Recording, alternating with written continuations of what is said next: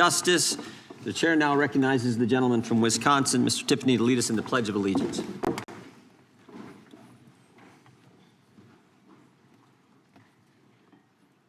I pledge allegiance to the flag of the United States of America and to the republic for which it stands, one nation, under God, indivisible, with liberty and justice for all. We'll begin with opening statements. The chair is now recognized. 18 cities, 11 states, 3 counties, and the District of Columbia are sanctuary jurisdictions, accounting for 31% of the population in this country. 31% of the American people, almost 1/3 of the American people, live in a city, county, or state where the left-wing leadership tells local law enforcement not to work with federal law enforcement. Now, what does that mean in practice? Let's look at Abraham Gonzalez, who on September 20th, 2023, was arrested by Border Patrol for illegally entering the United States. And of course, the Biden administration released him into the country. 5 months later, February 26, 2024, Mr. Gonzalez is charged with assault. 2 weeks later, March 11, 2024, he's charged with felony motor vehicle theft, stole a car. And on March 20th, 2024, 9 days later, he's arrested by the Denver police and placed in the Denver Justice Center. 6 days later, March 22nd, 2024, ICE sends a detainer notice to the Denver Justice Center saying this: if you're going to release Mr. Gonzalez, can you give us a heads up? Can you let us know maybe 48 hours before you're going to release this guy so we can come apprehend him there at the jail? And remember, a detainer is a final order of removal from a court where this individual or this individual's committed some removable offense. But on February 28th, 2025, Abraham Gonzalez is released to the streets. In fact, we can put that up. I think you can see this. Released, we got the form from the Denver Justice Center. What kind of inmate was Mr. Gonzalez for those 345 days that he was in the Denver Justice Center? We have that too. Violent to the staff, keep separate. So this guy was so bad, you had to keep him away from other inmates. He'd already assaulted some staff member, but Denver released this guy to the streets and instead of turning him over to ICE agents who would have come to the jail and arrested him there. And of course, we all know what happens. When the officers did apprehend Mr. Gonzalez out on the street, he assaulted one of the officers. This is what happens when you have a sanctuary jurisdiction. Right now in Minnesota, there are 1,360 detainer notices for violent offenders. Governor Walz and others have released 470 criminal illegal aliens back to the streets. In New York State, it's 7,000. Nationwide, it's over 17,000 that we know of. Where a detainer was filed, since President Trump's been in office, over 17,000 times a detainer was filed, and those individuals were released to the streets instead of turned over to federal law enforcement. 17,864 times. Illegals who've been charged with the crime have been released to the streets, and thereby jeopardizing the safety of the public, the safety of law enforcement, and of course the migrant themselves. And frankly, helping create the environment that results in the tragic deaths like we saw with Miss Good and Mr. Preddy. A few years ago, Governor Sarah Huckabee Sanders said this in response to the State of the Union address. She said, "The divide in America today is normal versus crazy."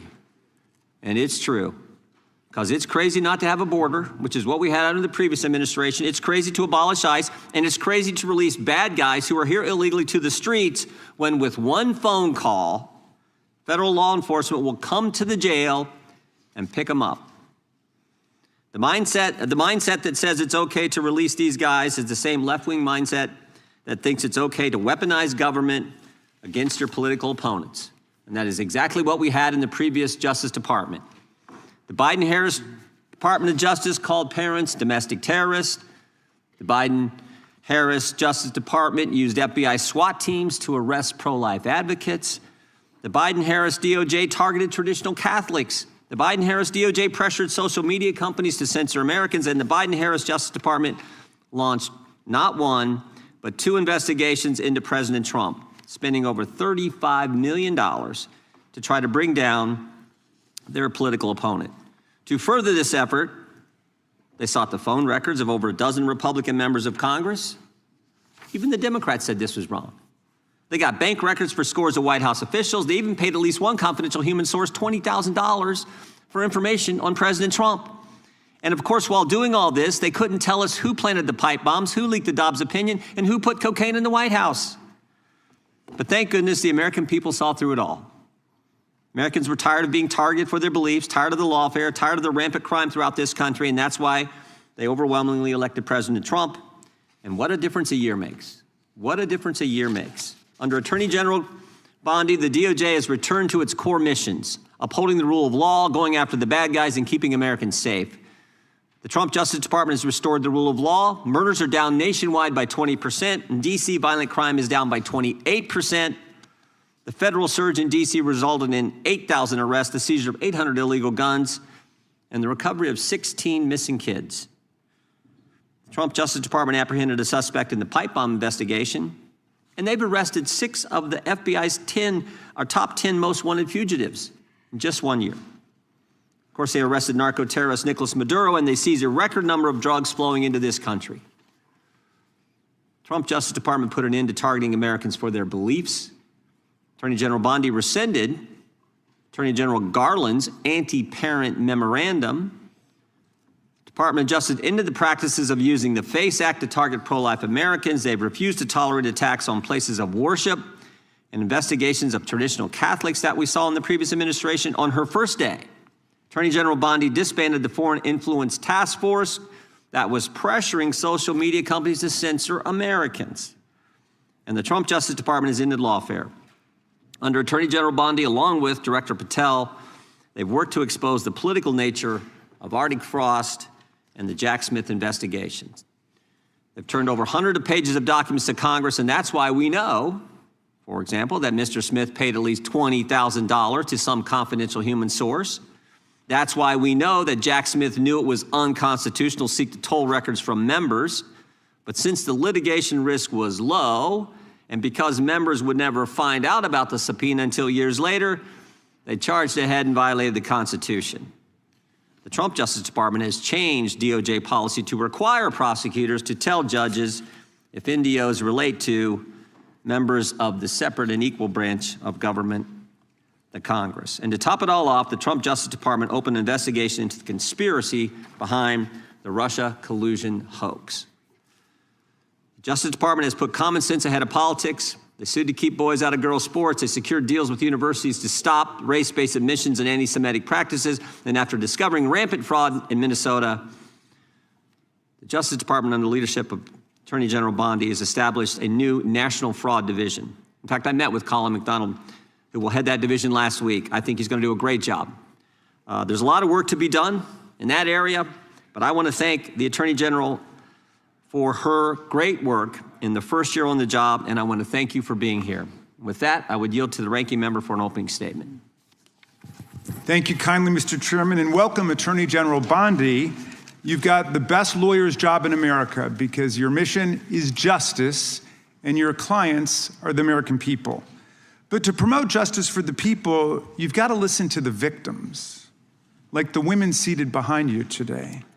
Those are just some of the hundreds of survivors of Jeffrey Epstein's global sex trafficking ring who are demanding that the truth be told and are demanding accountability for the abusers who trafficked and raped them.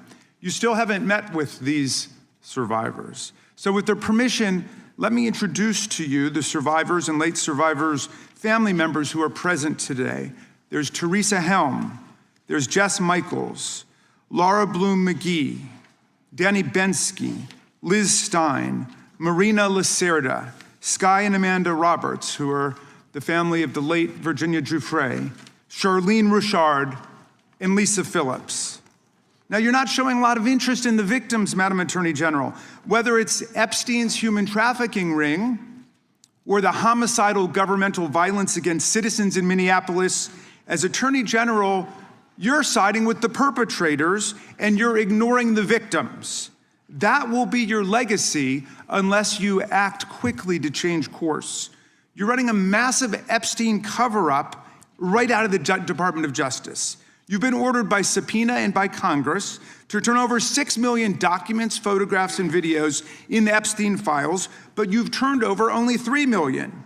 You say you're not turning over the other 3 million because they're somehow duplicative, but we know that there are actual memos of victim statements in there, and you also took down the Department of Justice's prosecution memo from 2019. So it's clearly not all duplicative, but even if it were, why not release it? Just release all the duplicative stuff. In the half you did produce, you redacted the names of abusers, enablers, accomplices, and co-conspirators, apparently to spare them embarrassment and disgrace, which is the exact opposite of what the law ordered you to do. Even worse, you shockingly failed to redact many of the victims' names, which is what you were ordered to do by Congress. Some of the victims had come forward publicly, but many had not. Many had kept their torment private, even from family and friends, but you published their names, their identities, their images on thousands of pages for the world to see. So you ignored the law, and even with over 100,000 employees at your disposal, you acted with some mixture of staggering incompetence, cold indifference, and jaded cruelty towards more than 1,000 victims raped, abused, and trafficked. This performance screams cover-up.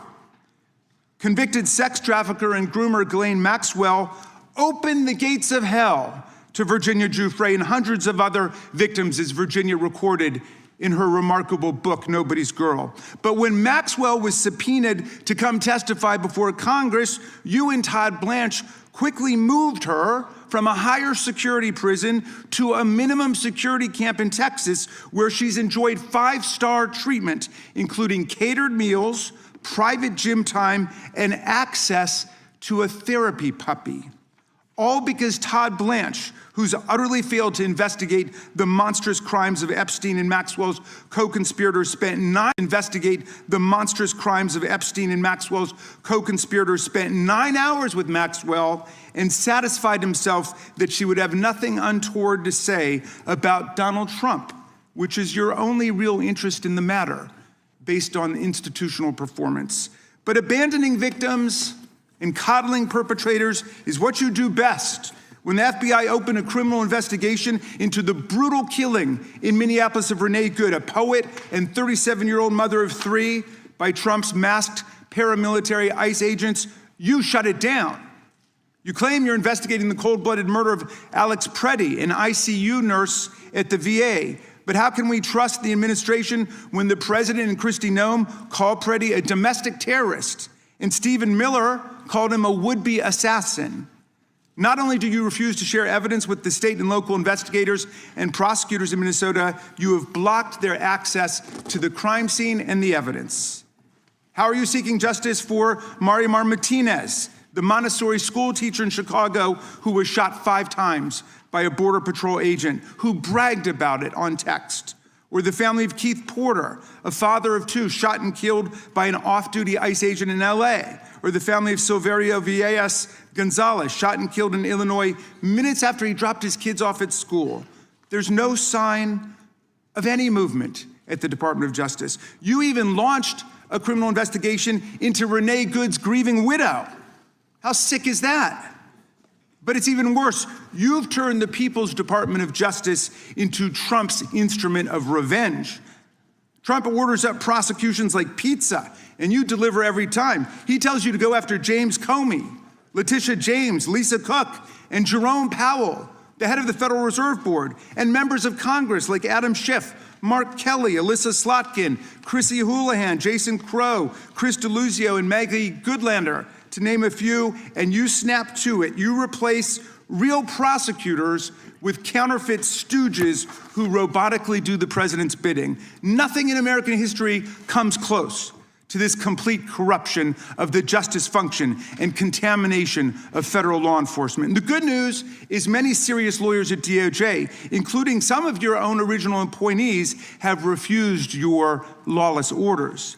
Danielle Sassoon, Your original pick for acting U.S. Attorney in Manhattan resigned rather than follow your corrupt order to quash an indictment against Mayor Eric Adams as a political favor from Donald Trump.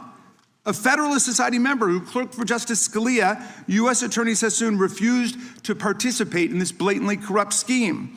Her top assistant, Hagan Scotton, an Iraqi war vet and two-time Bronze Star recipient who clerked for Chief Justice Roberts, and then Judge Kavanaugh, promptly resigned too, writing to your office, quote, "I expect you will eventually find someone who is enough of a fool or enough of a coward to file your motion, but it was never going to be me."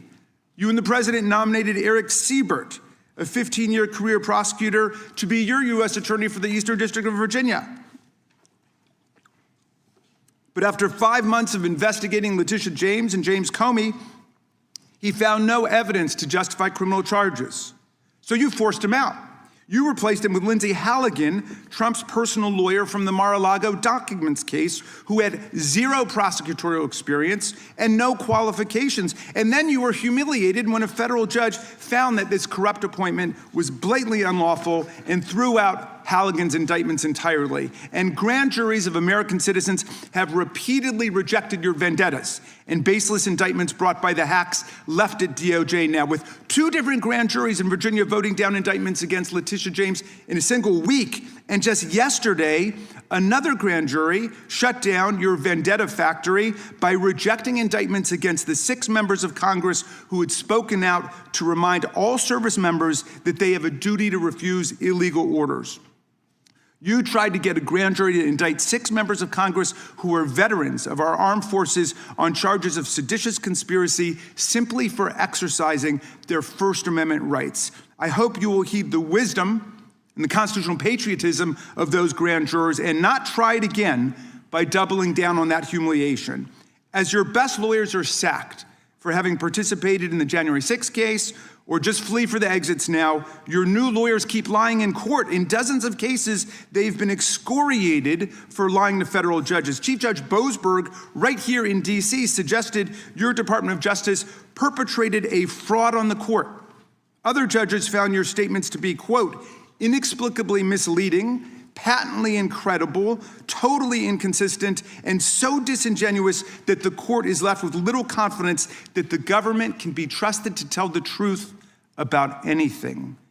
Now, as ranking member, I asked the chairman to add a few extra rounds of questions today because we each have 5 hours of questions, not 5 minutes, but we're stuck with 5 minutes. That's clearly insufficient to give voice to America's victims and survivors and to demand answers about all the corruption and cover-ups that we see at DOJ right now. We've got just 1 round, so we ask you politely but firmly, Madam Attorney General, please do not waste 1 second of our precious time by evading questions, by changing the subject, or engaging in personal attacks against members of Congress. We saw your performance in the Senate, and we're not going to accept that. This isn't a game.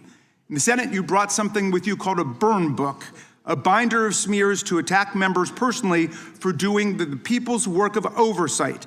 Please set the burn book aside and answer our questions. And when you hear us reclaim our time, that means it's time for you to stop speaking. We only have 5 minutes, so when we reclaim our time, that means you stop.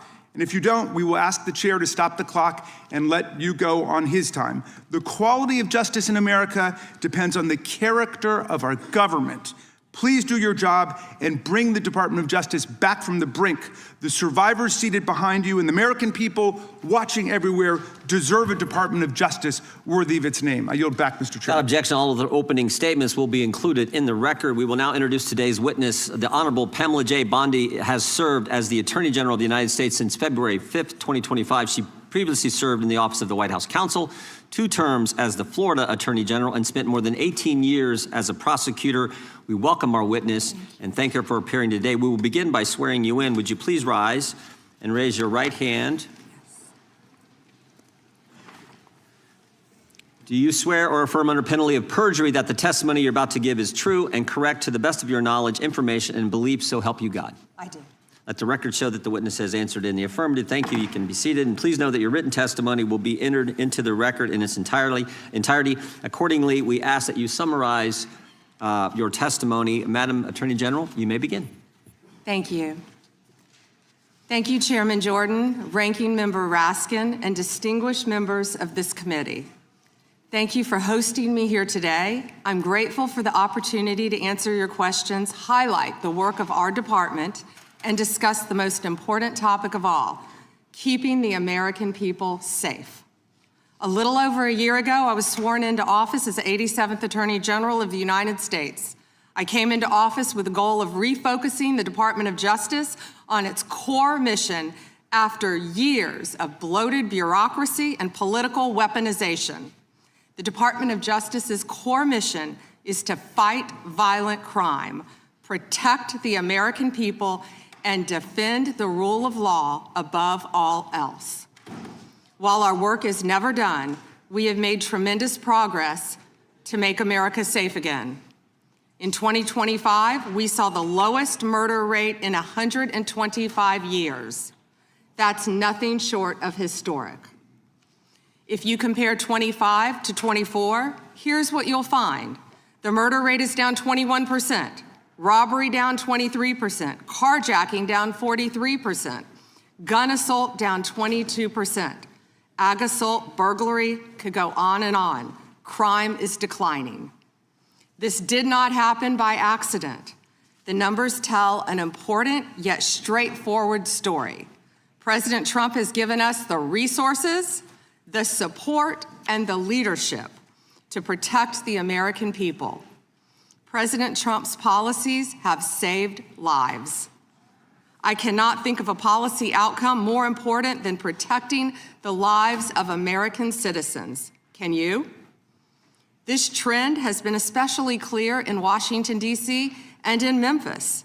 These are two iconic American cities that spent years in the grip of horrific violent crime.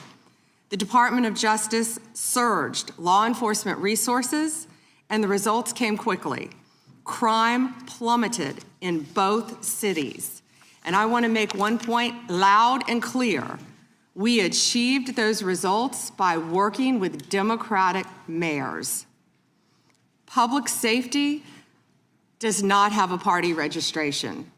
When your constituents call 911, they don't ask for political views of the responding officer. They ask for help. I have federal agents in each and every one of your districts. They're here to help, and I am here to help. Many cities and states have worked with us and taken advantage of our federal support. Some have not.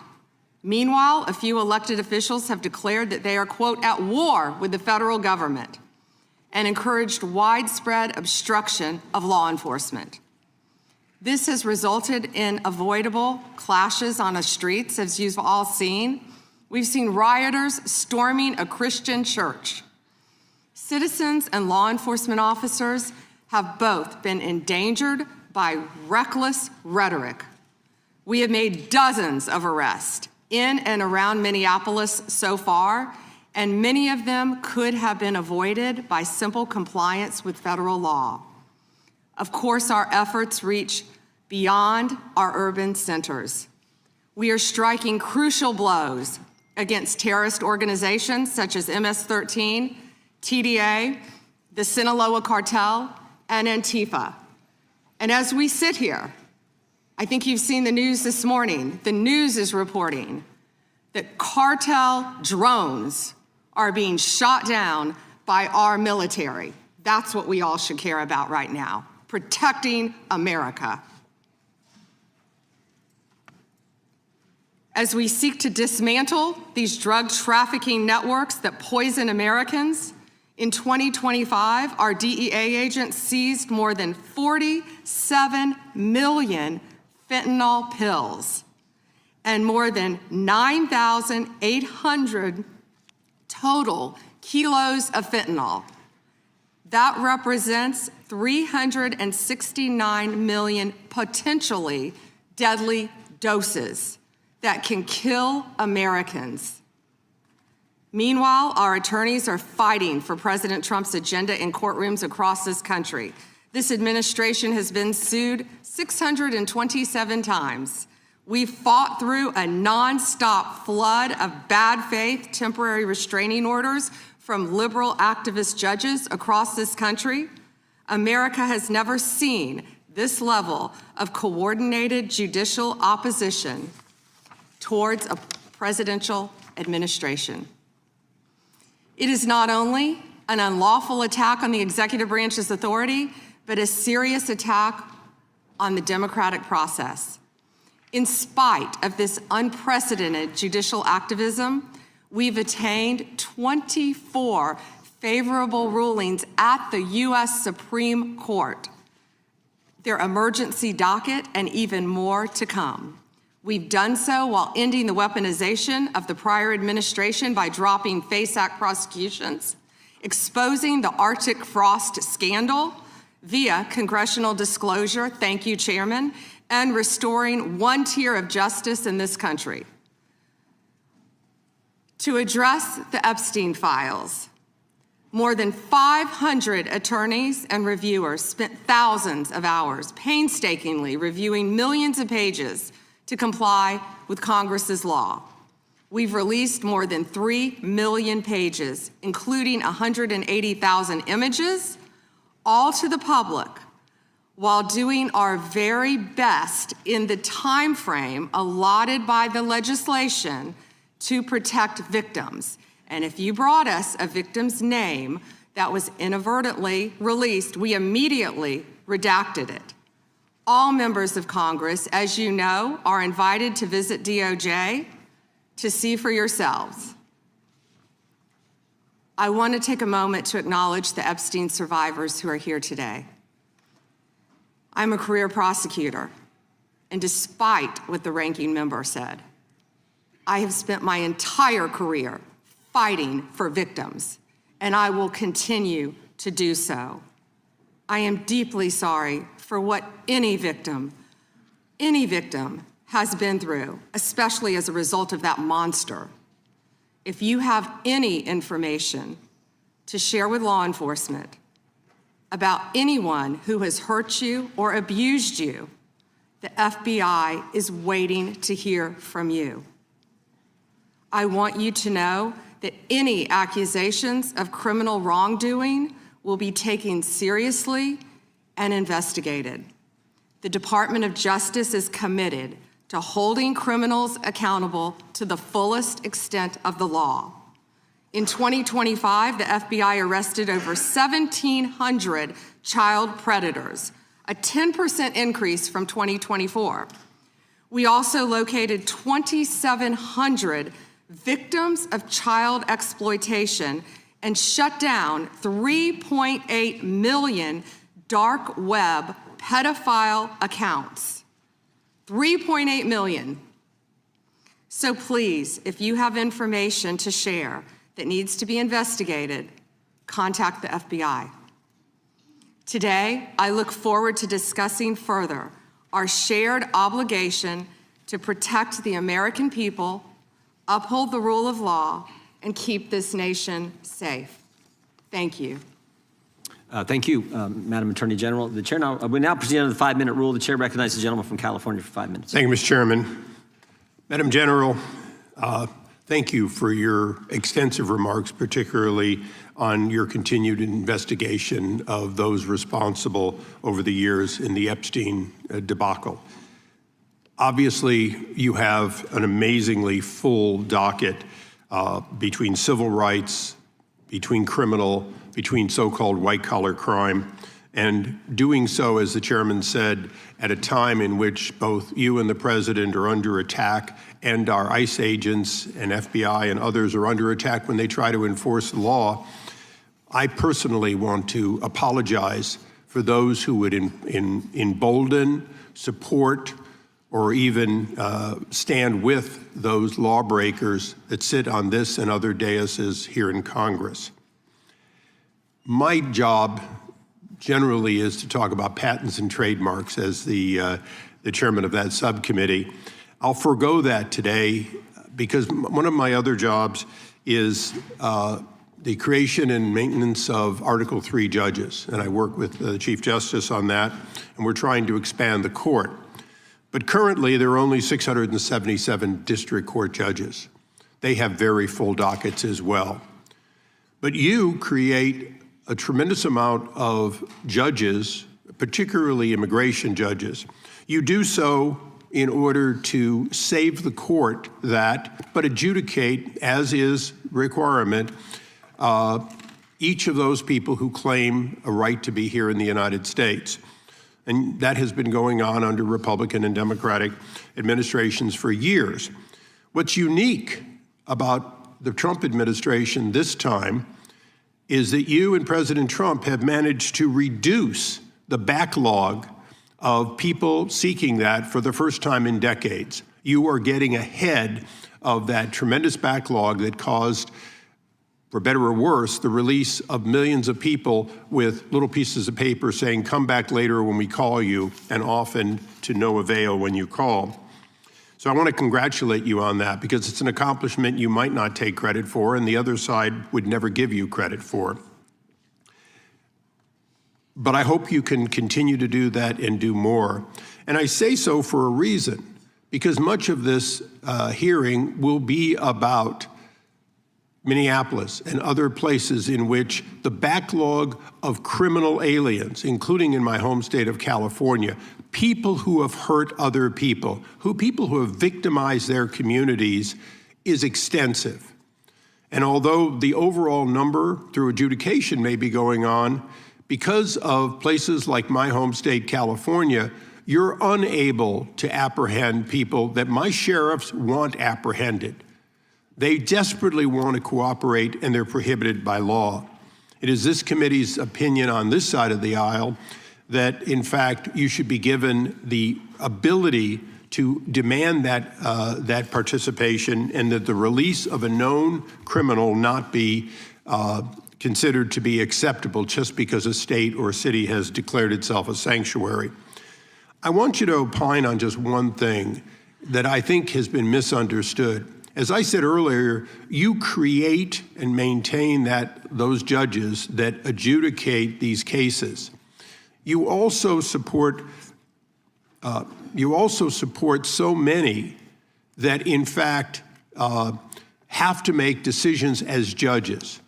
Knowing that this limitation of so few Article III judges are there, please educate those who seem to miss the point that Article I judges, including bankruptcy judges, including immigration judges, including lots of people with the title appropriately judge, do in fact issue documents that look like, act like, and are normally accepted as warrants, as subpoenas, as demands for state officials to stand aside and allow the production of either an individual or documents. Because I think people are missing the point that these ICE retainers and detainers and so on, they act like they're nothing, when in fact, in the ordinary course, Madam General, you do in fact have Article I judges constantly putting those out, and they are respected normally.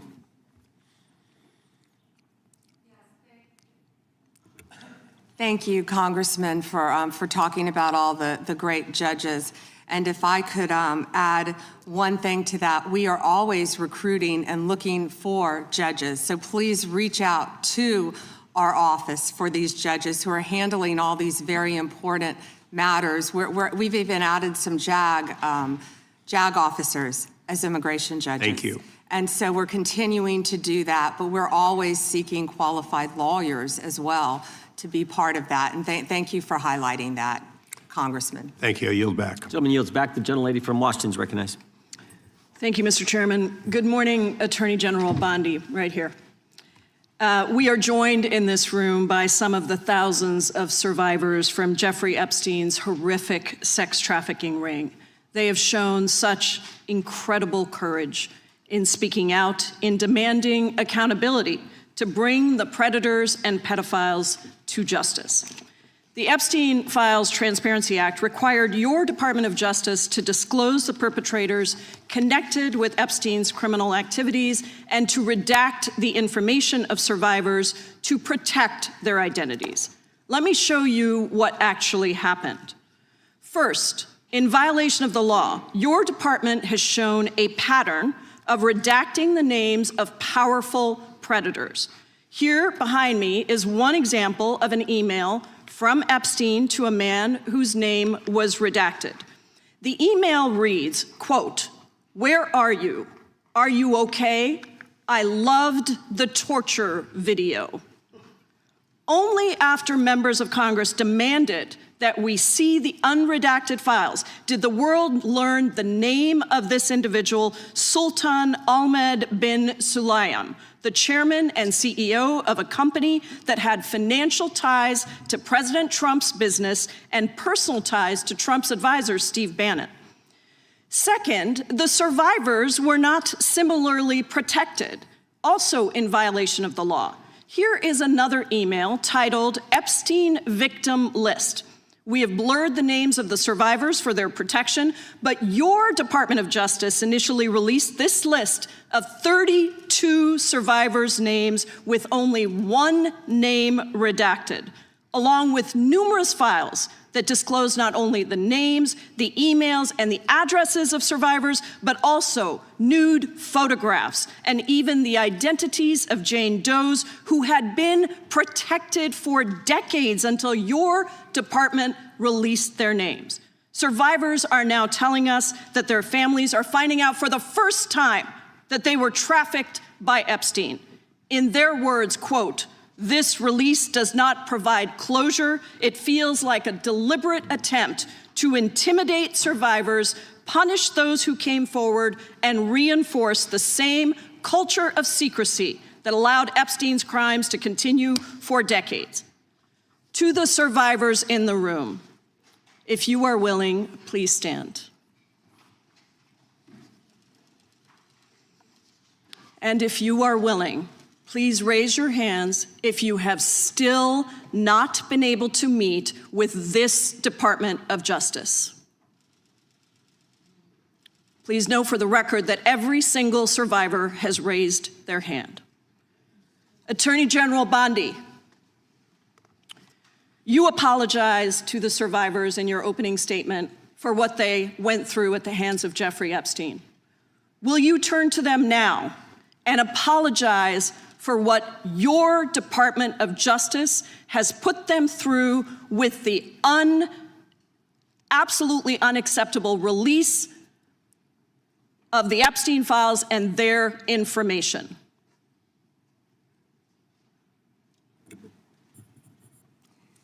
Congresswoman, you sat before, Merrick Garland sat in this chair twice.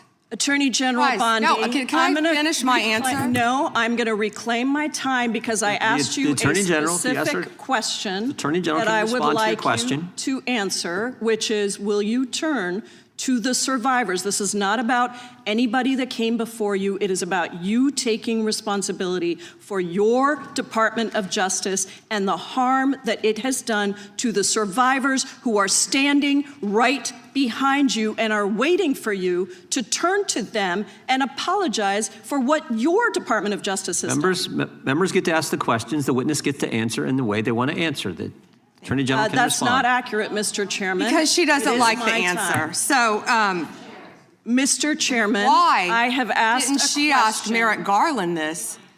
I am reclaiming my time, and when I reclaim my time, it is Mr. Chairman, the gentlelady's reclaimed her I'm not going time. to get in the gutter for her theatrics. The time belongs to the gentlelady. The gentlelady has 17 seconds. Thank you.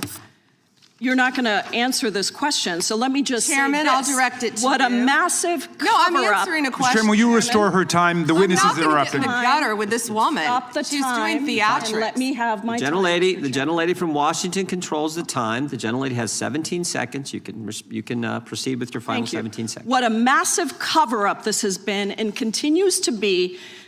Donald Trump made the release of the Epstein files the center of his political campaign because he thought it would benefit him. Then you got in to office, Attorney General, claimed to have a client list only Regular to order. then say that there was no list. Your deputy, Todd Blanche, met alone with Ghislaine Maxwell and transferred her to a minimum security prison. And now you continue the cover-up. And I wish that you would turn around to the survivors who are standing right behind you and on a human level Chairman, apologize. The chair now recognizes, the chair on what you have done.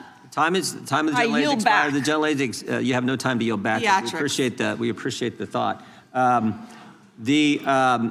And I would argue the central issue in the last election, the presidential election, was securing the border. The gentleman from Arizona who knows something about securing the border is up for 5 minutes. Thank you, Mr. Chairman, and thank you, Attorney General Bondi, for being here today. In 2022, Lafarge, which is a French cement company, pled guilty in U.S. federal court to participating in a criminal conspiracy with ISIS. That conspiracy contributed to the deaths of U.S. service members fighting in Syria during Operation Inherent Resolve. As part of the plea agreement, Lafarge was required to pay more than $775 million into DOJ's asset forfeiture fund. In February 2025, my colleagues and I sent you a letter urging the department to review the petitions for remission submitted by the families of those fallen service members, including several of my constituents. The previous administration ignored these victims and our requests and left their petitions unresolved. My question for you on this particular issue is if you're willing to work to ensure those families that their petitions will be reviewed and brought to a resolution. Congressman, we are aware of that, and we're committed to doing everything we can to support the victims and work with you.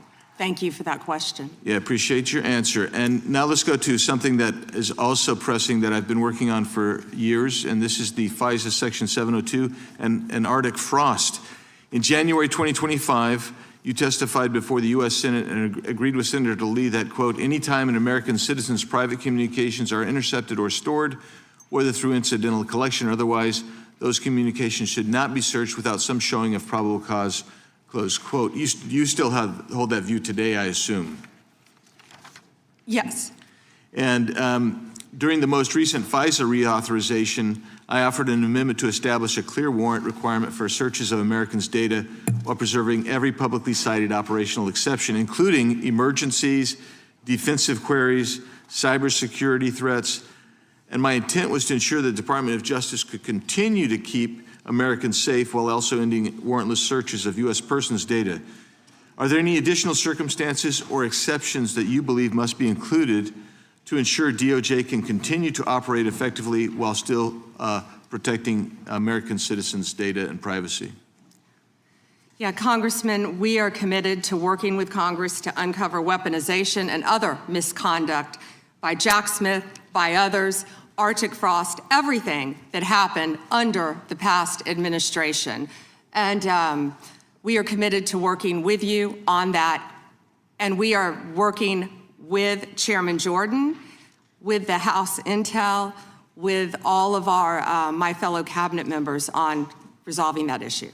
Well, thank you. And I'm glad you brought up Arctic frost because Section 702 was used in the Arctic frost investigation. It was. And information derived was used by Special Counsel Jack Smith. And my question has always been, and no one's been able to answer this, is what was the legal predicate for using a foreign intelligence authority in the Arctic frost investigation? Have you been able to ascertain any legal predicate? Congressman, what I can tell you today is that has been referred to my office. I can't discuss anything regarding that because it is very active and ongoing. And you probably can't answer this one either, but I really want to know if Section 702 queries related to that matter involved members of Congress, which we know at some level it did, congressional staff, which we know at some level did. We've heard that journalists or other U.S. persons not suspecting of acting as foreign agents were also caught up in that. Can you answer that question and say whether queries did cover all those groups I just identified? It is a very active pending investigation within my office. However, I believe many members of Congress have stated that their phones were part of Arctic frost. We are well aware of that, and we are taking this very seriously, and this is a very active investigation. And I would keep going and say, if any member of the Democrat Party, if any of them, if that had happened to them, we would take that just as serious as we do. And they should be jumping up and down, screaming, supporting you and what you want to do, because this should be a bipartisan issue. Well, I hope it is a bipartisan issue. You know, I'll just leave with these last couple of questions, which I'm sure fall into the same investigation privilege. But that's this: how many such queries were actually conducted overall? This is outside Arctic Frost in the prior year by the FBI or other intelligence community. And particularly, we really need to know what were the legal standards applied? Did they use probable cause? Did they use reasonable articulable suspicion? Or did they have no individualized suspicion and just were gathering up information? And that's beyond the investigation with regard to Arctic Frost. I don't expect you to have that information today, but if you can help get that information so we can understand the extensive nature of this continued misuse of 702, it would be very particularly helpful. And it was extensive. Yes, Congressman. Thank you. Time of the gentleman has expired. I have a UC, Mr. Chairman. And that is the gentlelady from Texas. I ask unanimous consent to enter into the record. El Paso airspace reopened after FAA quickly rescinds 10-day flights restriction. This was published by the Texas Tribune on February 11th, 2026. And it says it was because of an impasse with the DOD over the use of unmanned military aircraft and not triggered by Mexican cartel drones. Without objection. Point of order, Mr. Chairman. I didn't hear back about the second round of questions. I assume that's not happening. I just want to be able to assure the members, certainly on my side, if not both sides. That's not a point of order. No, that every member will get 5 minutes with the witness. Will there be 5 minutes for each? Yeah, you get 5 minutes. Yeah. With the witness. Okay, Yeah. very good. Yeah. Okay. And are you up next? Gentleman from New York is recognized. Mr. Chairman, I want to begin by acknowledging the survivors of Jeffrey Epstein's horrific abuse who are in the room with us today. I want to thank all of you for your bravery in speaking out. And I want to say that you and the other survivors of these heinous crimes deserve better from this Department of Justice. In particular, it is shocking that the department did not redact the names of Epstein's victims, but it did redact the names of their abusers. I don't know whether this was done out of incompetence or whether it was deliberate and malicious, but either way, it is completely unacceptable. Even more troubling, the DOJ has failed to bring any of these perpetrators to justice. Instead, it has engaged in a relentless pursuit of Donald Trump's perceived enemies. I want to focus on just one example: the Attorney General of my home state of New York, Tish James. This DOJ has been hell-bent on securing an indictment against Ms. James for something, anything, simply because she held Donald Trump's companies accountable for years of financial fraud. And indeed, the department manufactured an investigation against her for alleged, quote, mortgage fraud. But the U.S. attorney leading the investigation, Eric Siebert, a Trump appointee, refused to bring charges against Ms. James because there was simply no evidence. Unfortunately, a prosecutor who refuses to do Trump's bidding has no place in this DOJ, so Mr. Siebert was forced out. Trump could not contain his fury that he expressed to you in a social media post addressed to you by name. I'm sure you've seen it. Quote, I fired him and there is a great case, he wrote to you about Mr. Siebert. Then we moved down. We can't delay any longer. It's killing our reputation and credibility. They impeached me twice and indicted me 5 times over nothing. Justice must be served now. And obviously, you followed that order. Lindsay Halligan, Trump's former defense lawyer who had never prosecuted a case in her life, was installed to replace Mr. Siebert, and it was clear that part of her mandate was to go after Ms. James. Halligan immediately sought an indictment, which a court dismissed because Halligan was illegally put into the role. But your department was undeterred, and not once, but twice, it tried to indict Attorney General James in separate courts. Both grand juries rejected you and refused to indict her. It is practically unheard of for a grand jury to refuse an indictment. In 2016, it happened in just 6 cases out of over 150,000 offenses.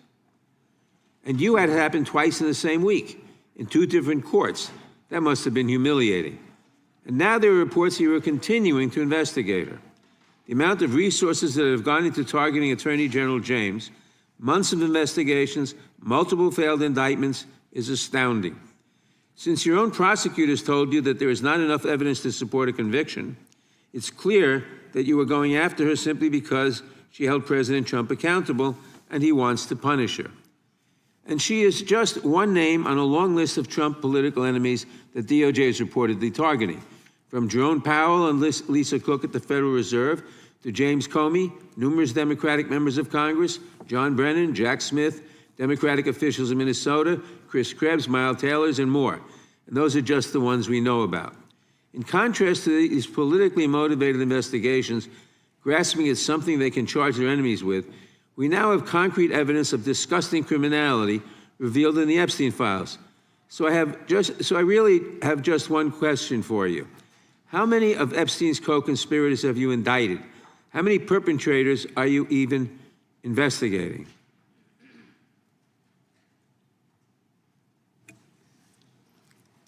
First, you showed it. I find it. How many have you indicted? Excuse me. I'm going to answer the question. Answer my question. No, I'm going to answer the question the way I want to answer the question. No, Your you're going to answer the theatrics are question the ridiculous. way I asked it. Chairman Jordan, I'm not going to get in the gutter with these people, but I'm going to answer the question. How many have you indicted? Again, the time belongs to Reclaiming my time. The time belongs. I think it's very Reclaiming interesting. my time. I think it's very Reclaiming my time. interesting. You can that reclaim he your talks time, about but they reclaiming my time, indicted. Mr. The Chairman. president said they Close the indicted clock. him Mr. twice. Chairman, please They stop the sure clock and did. stop he the clock and indicted- restore his time. Okay, here we go with these Committee will be in order. theatrics. The time Reclaiming my belongs time to the and gentleman yield back from the New clock, York. please. We will give you a few more seconds. We will do that. But when Reclaiming you ask my- a question, the The witness question gets to was- answer. You may not like the answer, but she Right. gets The to answer. question was, how many of Epstein's... They don't like Que- the answer, Reclaiming Chairman, my time. because it's honest. Reclaiming So my- he asked a Reclaiming my 4-minute time. question. Restore 45 and seconds to I am Mr. Nadler, going please, to Mr. Chairman. Reclaiming my time. Answer. You can let her filibuster all day long, but not on our watch. Reclaiming- Not on our time. No way. Reclaiming- And I told you about that, Attorney General, before you started. You don't tell me Yeah, oh, I anything, did tell you because we washed saw up what you did in the loser Senate. Lawyer, not even a lawyer. Committee will be in order. Time, and I should get back at least 45 seconds. We will give you a few more seconds. I Not a said that few more, already. 45 seconds. Okay, I'm timing right now, Mr. Nadler. Go All ahead. right. Reclaiming my time.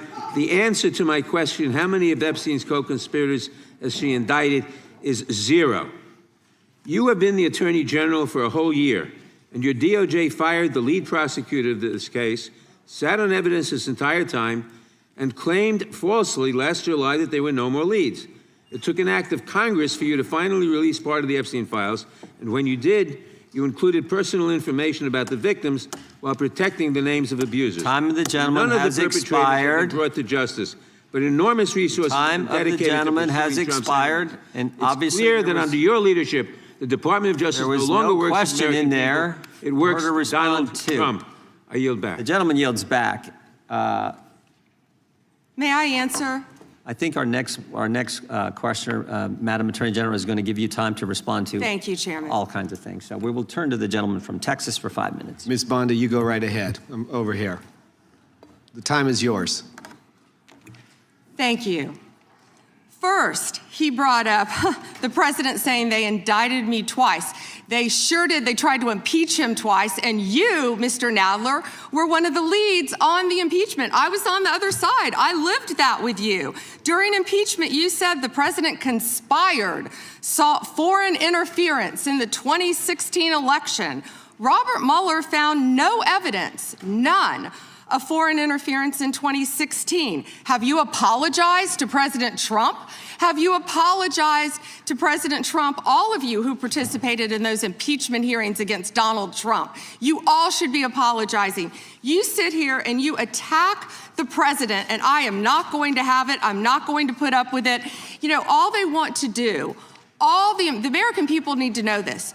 They are talking about Epstein today. This has been around since the Obama administration. This administration released over 3 million pages of documents, over 3 million, and Donald Trump signed that law to release all of those documents. He is the most transparent president in the nation's history. And none of them ask Merrick Garland over the last 4 years one word about Jeffrey Epstein. How ironic is that? You know why? Because Donald Trump, the Dow right now is over $50,000. I don't know why you're laughing. You're a great stock trader, as I hear, Raskin. The Dow is over 50,000 right now. The S&P at almost 7,000. And the NASDAQ smashing records. Americans' 401ks and retirement savings are booming. That's what we should be talking about. We should be talking about making Americans safe. We should be talking about, what does a Dow have to do with anything? That's what they just asked. Are you kidding? Mr. Jordan, Mr. Jordan. Committee will be in order. Mr. Jordan, am I going to get an extra 45 seconds added to my time? The committee will be in order. The time belongs to the gentleman from Texas. Ms. Bondi, the Attorney General can respond. Thank you. The Dow has shattered 50,000 for the first time. This is crazy. They said it couldn't be done in 4 years, yet President Trump has done it in 1 year. National median rents have fallen to a 4-year low, thanks to Donald Trump. That's why they want to focus on Epstein and our most transparent president in the nation's history. The murder rate, as I said, has plummeted to a 125-year low, thanks to Donald Trump. For an unprecedented 9 straight months, there were 0 illegal border crossings at the southern border. That's what we should be focused on.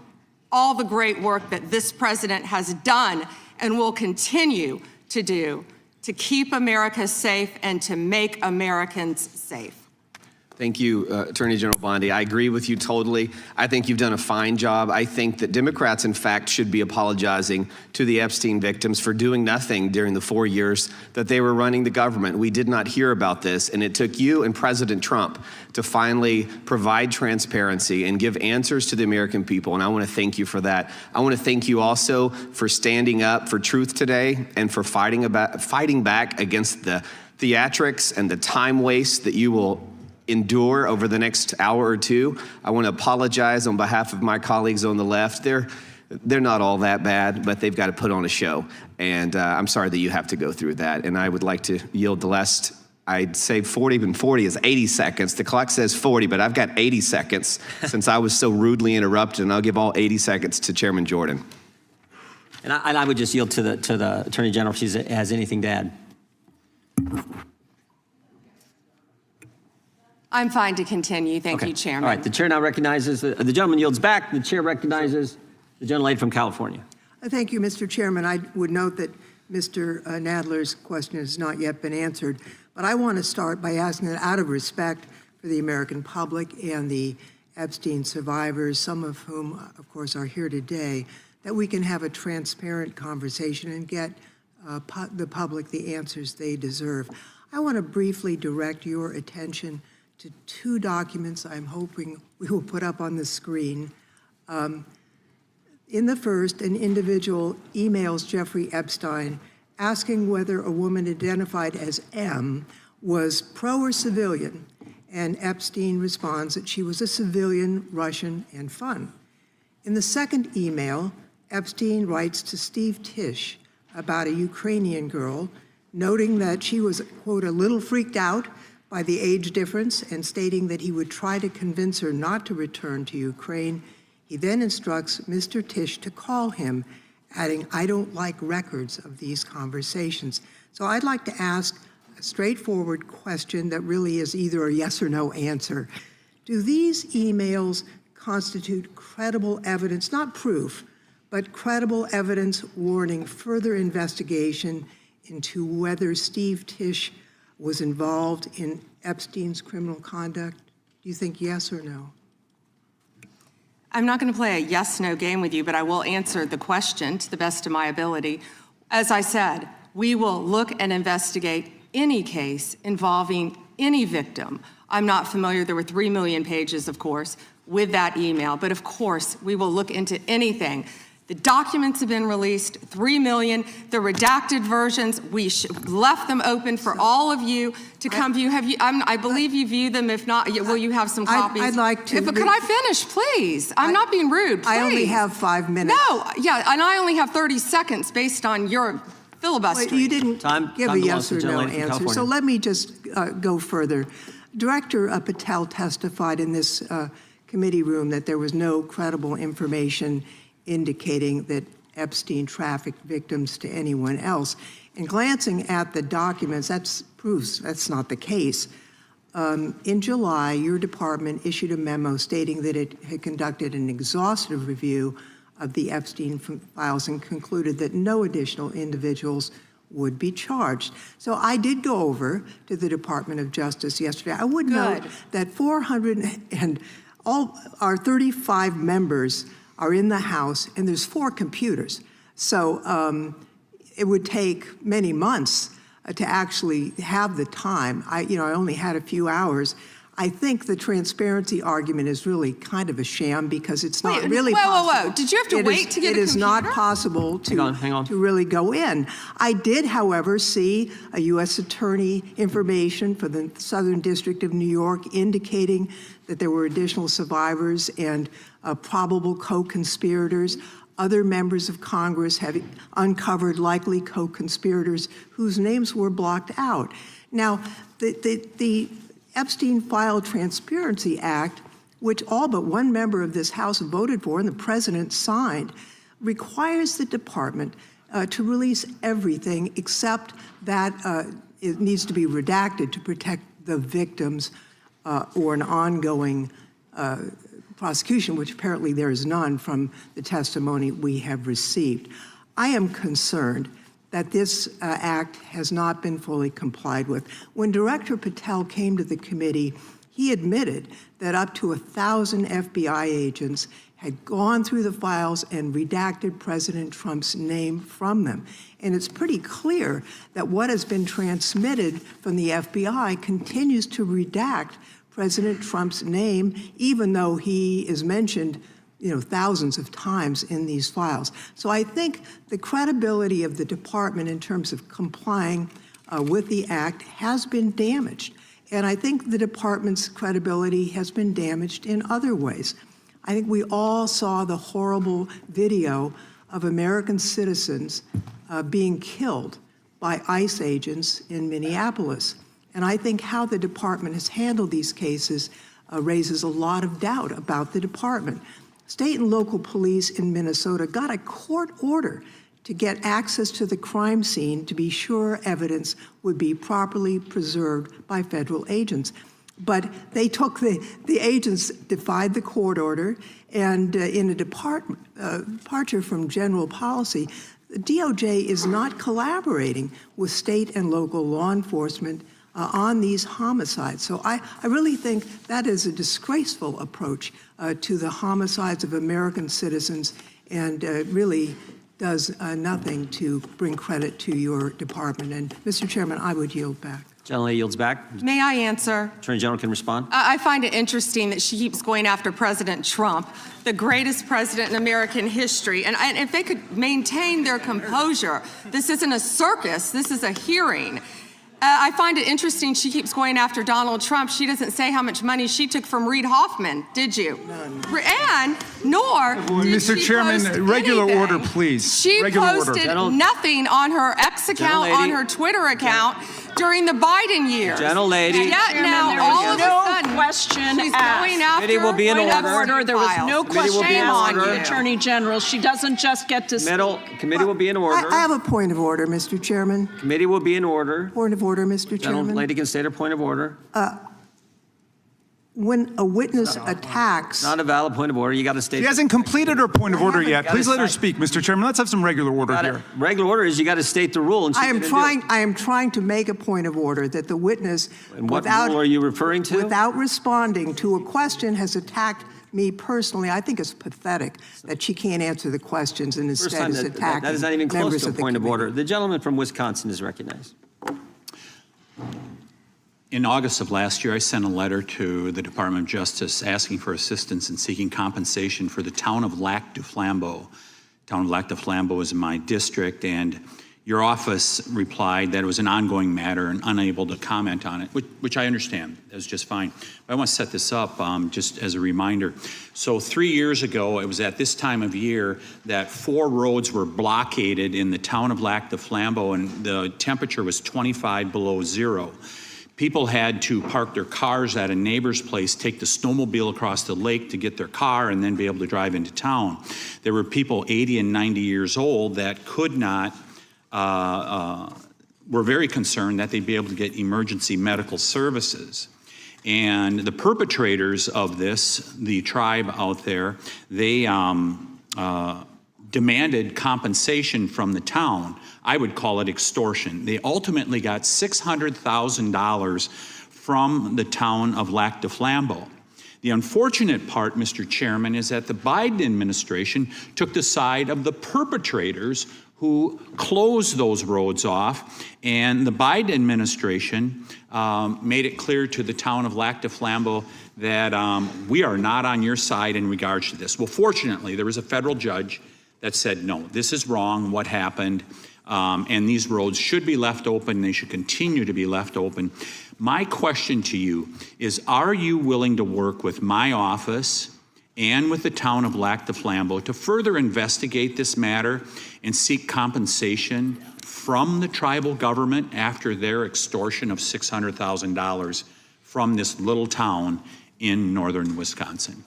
Congressman, you do a great job representing your district. And yes, we would more than welcome working with you, and we are familiar with that investigation. Mr. Chairman, I would just add, we're highlighting these miscarriages of justice in the previous administration. This is just another one of those small examples, no different than the Catholic Diocese in Richmond and many others that you have retold so many times. But here's another instance of what they did to a small town and nearly bankrupted them as a result of it. Fortunately, there was a federal judge that saw through it and has fixed it. I want to move on to fraud enforcement. You've established a National Fraud Enforcement Division. Is that correct, Madam Attorney General? Yes, Congressman. Has this new division begun any investigations and getting after those individuals that have committed the rampant fraud we've seen, like in Minnesota? Well, it's not only rampant in Minnesota, it's rampant throughout this country. Much of it is in California, as you know, and other places. Yes, we are working on it actively. Our criminal fraud division has been working on it. We are expanding that. It was the Vice President's idea to come up with this amazing separate fraud division, which we are establishing and going nonstop, not only to expose the fraud in Minnesota, but around the country. It's taxpayer dollars that have been stolen from the American people, and we are committed to recovering that money and holding those people accountable. Mr. Chairman, I would remind everyone here, why did this happen in Minneapolis? Why did federal law enforcement have to go to Minneapolis? Because of industrial scale fraud. It was an assistant United States attorney that said, this is industrial scale fraud that's going on in Minnesota at this point. I sent a letter to our governor in Wisconsin. We're right across the border there. My district is only 20 miles from the city of Minneapolis. And I asked him to open the books for a federal audit on food stamps and Medicaid. Don't you think it would be a good idea for every governor to do that at this point? It protects the citizens, and I can't understand why that's not happening. And yes, I do think that's a great idea. It's happening around this country. And when our new division with Colin McDonald is established, it's established. When Colin is confirmed, he's amazing. I think you've met with him, you said, Chairman. When that is established, we're going to work on both sides of the aisle. That's what we want to do, to stop fraud in every city, in every state in this country. We will continue to fight for the American people. So you would encourage every governor across the United States, after what we have seen in Minnesota, what we almost certainly know is happening in other states, you mentioned California, you would agree that every governor should avail themselves of federal resources to make sure that this industrial scale fraud is rooted out to protect the taxpayers of the United States. Is that correct? Absolutely. Mr. Chairman, I yield back. Gentleman yields back. The gentleman from Tennessee is recognized. Thank you, Mr. Chair. First, I'd like to thank you for holding this hearing and holding it in a proper fashion as you have. Secondly, I'd like to thank all of the victims of the Epstein case who've come here to attend this hearing, for doing it and for being brave and trying to move this justice forward. I apologize, I can't do it with the Attorney General not recognizing you. That's embarrassing. I am from Memphis, General Bondi, and Memphis does have the task force there. The Memphis Safe Task Force has been operating in Memphis for several months. And we do have a Democratic Mayor, Paul Young, and he's not against the task force, but he is against ICE being in Memphis, and he's not in favor of the National Guard being in Memphis. And I concur with him on those positions. I think the DEA being there, the alcohol, tobacco, and firearms, the FBI, who have been in Memphis in other ways, having more people there is good for Memphis. Crime has gone down in Memphis, but it went down 25% before the task force got there under the direction of Mayor Young and Director Davis, Chief Davis. It's gone down about 15% more since then, and that's good. But I would like to comment that Mexico City's homicide rate has gone down 40% during the same time, when Memphis has only gone down 25%, and that's not necessarily because of the task force, although the mayor says he thinks it's helped. So I thank you for that. You would agree, I presume, that violent crime in communities across our country is critically important, and that's why the task force is there. Is that not true?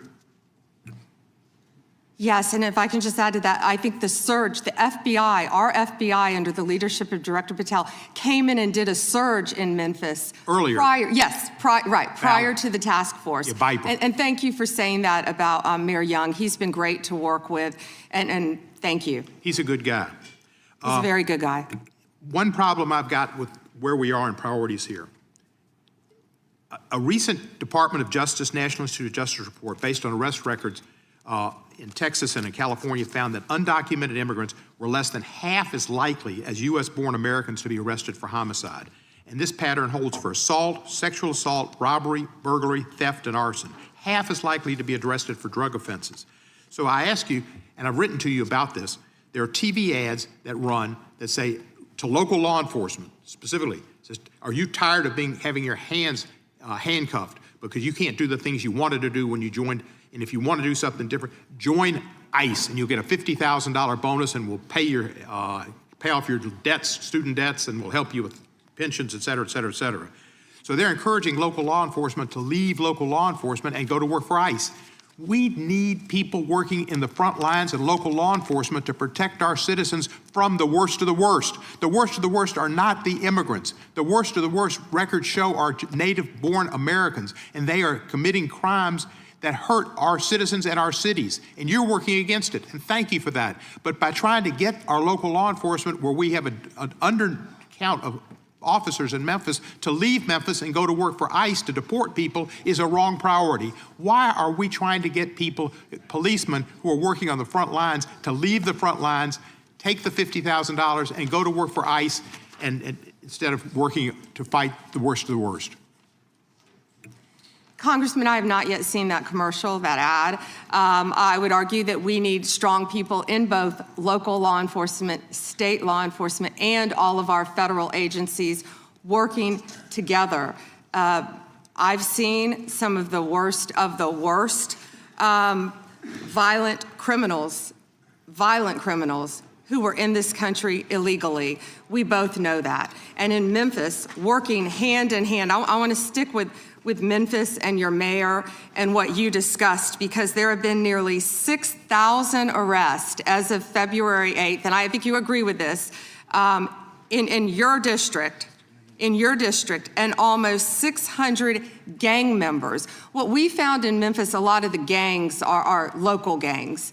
But 600 gang members were taken off the streets. My time, because I've only got 40 seconds. I'm going to agree with you. Yeah. I thank you for that. And 148 missing children were recovered by all of us working together, and nearly 1,000 illegal guns were seized as a result of us working together. And I don't disagree with some of the things you said, but there are questions about those children, but it's a different thing. The fact is, ICE is running rampant, and you are not investigating them. When they killed Mr. Prete, and Ms. Good, that was an execution, and you did not investigate it. And you tried to investigate her, Ms. Good's widow, and you tried to investigate Mr. Preddy. They were executed like Kristi Noem executed her dog. And that was wrong. And you should investigate those people, and you should investigate anybody that uses a weapon, in federal official or not, for civil rights violations. I yield back the balance. Gentleman yields back his time. Madam Attorney General, anytime you need a break, just let us know. If not, we'll just keep going. The chair is now recognized for 5 minutes. Madam Attorney General, you're not allowed to exercise your constitutional rights in a way that tramples on someone else's, are you?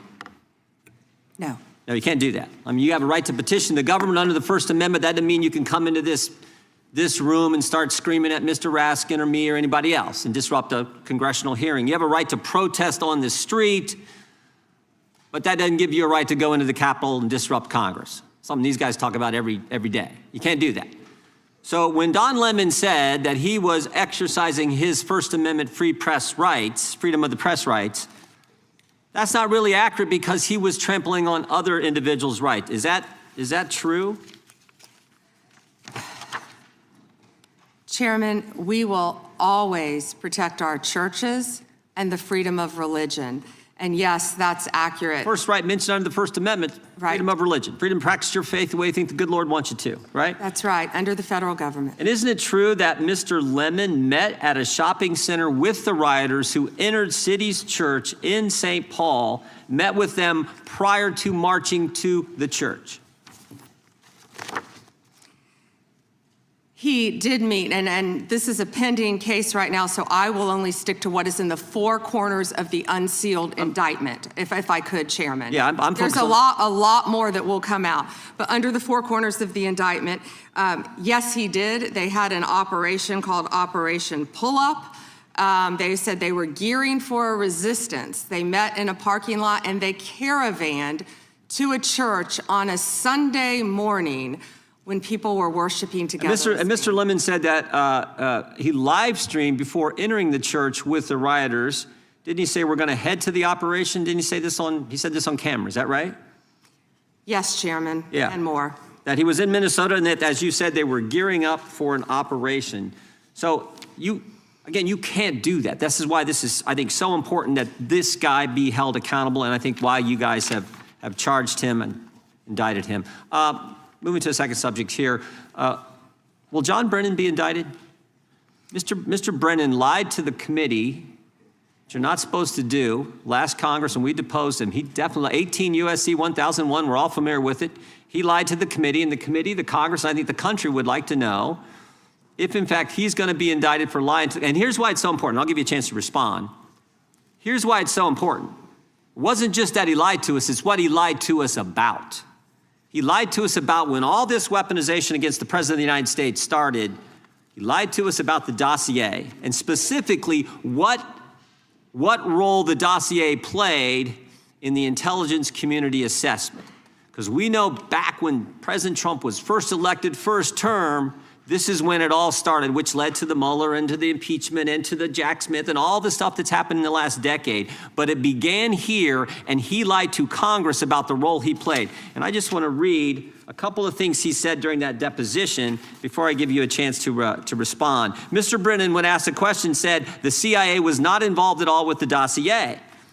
He said it was their purview, FBI's purview, and not ours. He also said the CIA was very much opposed to having any reference or inclusion of the Steele dossier in the intelligence community assessment.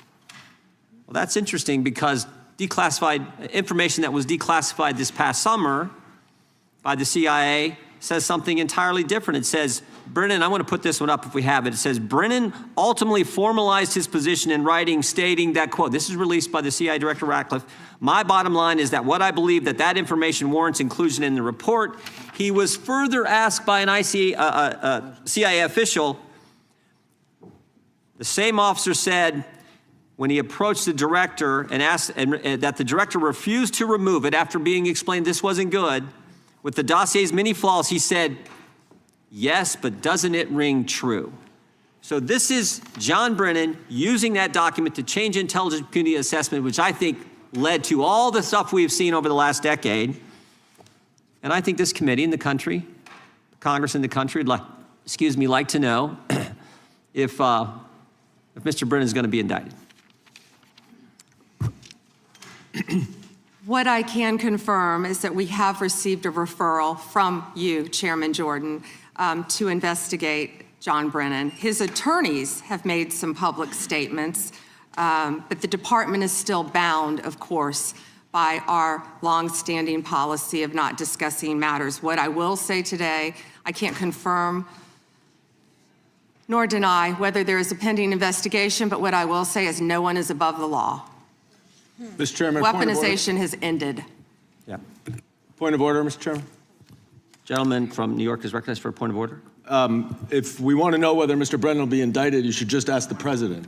Not a point of order, but I appreciate you trying to make it one. The gentleman from Georgia is recognized. Thank you, Mr. Chairman. General Bondi, it's been reported that there were at one point 1,000 personnel assigned to the task of identifying and scrubbing Donald Trump's name from the Epstein files. Were those reports accurate?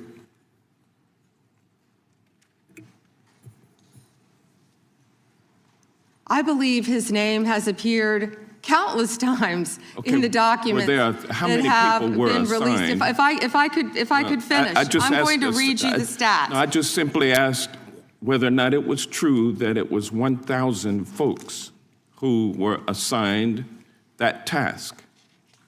Were those reports accurate?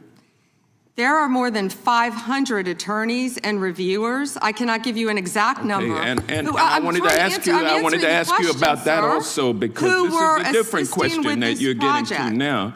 There were 500 DOJ lawyers and others assigned the task of redacting the appropriate information, including identities of the Epstein victim survivors from the Epstein files prior to their release. 500, is that correct?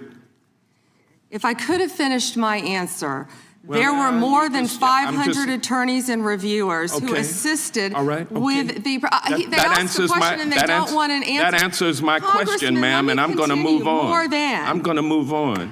From multiple Bondi, would you Be in order. agree? This is ridiculous. The time belongs to the gentleman from Georgia. General Bondi, would you agree that your 8 years of service as the state of Florida's Attorney General, the third largest state in the nation, served as an excellent preparation for your current role as Attorney General for the United States of America?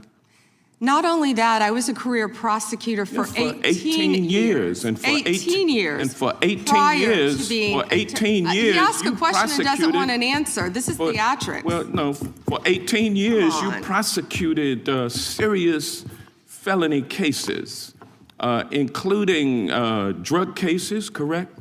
Oh, I prosecuted homicides. I prosecuted capital cases. I prosecuted domestic violence cases. I prosecuted multiple cases, and that's why I feel for all of these victims. And did you ask Merrick Garland this when you were sitting before him, sir? You also prosecuted sexual assault cases and child sex trafficking cases, correct?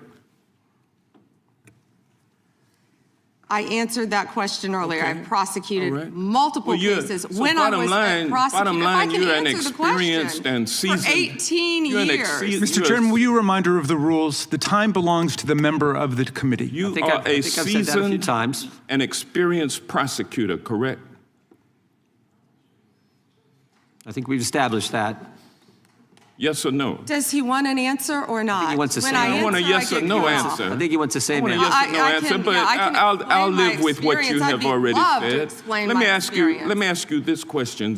Clearly, in the prosecution of sexual assault cases, you are acutely aware of how important it is to protect the identity of victims of sexual assault, correct? I have addressed this multiple times. I think others were cutting me off when I was trying to. Well, I just simply asked, are you aware of the fact that it's vitally important to protect the identity of sexual assault victims as you prosecute the people they accuse of assaulting them? Isn't that correct? Excuse me. As we have said multiple times, Protection of the protection identity of all victims of the victims are is protected. so very Who are important. protected under? Do you want me to answer or do you want to interrupt? Well, because you're not answering the question. You do a Jekyll and Hyde kind of routine around here, and I just want you to answer my questions.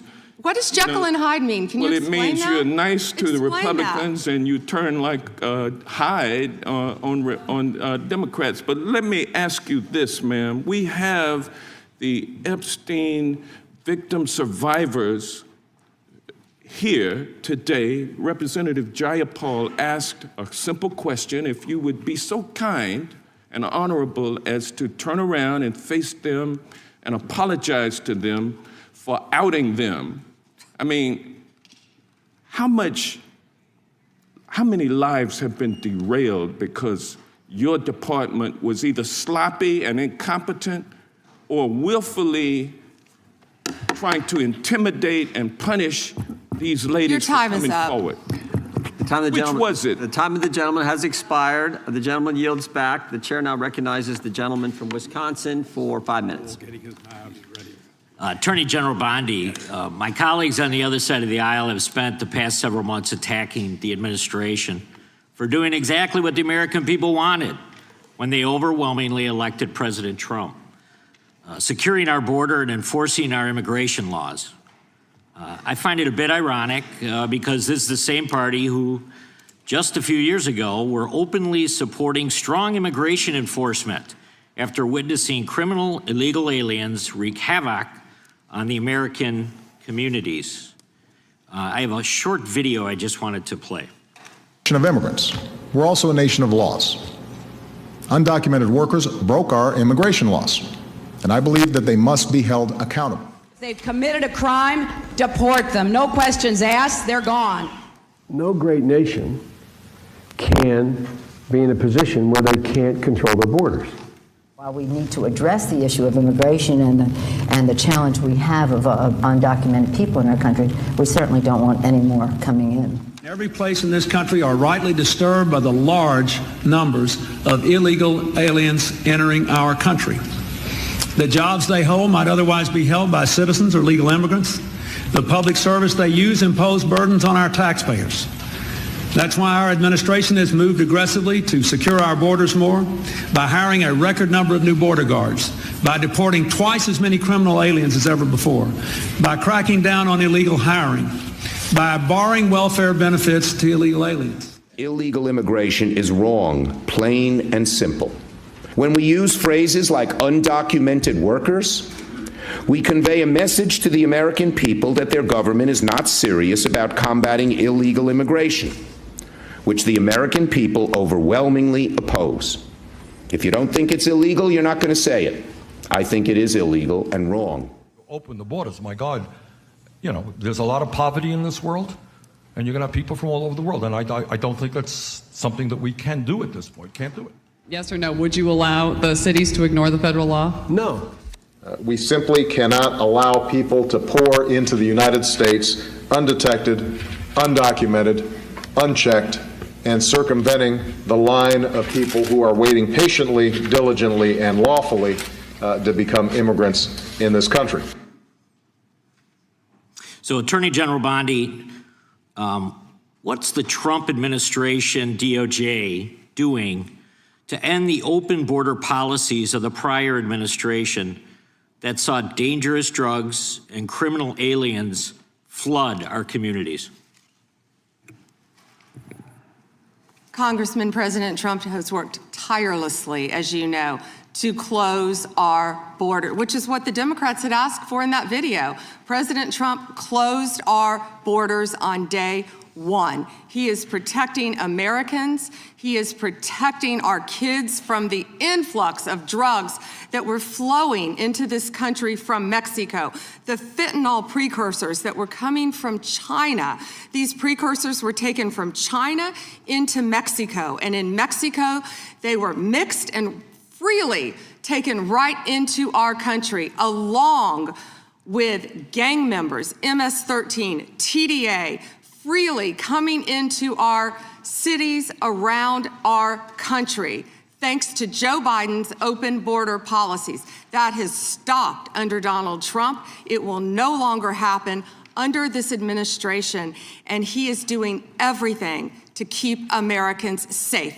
And let me continue. When he was elected overwhelmingly by the American people, the majority of the American people wanted Donald Trump. One of the main reasons was border security and keeping Americans safe. And that's exactly what he did. And that's why today the other side sits here, they yell, they cut me off, they want to yell, they want to ask a question and don't want answers because they want to distract from all the great things that this president and this administration working hand in hand, and that includes Secretary Noem, who has closed our borders, and Tom Homan, who has closed our borders to keep Americans safe. And they're trying to distract from that, and they're not going to do it because the American people are smarter than that, and they see through their theatrics. Thank you. Just quickly, yesterday, Senator Grassley reached out to my office to tell me that I was one of the 20 members that was now disclosed were under surveillance from Jack Smith. This brings up the question of non-disclosure orders and whether or not they should apply to members of Congress. But with my phone records being surveilled, as well as looks like 19 other members of Congress, I'm just wondering how DOJ views that. Time is, gentleman's expired, but the gentlelady can respond. As I stated earlier, Congressman, anyone's records who were illegally obtained, Democrat or Republican, we will fight vigorously to stop that. Anything with Arctic frost, I can't discuss right now. And isn't it true, Madam Attorney General, the DOJ has changed their policy? You can't do that now. The DOJ is not going to go do that and ask the judge for an NDO. Absolutely. Yeah, good. That in and of itself tells you why how wrong it was. The chair now recognizes the gentleman from California. Great, thank you. Madam Attorney General, you acknowledged earlier to Mr. Johnson that President Trump was mentioned and the release countless times, you said, in the Epstein files. I just want to play a video, though, for you that I think speaks to the frustration that many of these victims have. Of times Trump's name appears in the files, so it could at least be 1,000 times. Is that right? The number is a total misleading factor. We have not released anyone's name in the Epstein files that has not been credible. Director, could it at least be 1,000 times? We have released every piece of legally permissible information. Okay, you can characterize the numbers however you want it. Claiming my time, Director. It sounds like if you don't know the number, it could at least be 1,000 times. Which it's not. Me, it's not. Is it at least 500 times? No. Is it at least 100 times? No. Then what's the number? I don't know the number. I understand why the victims are frustrated, and the Attorney General acknowledged what Mr. Patel would not acknowledge, that it was way more than 1,000 times. But I want to move, Madam Attorney General, to weaponization of government. And yesterday it was reported that 6 members of Congress had indictments sought against him, and they were not returned by a grand jury. My colleagues have spoken about their frustration of being in subpoenas and having cell phone records combed through. Well, in 2017 and 2018, Adam Schiff and I had our cell phone records and email records combed through, not by you, but a different Department of Justice under the president. It was in retaliation for our role in the Russia interference campaign. An Inspector General report would find this improper and that the predicate for it was absurd. In 2020, after sitting on 2 committees that were a part of the president's first impeachment, an FBI agent leaked my cooperation in a national security case where my campaign was targeted. The president's FBI senior leadership authorized 2 statements to the press that said I was never suspected of wrongdoing and only helped the investigation. But that didn't stop the death threats or my GOP colleagues from referring me to an ethics investigation where Kevin McCarthy's chairman on the ethics committee would find the same thing as the FBI. Our current FBI director would then write a book called Government Gangsters and identify a long list of enemies. About a quarter of them have been either investigated or indicted. He listed me at the very top, along with Adam Schiff, and during that same testimony, refused to recuse himself when asked if he would recuse if any case came across his desk involving me or people on that list. Since that testimony, his department has put me under investigation with Senator Schiff for the nonsense mortgage fraud cases that we've seen. I get it. This is what the president does. I've priced it in. We have a bingo card at home that my kids have made of what will come next. I expected that the president would come after his enemies. But what I want to talk to you next is serious, and I did not expect this would happen, and I'd like your help on it. The president has inspired death threats against me and many sitting up here with me. In June 2025, an individual left 11 voicemails at my district office. On the voicemails, they said, "Get the message to him. I'm gonna hunt him down, that motherfucker, and toss his ass over the Golden Gate Bridge by my fucking self." Donald Trump's Department of Justice in the Northern District of California declined to prosecute. On May 14, 2025, on Twitter, responding to something I posted, an individual said, "No, it wasn't Eric, and now I'm going to kill you." The Department of Justice from the Southern District of Texas declined to prosecute. May through December of 2025, we received messages at my office that said, "I hope somebody shoots you and your children and your wife in the head. Pew, pew, motherfucker, pew, pew." I would stay indoors as much as possible, and my children, unfortunately, have to do that. The Department of Justice has not charged this individual and cited that he's a prolific caller and has health conditions, although what we have found in our own investigation and his voicemails is that he has said he will employ others to do this. The president can come after me. It's fine. I'm in the arena. So are these folks. But we never expected that the Department of Justice would not seek to prosecute and investigate those who are making threats against us. And that would include those on that side of the aisle. And I'm just asking for your help to protect life, because life is at risk with the environment we're in right now. Congressman, I completely agree with you. I know about several of those personally involving you. I believe one has been charged publicly, and there's something I would be happy to talk to you about off camera, but I can assure you that they are very serious. They are being looked into, and I can give you more details on those. None of you should be threatened, ever. None of your children should be threatened. None of your families should be threatened.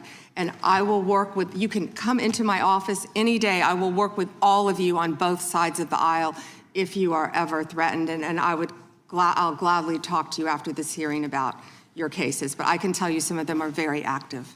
Appreciate that. And I yield back. Gentleman yields back, and we're sorry for what the gentleman and his family have had to go through. We appreciate what the Attorney General said. And I think some of the things that the gentleman from California related, we can all relate to, and it's unfortunate, it's wrong, as the Attorney General said, and we appreciate the help we get from the Justice Department. With that, we will now recognize the gentleman from New Jersey, Mr. Van Drew. Thank you, Chairman. I don't know where to begin. Thank you for being here, General. You might see me when I'm right in front of you. I have to mention this first. You know, I used this word before, and my friends on the other side of the aisle got mad at me, but hypocrisy. Epstein, Epstein, Epstein. But for years on the other side of the aisle, we heard nothing. Crickets, not a word. Nothing was said when they were in control. Nothing was mentioned basically the last summer, and the ranking member points out that he did do something last year. Yeah, he did a letter complaining about the plea deal for Maxwell, but it wasn't a big deal. Then we get a new administration, and all of a sudden it's a big deal, and they feign concern, they're upset, they're investigating. They had all these years and all this time. And in fact, Stacey Plaskett, and we all know that name, when they had a congressional hearing, Democratic member, were taking texts from Epstein on questions to ask to go after Trump. So Epstein was using her Democratic colleague as a tool to go after President Trump. Just everybody keep that in mind. And then we talk about ICE and how horrible it is. And there are concerns. Everybody wants everything to go right. Nobody ever wants to see somebody die. And they complain about it. But at the same time, hypocrisy, they encourage constituents to go after the ICE agents, to challenge them, to hurt them, to attack them. And that doesn't make sense. That's hypocrisy. And then we hear about the concern of, going after Democrats, that the legal system, that judiciary and Department of Justice is going after Democrats. But they literally rework the legal system under Alvin Bragg and Letitia James to go after Republicans and those sympathetic to Republicans. So, be careful when you accuse others that you're not guilty yourself. Be careful of what you say, because you got a history, and it's easy to go over it. You know, I just want to talk about where we were and where we are now.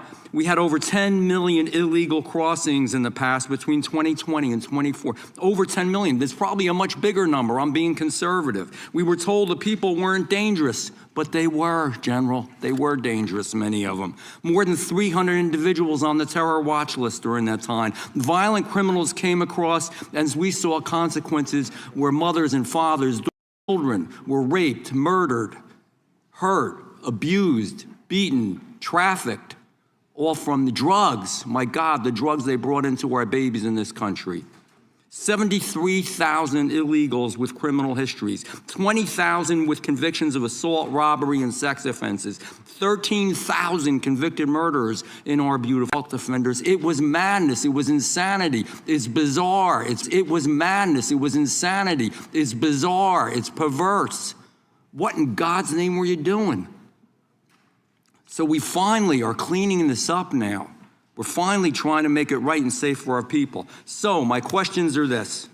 General, do you believe in removing criminal illegal aliens from our communities will save American lives? Yes, and given the cases that you just discussed, that's proof of it every single day. President Trump is committed to that. This entire cabinet is committed to that and making and keeping Americans safe. Thank you. Would you agree that, and thank you for doing that, would you agree that allowing individuals with known criminal histories to enter and remain in the United States, we knew this back then, they knew it. Would you agree that creates serious risk to our public safety? I know the answers, but let's just say them clearly. Yes. Would you agree that when dangerous individuals are released instead of detained, and they were released over and over and over again, and these are the real issues. This is really what America cares about. They want their children and their families to be safe. Do you think if you release them instead of detaining them, that crimes will happen because of that? Absolutely. Would you agree that, I'm sorry. And it did. And it did, thank you. Would you agree that cooperation between, and this is a biggie, and I'm gonna ask you to elaborate on this. This is a big deal. This is why some of the problems we're seeing in some of the places like Minnesota are happening. That cooperation between federal and local enforcement, which we always used to have, helps remove violent offenders from our communities, that we should be a team. Yes. And can you elaborate on that a little bit? In other words, when the local enforcement is forced by the politicians, not their fault, not to do their job and not cooperate, why does it create the situations that we see where we have need for crowd control? By the way, they're not peaceful. Those are not peaceful protesters. We know what a peaceful protester is. When you spit on law enforcement, when you push them, when you hit them, when you beat their car. If you can answer the question, thank you. Gentleman's time's expired. I'll yield back. You may answer the question. Thank you. Yes, I spent 4 days myself in Minnesota, in Minneapolis. What I will say about some of these sanctuary cities, some of these democratic cities, law enforcement, they quietly want to work with us. I've spoken to law enforcement in multiple cities who want to work with us. And yes, we're gonna do everything we can to keep our citizens safe, whether or not these Democrat-controlled sanctuary cities do or don't. And damn it, that's what really matters. I yield back. Mr. Chair, I have a UC. Ms. Crockett from Texas is recognized for UC. Thank you so much. Donald Trump's approval rating implodes on his strongest issue. This is from Newsweek today. It says 40% of people approve of Trump's handling of immigration and border security, while 60% disapprove. Without objection, that is a admitted. net drop. Now I recognize the gentleman 20. from California, Mr. Liu.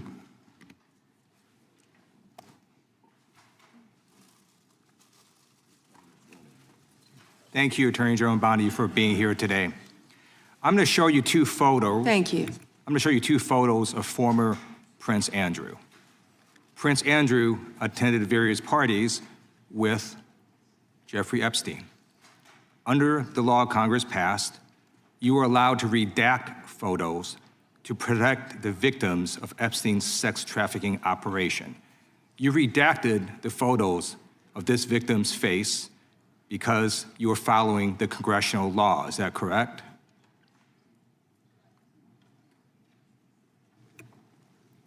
I'm sorry, that we redacted the victim's Because you were face? following the congressional law, correct? Yes. Okay. you have now established that please put the photos back up, that we are looking at a sex trafficking victim. Under the Federal Victims Trafficking Protection Act, not only is Jeffrey Epstein guilty, but anyone who patronizes Epstein's sex operation is also guilty of a crime. That's why I find it absolutely despicable that you sought to protect Epstein's clients, like former Prince Andrew. Last July, you closed the case on Epstein's abusers. The July 2025 memo from your Department of Justice stated, quote, "We did not uncover evidence that could predicate an investigation against uncharged third parties." These two photos, please put the photos back up. These two photos staring you in the face are evidence of a crime and more than enough evidence to predicate an investigation against former Prince Andrew. So I ask you, Attorney General Pam Bondi, why did you shut down this investigation last July, and why have you not prosecuted former Prince Andrew? I don't believe you asked Merrick Garland these questions when he was Attorney General and set before I agree with you. You twice. I'm reclaiming my time. Never I agree with mentioned you. I agree with you. During you not hear the Biden administration, I called for people looking at Epstein files. Merrick Garland dropped the ball, as did Attorney General Bill Barr, as did Alex Acosta, a whole string of failures, but you are in charge. You have the power to change things, to hold these men accountable, and you're doing the opposite. You're protecting them. So I want to move on to another man. Can I answer Donald that, Trump. though? I want to move on to another Can I question. answer your question about protecting You Prince answered the Andrew? question. You're saying no. I love this. I want to discuss another man, Donald Trump, who is all over the Epstein files, like former Prince. Here's the video.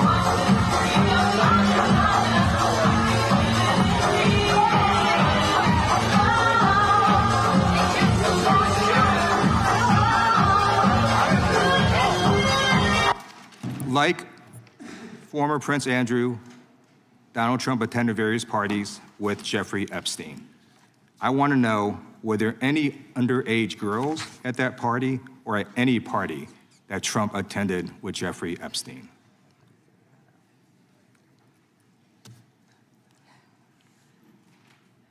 This is so ridiculous, and that they are trying to deflect from all the great things Donald Trump has done. There is no evidence that Donald Trump has committed a crime. Everyone knows that. This has been the most transparent presidency. He's the one that asked that those files I'm reclaiming my time. be released. I got your answer. You said there's no evidence. Trump asked Mr. Chairman, please stop the clock. Sign the legislation. This is Time belongs to the gentleman from California. Okay. I'm going to put up another document from a witness who called the FBI's National Threat Operations Center, because I believe you just lied under oath. There is ample evidence in the Epstein file. Don't you ever accuse me of a crime. I believe you just lied under oath, and this is all on videotape. You said there's no evidence of a crime. I'm showing you, here is a witness statement who called into the FBI's Threat Operations Center. He drove Donald Trump around in a limo. He overheard what Donald Trump said to Jeffrey on his cell phone. He was so angry, he was going to stop the limo and hurt Donald Trump. And he met a girl who said she was raped by Donald Trump and Jeffrey Epstein. She later had her head blown off, and officers at the scene said that could not have been suicide. No one at the Department of Justice interviewed this witness. You need to interview this witness immediately. Epstein should rot in hell, so should the men who patronized his operation. And as we say here today, there are over 1,000 sex trafficking victims, and you have not held a single man accountable. Shame on you. If you had any decency, you would resign right after this hearing concludes. The gentleman has expired. May I respond?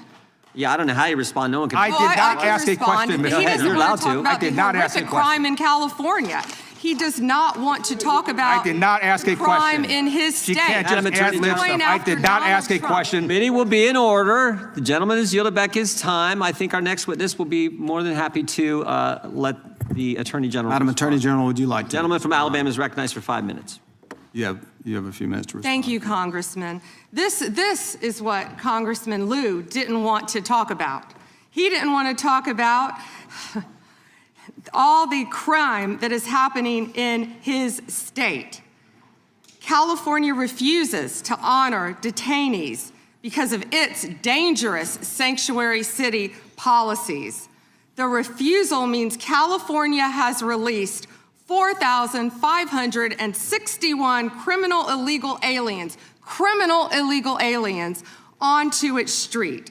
The crimes of these aliens include 31 homicides, 661 assaults, 574 burglaries, 184 robberies, 1,489 dangerous drug offenses, 379 weapons offenses, and 234 sexual predator offenses. That's why they are deflecting. That's why they're trying to talk about the Epstein files. That's currently happening in his home state. Attorney General, thank you for being here, and I wanted to make sure you had time to respond. I'm going to change gears a little bit. In October, when you were testifying before the Senate, I know you and my friend Senator Katie Britt discussed concerns of infiltration of the illegal Chinese vapes into our country. As a father of three, obviously, I'm worried a little bit about this, and I believe that many parents in the country share our similar concerns. Can you provide an update on DOJ's work in this space over the past few months? Yes, and thank you for bringing that up. We're talking about the vapes. And this should be an issue where both sides of the aisle can work together on. Parents need to understand, children need to understand that so many of these are being manufactured in China, sent to our country, and have the potential to be laced with lethal drugs. We've seen an overdose. We need to get on the front end of this before we have another crisis and children are dying. I've partnered with Secretary Kennedy, of course, at HHS on this matter, but thank you for bringing it up. You know, they're selling these things as flavored vapes illegally in many stores around the country. Secretary Kennedy and I actually we went and did something on this, and it was sadly the day that Charlie Kirk was assassinated. And so it didn't get a lot of attention, nor should it have after that happened. But yes, we're continuing to work on that, and thank you for bringing that up. That's happening in all of our states, and I would ask everyone here, I know Congresswoman Ross was just nodding, it's happening in every state. And not only are they laced with THC, many of these vapes, but they could be laced with fentanyl. We have had a child, I wish I could think of the state it was in, but we have already had someone overdose. And we have to get together on this, and we have to get on the front end of this. And I would love to work across the aisle on this to protect our kids. How many school kids do you see now vaping? And it's not only, I believe a vape has 20 cigarettes, but you know, that's one vape is 20 cigarettes, I believe it is, but also what they could be laced with, because so many of them, the majority of them, are manufactured in China. Sure, and if you need additional resources, please let us know as you're going through the process. And then I'm going to change gears one more time on you. Under the Biden administration, there was a lot of confusion created when parts of the DOJ began treating software developers like financial institutions. Even when they did not hold or control anyone's money, they were simply building the technology. That uncertainty made it harder for Americans to build, innovate here at home. Earlier this year, the Deputy Attorney General issued a memo entitled Ending Regulations by Prosecution, a clear break from the Biden administration's approach, and I think it's important that that's a good step in the right direction, but can you talk a bit about how the DOJ is now putting that memo into practice, especially when it comes to making sure that people are just writing the software and don't control the user's funds, we don't want them treated as an unlicensed money, or they're not money transmitters, so. Yes, and we're doing everything we can to protect the American people on that, and I would refer everyone to Deputy Attorney General Blanche's memo, and we're working as hard as we can on that topic. Because we want to lead the way in the space on that, so we appreciate the help. And with that, Mr. Chairman, I'll yield back 10 seconds. Gentleman yields back. We'll recognize the gentleman from Arizona for unanimous consent. Thank you, Mr. Chairman. I have a number of UCs. Gentleman can proceed. Thank you. Bombshell new docs show Trump called police about Epstein in 2006. Without objection. Kamala Harris defends Biden administration decision not to release Epstein files. Without objection. Why weren't they released during the Biden administration? Without objection. House Democrat Stacey Plaskett exchanged texts with Epstein during 2019 congressional hearing. Without objection. New York judge allows Epstein victims' claims against Plaskett to proceed. Without objection. Hakeem Jeffries solicited funding from Epstein in 2013 after financier was convicted child sex offender. Without objection. Jeffrey Epstein was invited to dim fundraising dinner and to get to know Hakeem Jeffries by firm working with Brooklyn's Barack. Without objection. An email from Leslie Groff to Jeffrey Epstein concerning Hakeem Jeffries fundraising. Epstein file says Biden was replaced in 2019, question mark? Without objection. Thank you. The gentleman yields back. The gentleman from California is recognized. Mr. Correa. Thank you, Mr. Chairman, and welcome, Ms. A.G. Bondi. I agree with you. Our top priority should be protecting Americans. In my past life in the California State Legislature, I did a lot of work on solving sex crimes, passing legislation to update our codes. And I found that the biggest challenge to solving sex crimes is reporting them. Victims have to have the guts to stand up to report those sex crimes. But it's not easy. It's the most unreported sex crime there is. Crime there is sex crimes. It's painful, humiliating. And a lot of time the victims don't think anything's gonna come out of their reporting these crimes. Then we have adults who as children were molested, boys and girls who will live in silence for the rest of their life.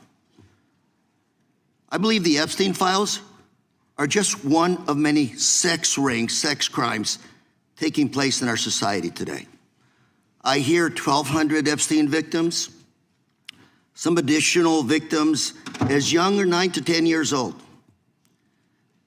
The challenge I have today, what bothers me today about this hearing, Madam AG, is what's the message we're sending out there on Main Street?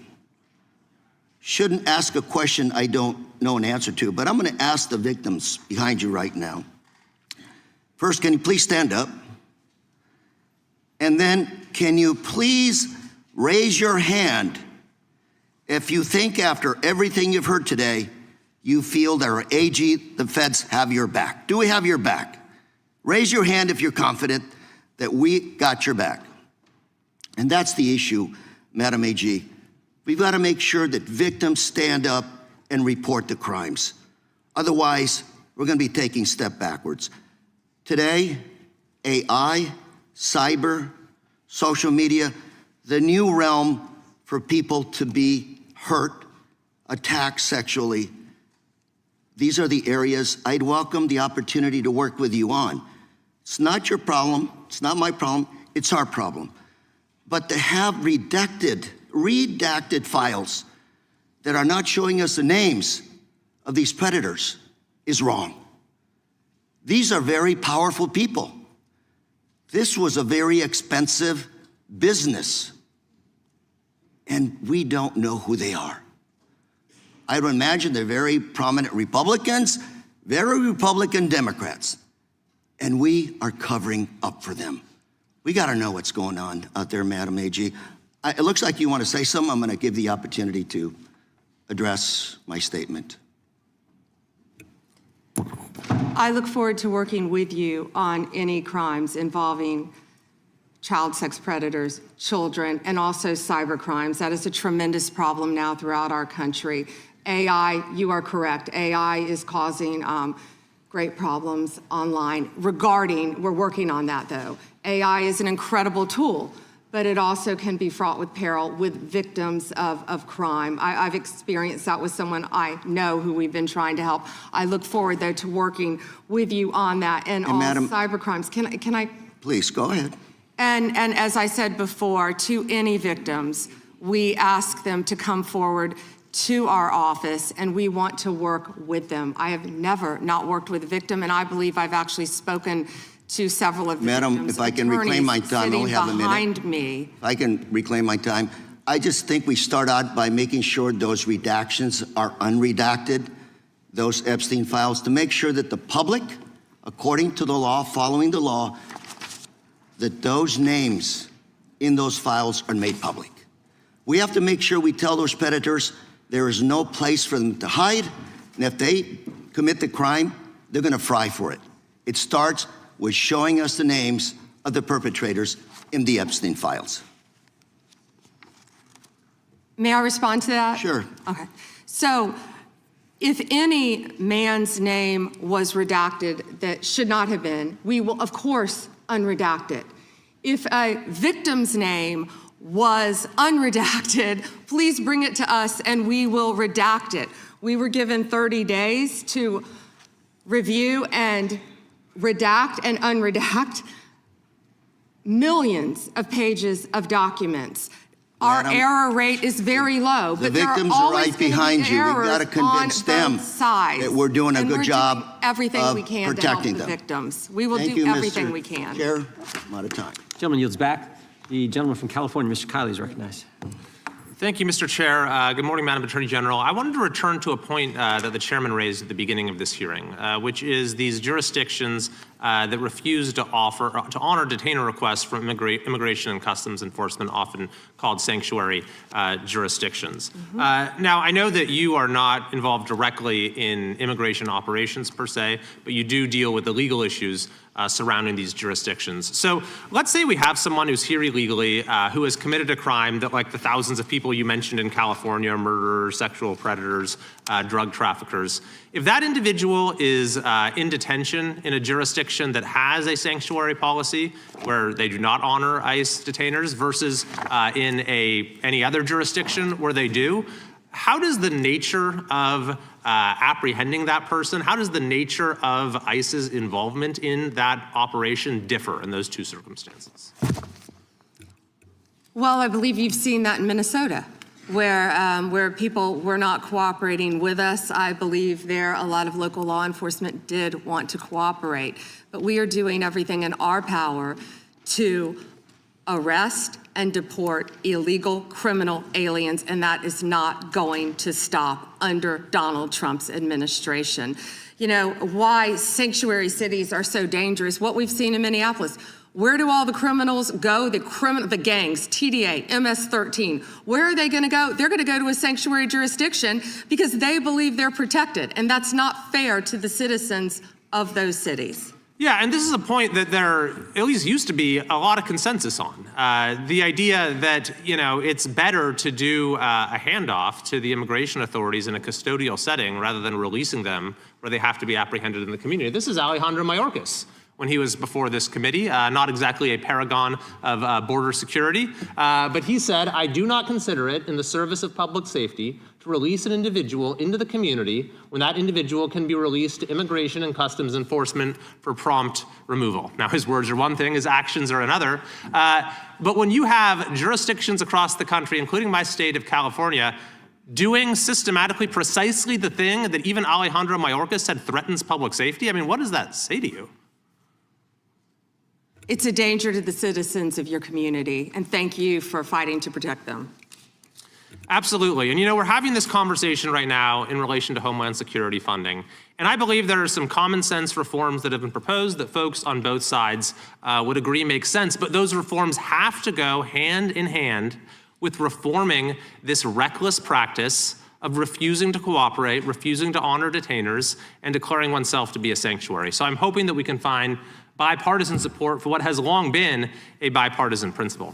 I want to go to a second topic, which is the school board memo, which I know that you have rescinded. And it was initially promulgated by Attorney General Garland when he came into office with President Biden, essentially opening an investigation into parents who were showing up at school board meetings and expressing their views on COVID policies, masks, various other issues, and using the full apparatus of federal law enforcement and counterterrorism to go after these parents. Now, he said this was because there was an increase of threats, but when even his own FBI director, Christopher Wray, was before this committee, he said there was no evidence of an increase in threats. Yet nevertheless, when I asked him if he regretted the memo, Attorney General Garland said there was absolutely nothing wrong with the memo. Now, I take it you disagree with that, having now rescinded it?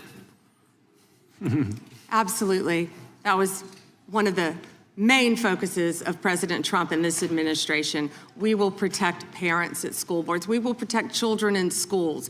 We will protect parents' rights for their children's education in our school system in this country. We will protect Christians. We will protect everyone who wants to freely protest. If Christians want to protest in front of an abortion clinic without being arrested, they will do so. Thank you very much. And finally, I thank you for your efforts to step up the detection and rooting out of fraud. My home state is California. Any idea if there might be any fraud going on in California?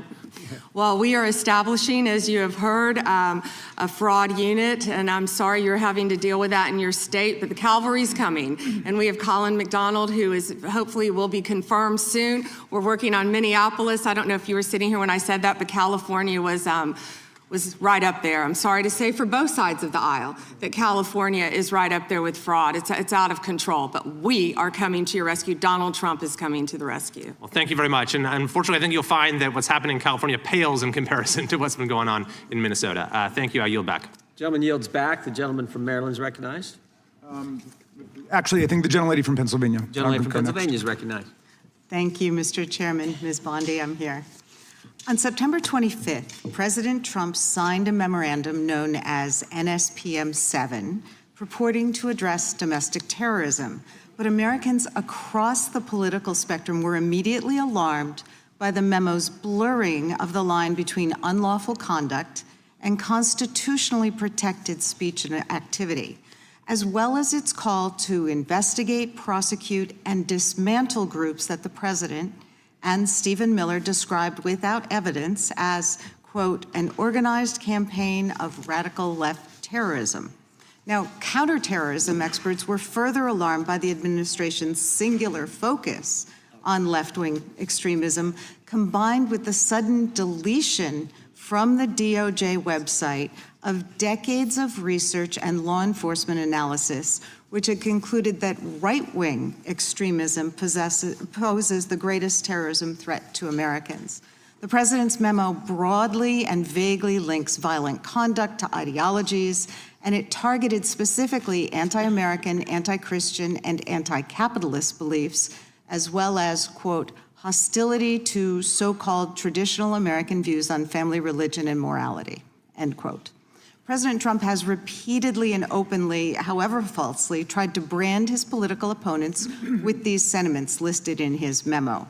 But as you know, as a lawyer, holding beliefs that the White House disagrees with is not a crime. And the statute defining domestic terrorism requires criminal acts, not just thoughts and ideas. That's why legal experts, nonprofit leaders, religious freedom and civil rights advocates immediately raised the alarm that the new presidential directive was a politically motivated attack on civil society designed to silence those who disagree with the administration. So, Ms. Bondi, Section 3 of that memo directed you, as Attorney General, to submit to the President and Stephen Miller a list of groups or entities whose members are engaged in acts that meet the definition of domestic terrorism. And then on December 4th, you directed the FBI to work with a variety of law enforcement entities to compile a list of groups and entities engaged in such acts by January 3rd, 2026, and to update that report every 30 days thereafter. So can we assume that you or persons under your direction at the Department of Justice have prepared that list of groups or entities who are designated as domestic terrorist organizations? And I just remind you that's a yes or no question. Did you prepare the list? I'm not going to answer it yes or no, but what I will say is I know Antifa is part of that. I will talk to you about that. I'm reclaiming my time. I asked you whether you an Antifa member a was list. arrested in Minneapolis I'm federal reclaiming court for my cyber time. stalking. Did you they have ask a question list? and don't want an answer. The answer is yes or no. Time belongs to the gentlelady from Pennsylvania. Gentlelady can proceed. Okay. So will you commit to providing this committee with any list of organizations that you have recommended be designated as domestic terrorist organizations? We will comply with the law in all matters. Will you commit to provide this committee with your list of entities that you recommend be designated as domestic terrorist organizations? I'm not going to commit to anything to you because you won't let me answer questions. Okay, well then, we do understand that your current position is that you have a secret list of people or groups that you are accusing of domestic terrorism, but you won't share it with Congress. And I'd remind you that when the U.S. government designates an entity as a foreign terrorist organization, it must report that to Congress and to the entity, because the government can make a mistake and the entity has the opportunity to contest it. So your position seems to be that if you falsely designate an American or an American organization as a terrorist group, there's nothing they can do about it. I think we get it. You don't want to answer the question. No, you don't get anything regarding public safety. Thank you. Nothing. Thank you for the insult. It's clear you didn't come to Congress prepared to answer questions that the American people have every right to have answered. But if you were prepared to answer truthfully, here's what we expect the facts to show. The administration is keeping lists of Americans who the White House says are engaged in domestic terrorism. Those lists could include Americans who have not committed any acts of terrorism, but simply disagree with this administration, people like Renee Good and Alex Preddy. And your list may include clergy, elected officials, and members of indivisible groups across the country. And those lists likely don't include Proud Boys or Oath Keepers who were actually convicted. Americans have never tolerated political demagogues who use the government to punish people on an enemies list. It brought down McCarthy, it brought down Nixon, and it will bring down this administration as well. And you were right. Back. That's why we're so glad they rescinded the memorandum targeting parents. For goodness sake, as the gentleman from California just pointed out in his 5 minutes, the gentleman from Kentucky is recognized for 5 May I minutes. respond very briefly to her statement? Well, I think we can do that probably on one of our members' time. Okay, thank you. I don't want that to get away. Thank you. Yep. Thank you, Mr. Chairman. Behind me, I have 3 documents from the DOJ production that are emblematic of the massive failure of the DOJ to comply with the Epstein Files Transparency Act. To my right is an email that was sent by the victims' lawyers to the DOJ. It was a list of names not to redact, a list of names not to release. What did the DOJ do with this email? They released this email in the document production. Literally the worst thing you could do to the survivors, you did. And they're getting phone calls. A lot of these people didn't want to be known. And we know you touched the document because you redacted one name and you redacted the lawyer's name, but you left the survivor's name there. The next document I want to show you, that was in the title, the victims' survivors' names, all right? The title of this one is Child Sex Trafficking, Co-Conspirators, fully redacted. And by the way, I'm going to unredact them here. Les Wexner is in this. Now, your your deputy attorney general said, oh, well, he appears hundreds of times in the files, but he doesn't appear in this file until I forced you to release it, where he's listed as a co-conspirator, not to tax evasion, but to child sex trafficking, not to prostitution, not to money laundering, child sex trafficking. And then finally, what we have here is the third exhibit that I have is emblematic of the FD 302 release. These are the documents that we need that you're holding on to and over-redacting because they have the names of the men who are implicated. How do we know? Because the survivors gave testimony to the FBI, and it's in there. And what happens when you go to the portal at the DOJ to look at what's behind this redaction? Another redaction. So we can't even see them. And then there's some of these files you've pulled down from the website that we will never see because we can't search the redactions. So I have several questions for you. Who's responsible? Are you able to track who in your organization made this massive failure and released the victims' names? Are you able to track who it was that obscured Les Wexner's name as a co-conspirator in an FBI document. Do you have that kind of accountability? I believe Wexner's name was listed more than 4,000 times. Yeah, I already told you that. This is where he's listed as a co-conspirator. Can I finish my answer? Come on, let me finish my answer. We corrected that within 40 minutes. He was already, you're acting like everybody's trying to cover up Wexner's name. Reclaiming my time. I'm going to answer this question. Reclaiming my time. Mr. Chairman. This is how this works. Can I have my time back? Mr. Chairman. The gentlelady can give her answer. The time belongs to the gentleman from Kentucky. All right, I'm reclaiming my time. Can I give my answer? So I'm going to put the language of the bill up on the screen. Chairman, may I give my answer on that? It's a political joke, and I need to give my answer on that. We'll let the Attorney General respond, and then the gentleman can move to his next question. It's my time. Within 40 minutes, you asked me a question. Within 40 minutes, Wexner's name was added back. Within 40 minutes of me catching you red-handed. There was one redaction out where of he's over listed as a co-conspirator. And we invited you in. This guy has Trump derangement syndrome. He needs to get, you're a failed politician. Gentlemen, you need to get on you to watch the video. Mr. Chairman, please restore his time and remind the witness of the rules here. There is no credible information. None. If there were, I would bring the case yesterday that he trafficked to other individuals. Is that your position as well? My position is any victim who comes forward, of course, we would love to hear from them. 1-800-CALL-FBI.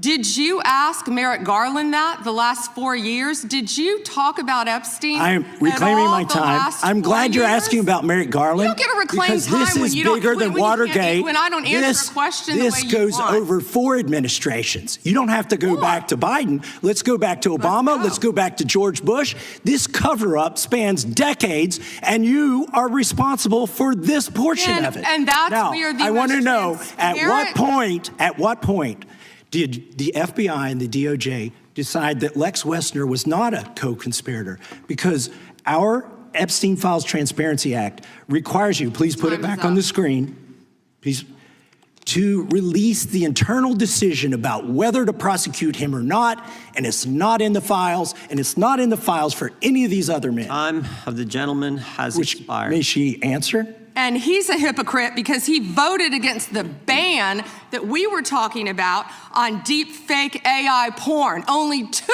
people voted against it, and you were one of them, hypocrite. The gentleman's time has expired. She didn't answer the question. Mr. Chairman, Mr. Chairman, could she answer the question? Chairman, I was wondering. The gentlelady's allowed, the Attorney General's allowed to respond the way she wants to respond to any member's questions, Republican, Democrat. All right, I have unanimous consent request. Gentleman's recognized for a UC. All right. This is an example. I'm submitting these 302 forms that are entirely redacted, even when you go to look at them. Without objection. I'm submitting a witness statement that implicates Les Wexner. Without objection. I'm submitting an article from the New York Times that the DOJ released nude photos and identifiable pictures of the victims. I'm submitting a letter from A.G. Bondi to Kash Patel, imploring him to quit keeping the files when you found out that they were keeping files from you, because they're still redacting files. Chairman, are we going to recess for votes? Yes, we are. I'm submitting for unanimous consent a document of 17 individuals who've resigned because of the Epstein files. Without objection.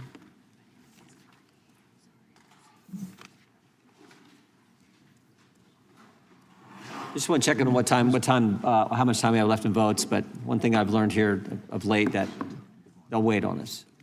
How much time do we have? Oh, they just called. Okay. The chair now recognizes the gentleman from Maryland. And thank you, Mr. Chairman.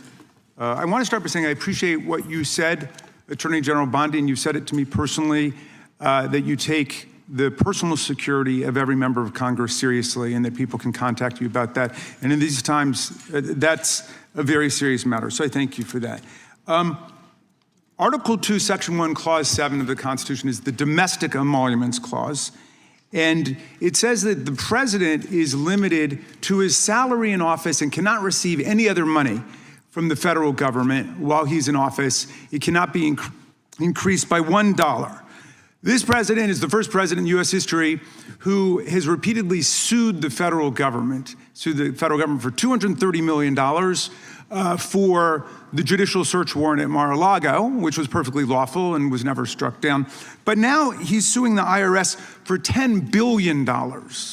He's suing the IRS for $10 billion, which I think is around 80% of its annual budget, because his tax returns were leaked.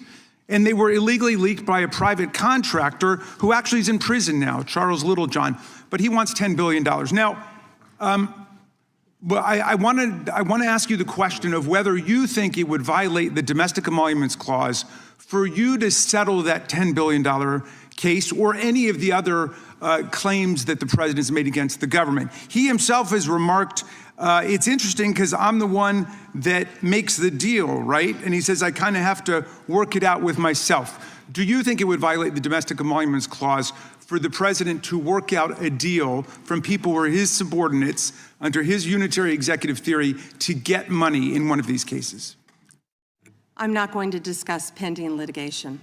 Okay, so theoretically you're saying because his privacy rights were violated in that tax case, and they were. I'm with the president on that. I mean, his Mar-a-Lago thing is ridiculous, but there's no doubt that his tax returns, despite the fact that he promised to release them, despite the fact that every other president released the tax returns, he suffered embarrassment when it showed that he hadn't paid taxes for several years, and he had a right for that not to happen. Now, I want to turn back to the Epstein survivors, because President Trump may have been a little bit embarrassed by the release of those tax returns. How much do you think the claims of these survivors are worth?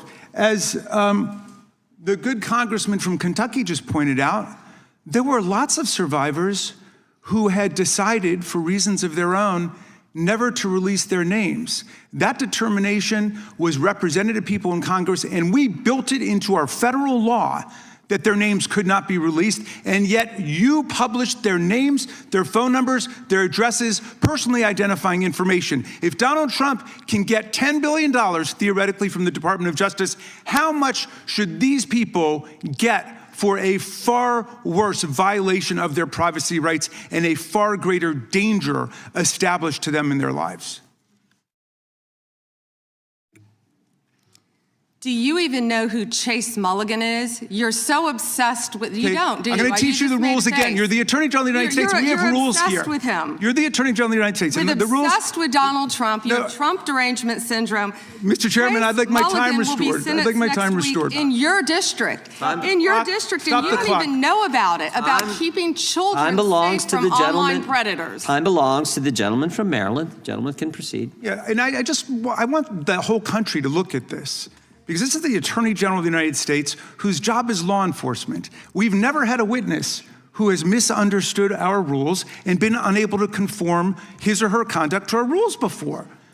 We have only 5 minutes, and so we use our time to ask you specific questions. How long are you giving me to answer? Excuse me, I'm not yielding to you right now. I'd like that second restored too. So, Ms. Bondi, the way it works is we ask you a question and you answer it. And if you go off on a wild goose chase, another tangent, you start reading statistics or you start talking about stuff going on in our district. And by the way, I invite you to my district. Come to my district, but that's not what we're here to do today. Okay? So, and you do that, then we're allowed to say we reclaim our time. At that point, you have to be quiet. You have no choice. You have to be quiet. So I hope you understand the rule at this point. Now, here's what I want to ask you. You're in law enforcement. We've seen all kinds of evidence of crimes. And when we go over to the Department of Justice for the 4 computers for every member of Congress, we see more evidence of crimes. Will you create a joint task force of the Department of Justice and governors and state attorney generals and district attorneys across the country to investigate the crimes that have taken place against these victims and more than 1,000 like them? The DOJ is not doing its job. Will you create a task force with state and local law enforcement to make that happen? Gentlelady can respond if she wants to. Thank you, Chairman. He called Chase Mulligan a wild goose chase and didn't even know who he was. He is a defendant in your own district who preyed on girls. Mr. Chairman. Well, you know what? If he were part of the Epstein investigation, you wouldn't do anything about it. Online chat rooms and committed sextortion.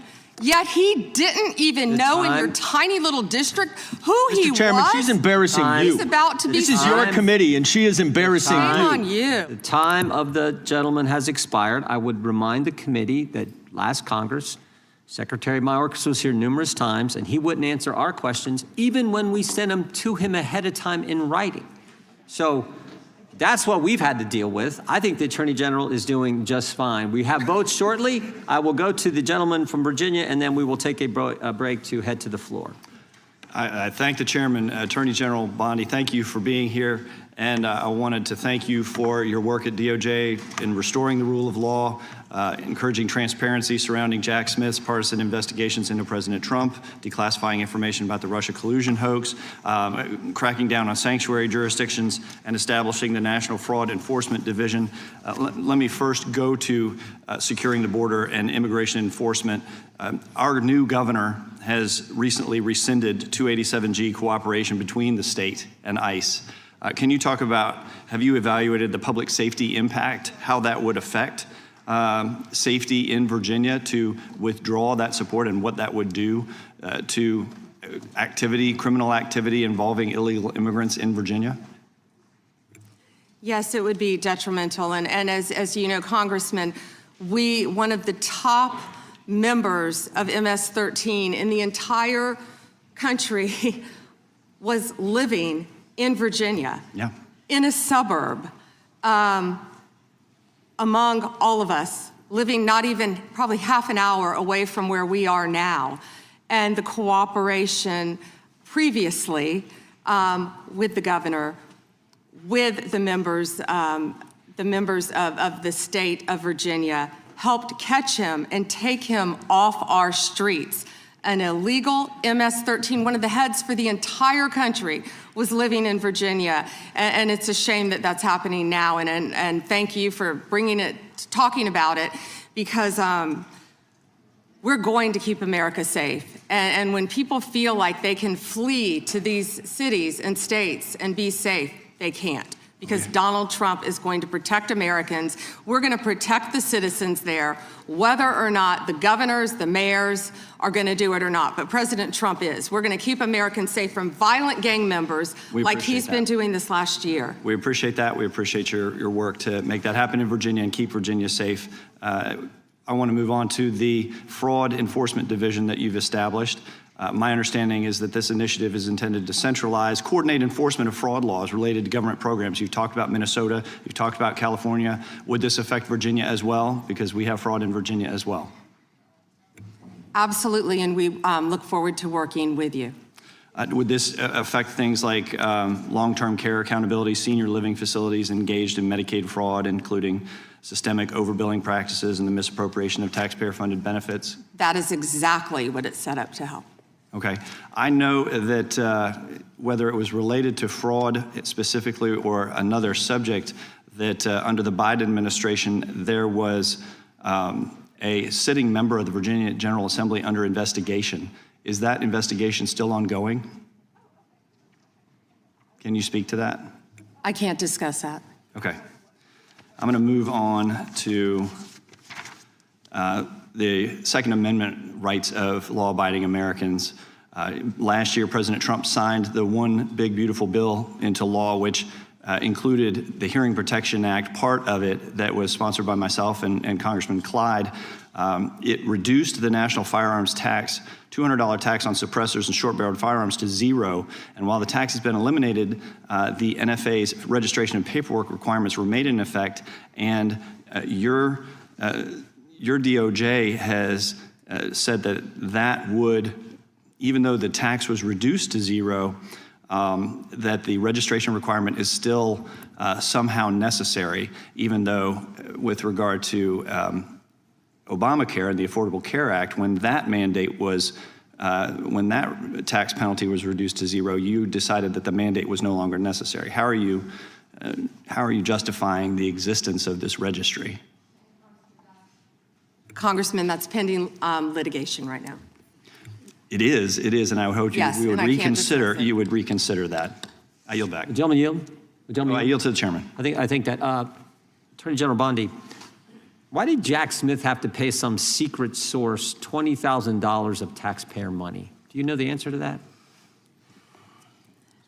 I can't discuss anything on that matter, but that's a good question, Chairman Jordan. Well said. It's a good question because he subpoenaed just about every Republican in this town, got half the Congress's phone numbers if you were a Republican. But he has to pay some secret source a bunch of taxpayer money. We'd like to know, the committee would like to know how many other sources he paid. Was it more than $20,000? Why he had to do those things. We'd like to know when you can, if you could get that information to the committee. I think when you think about the guy who was trying to put the President of the United States in prison, ridiculous as that whole thing was, we kind of like to know the answer to that if you could. And with that, we're going to stand in recess. We will go as quickly as we can and vote. We have 2 quick votes on the floor, and we will be back. There is actually some lunch if you all need it. We have for our members, and since you're back here, you can have some. We normally have plenty. Mr. Chairman. We'll take a recess. Before you gavel out, can I ask for unanimous consent to enter to a record the article entitled Inside Trump's DOJ, dated October 16, 2020? Without objection, we stand in recess.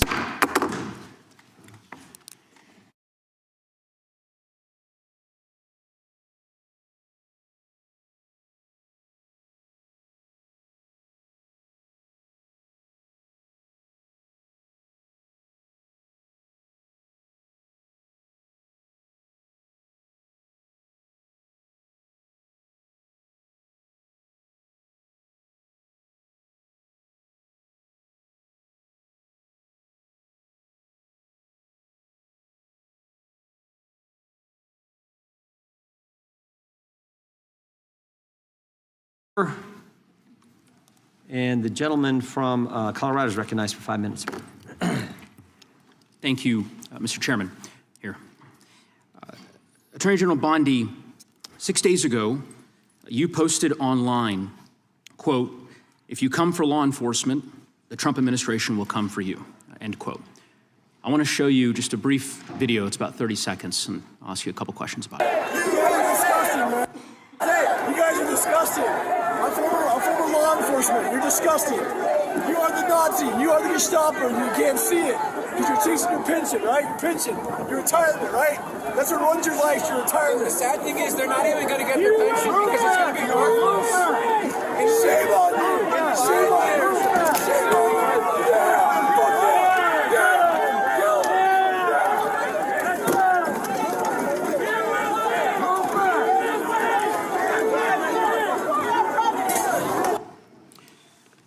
Attorney General Bondi, that man works for you now, right?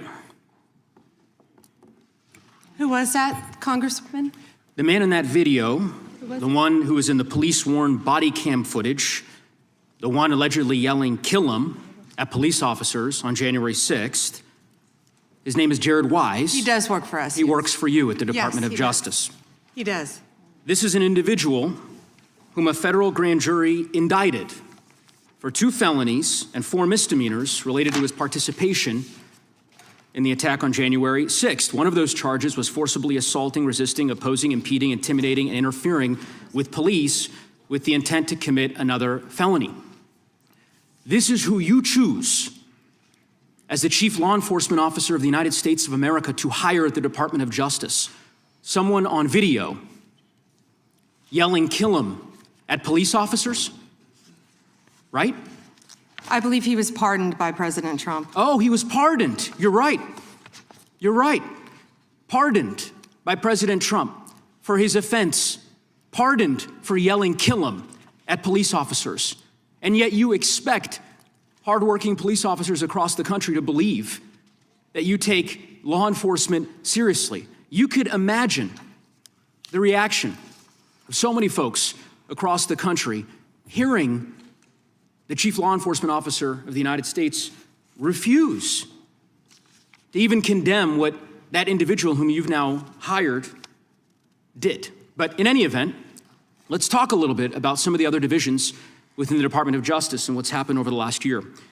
You're familiar with the public integrity section of the DOJ's criminal division. I think it's referred to as PIN. Is that right? Yes. Okay. Do you know which presidential administration under which the PIN was first created?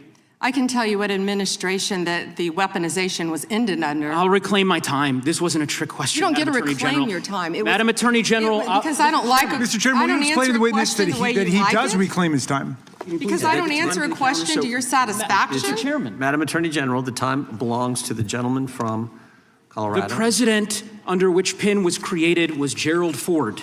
It was created after Watergate. I'm not asking a question, Madam Attorney General. The administration under which it was created was Gerald Ford. When you first started as the Attorney General of the United States, there were 35 people working in that office. There are now 2 people working in that office because you have gutted it. How many people work for the National Cryptocurrency Enforcement Team in the criminal division today? Can I answer the question about PIN? I've asked you a question. How many You've people asked work? me a question, but you don't How want many the answer. people work I'm not for the gonna answer your National questions the way you Cryptocurrency want. Enforcement Team? You won't answer how many I'll people? answer PIN. You.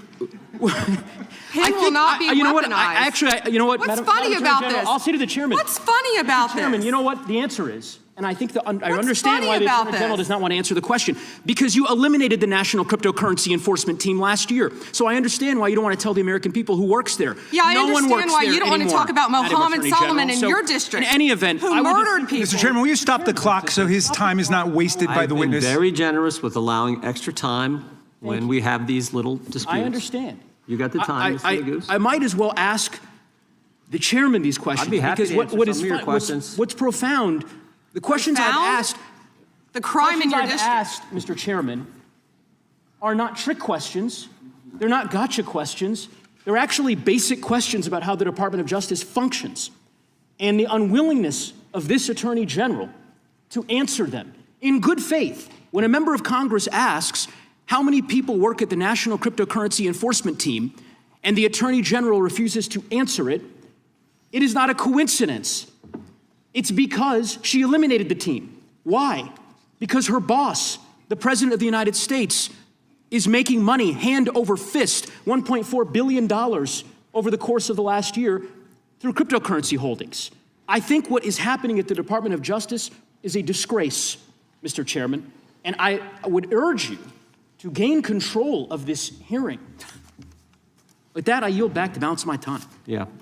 I would ask the gentleman, does he agree with the standing up of the Deputy Attorney General for dealing with fraud? That's something that's happened in this administration. First time. You talked about PIN. That happened with this Justice Department. We're talking about this committee. Mr. Chairman, had you answered the question, had the Attorney General answered the question in that way, perhaps this hearing would have some modicum of resembling something that has typically been fairly conventional, an oversight hearing of the Department of Justice. The gentleman's That is time not has this. expired. The gentlelady from Wyoming is recognized for 5 minutes. Attorney General Bondi, I want to express my gratitude to the President, you and your team for your continued efforts against extreme anti-energy policies taken by states and cities that serve only to increase costs on the American people. This is an issue of great concern for Congress as well as the consumers. At the behest of networks of non-governmental organizations and anti-growth activists, Democratic-controlled states and cities are enacting laws and pursuing coordinated lawsuits that would impose retroactive liability on energy producers for past global emissions based on speculative future climate change harms. The proponents of these plans call them climate superfund laws, but in reality, that is simply window dressing for taxes and fees imposed on consumers and businesses that don't even have a presence in these states or communities. But if you look at the billions of dollars they hope to gain from these efforts, the real goal here is to increase their already mismanaged state budgets by imposing fees on consumers and businesses in energy-producing states such as the state of Wyoming. I would describe this as the tobacco litigation on steroids. Vermont has enacted such a law, and another has recently gone into effect in New York. Similar laws are under consideration in a number of other states. Clearly, this problem is spreading. Would you agree that Congress has not authorized states to impose retroactive liability against energy producers and lawful carbon emissions? Yes. And would you also agree that protecting consumers is a core part of the DOJ's mission? Absolutely. Would you further agree that combating state policies that seek to hide and shift the true cost of programs like these onto consumers fits within your mission? Yes. So, Attorney General Bondi, fossil fuels are the foundation of the U.S. economy, and the recent winter storms underscored that gas, coal, and oil remain essential to grid reliability and heating our homes. Can you confirm that the DOJ is fully committed to using all available legal tools to stop these state and local level attacks on domestic energy production? Congresswoman, we are committed to that, and so is the entire administration. We talk about that a lot. Thank you. Thank you. The President's April 2025 executive order directed the DOJ to identify and act against state laws that burden U.S. energy production. What concrete actions has the DOJ and the administration more broadly taken to carry out this directive? Well, we filed 4 lawsuits. We're filing multiple lawsuits. Many things are pending within this office to carry that out. Okay. States continue to invent new causes of action to pursue state climate lawfare, as is evidenced by Michigan's recent novel claim related to antitrust violations. The city of Boulder, Colorado, has also filed such a lawsuit, despite refusing my challenge that they actually forego the use of fossil fuels if they disagree with them so much. Does the Department of Justice agree that these novel approaches require a federal response, and will the department pursue such an approach? Yes, Congresswoman, and we'd be happy to talk to you more about that. Wonderful, Yes. Thank you. Multiple climate lawsuits are now advancing toward trial, even in states that rely on those energy forms to provide heat and electricity for their citizens. In fact, in any community, they all rely upon fossil fuels in some fashion. Is the department actively considering intervention to protect federal supremacy over interstate emissions and energy policy? Yes, we'd be happy to discuss that with you. Thank you. And clearly, this is an area in which Congress has a role to play. To that end, I'm working with my colleagues in both the House and Senate to craft legislation tackling both these state laws and the lawsuits that could destroy energy affordability for consumers. To that end, are there any authorities or tools that DOJ and the administration don't currently have at their disposal that would be helpful in that effort that Congress could adopt? Well, we work with multiple agencies throughout the administration, but I'd be happy to talk to you about that more. Wonderful, Yes. Thank you. I appreciate your effort in this regard. And may I have 20 seconds of your time Please. to address something? Yes. Thank you. Your colleague, Senator Neguse, didn't want to talk about crypto because he said I was a disgrace talking about crypto because he didn't want to talk about the tremendous crime in his jurisdiction. He voted no on preventing violence against women by illegal aliens. Yet, on June 1st, 2025, Mohammed Solomon attacked members of the group Run for Their Lives in Boulder, Colorado, where an 82-year-old woman sustained burns on over half of her body and eventually died from her injuries. I believe that she was a Holocaust survivor. She was. The time the gentlelady has expired, the gentlelady yields back, and the gentlelady from Georgia is recognized. Thank you, Mr. Chair. Ms. Bondi, as the Florida Attorney General, attorneys from your office handled the appeal of my son, Jordan Davis's murder, which was denied. As a result of the efforts of those attorneys under your watch, the court actually upheld the life sentence for a man who used prejudice as his defense for murdering my son and scarring his friends for life. Attorneys from your office, under your management, worked hard to remove a dangerous man from the community who terrorized innocent people like my son and his friends. The compassion and respect that my family received throughout that ordeal were critical in helping us keep faith in the rule of law and justice. Based on my experiences, I have seen how strong victim services, sustained investigations, and well-supported prosecutors can make a meaningful difference in the lives of families who are grieving and suffering. Ms. Bondi, just yes or no, would you agree that government officials should be respectful and supportive of victims' families as they mourn? First, Congresswoman, thank you for talking about that, and I'm so very sorry for what happened. to your family. Thank you. And yes, I agree with that with all victims, including the ones sitting behind us today. I absolutely do. And Okay. also, thank you for voting yes on the Lake and Riley Act. Thank you for that. Thank you. Okay, so your answer is why the recent treatment of families in Minnesota raises really serious concerns for me. Because shortly after Mr. Alex Preddy was murdered, administration officials referred to him as an assassin and called Mr. Preddy the definition of domestic terrorism. They also lied about Mr. Preddy holding a gun and threatening officers. After Ms. Renee Good was murdered by ICE officials in Minneapolis, administration officials also accused her of being a domestic terrorist and investigated her wife in a clear act of retaliation. The statement Mr. Preddy's mother made after the murder resonated with me more than you'll ever imagine. She said that, and I'm quoting, "The sickening lies told about our son by the administration are reprehensible and disgusting," end quote. And I assure you, I know how it feels to hear lies that are told to justify the taking of someone's son. They were used by my son's murderer as a defense, and those lies still affect me today.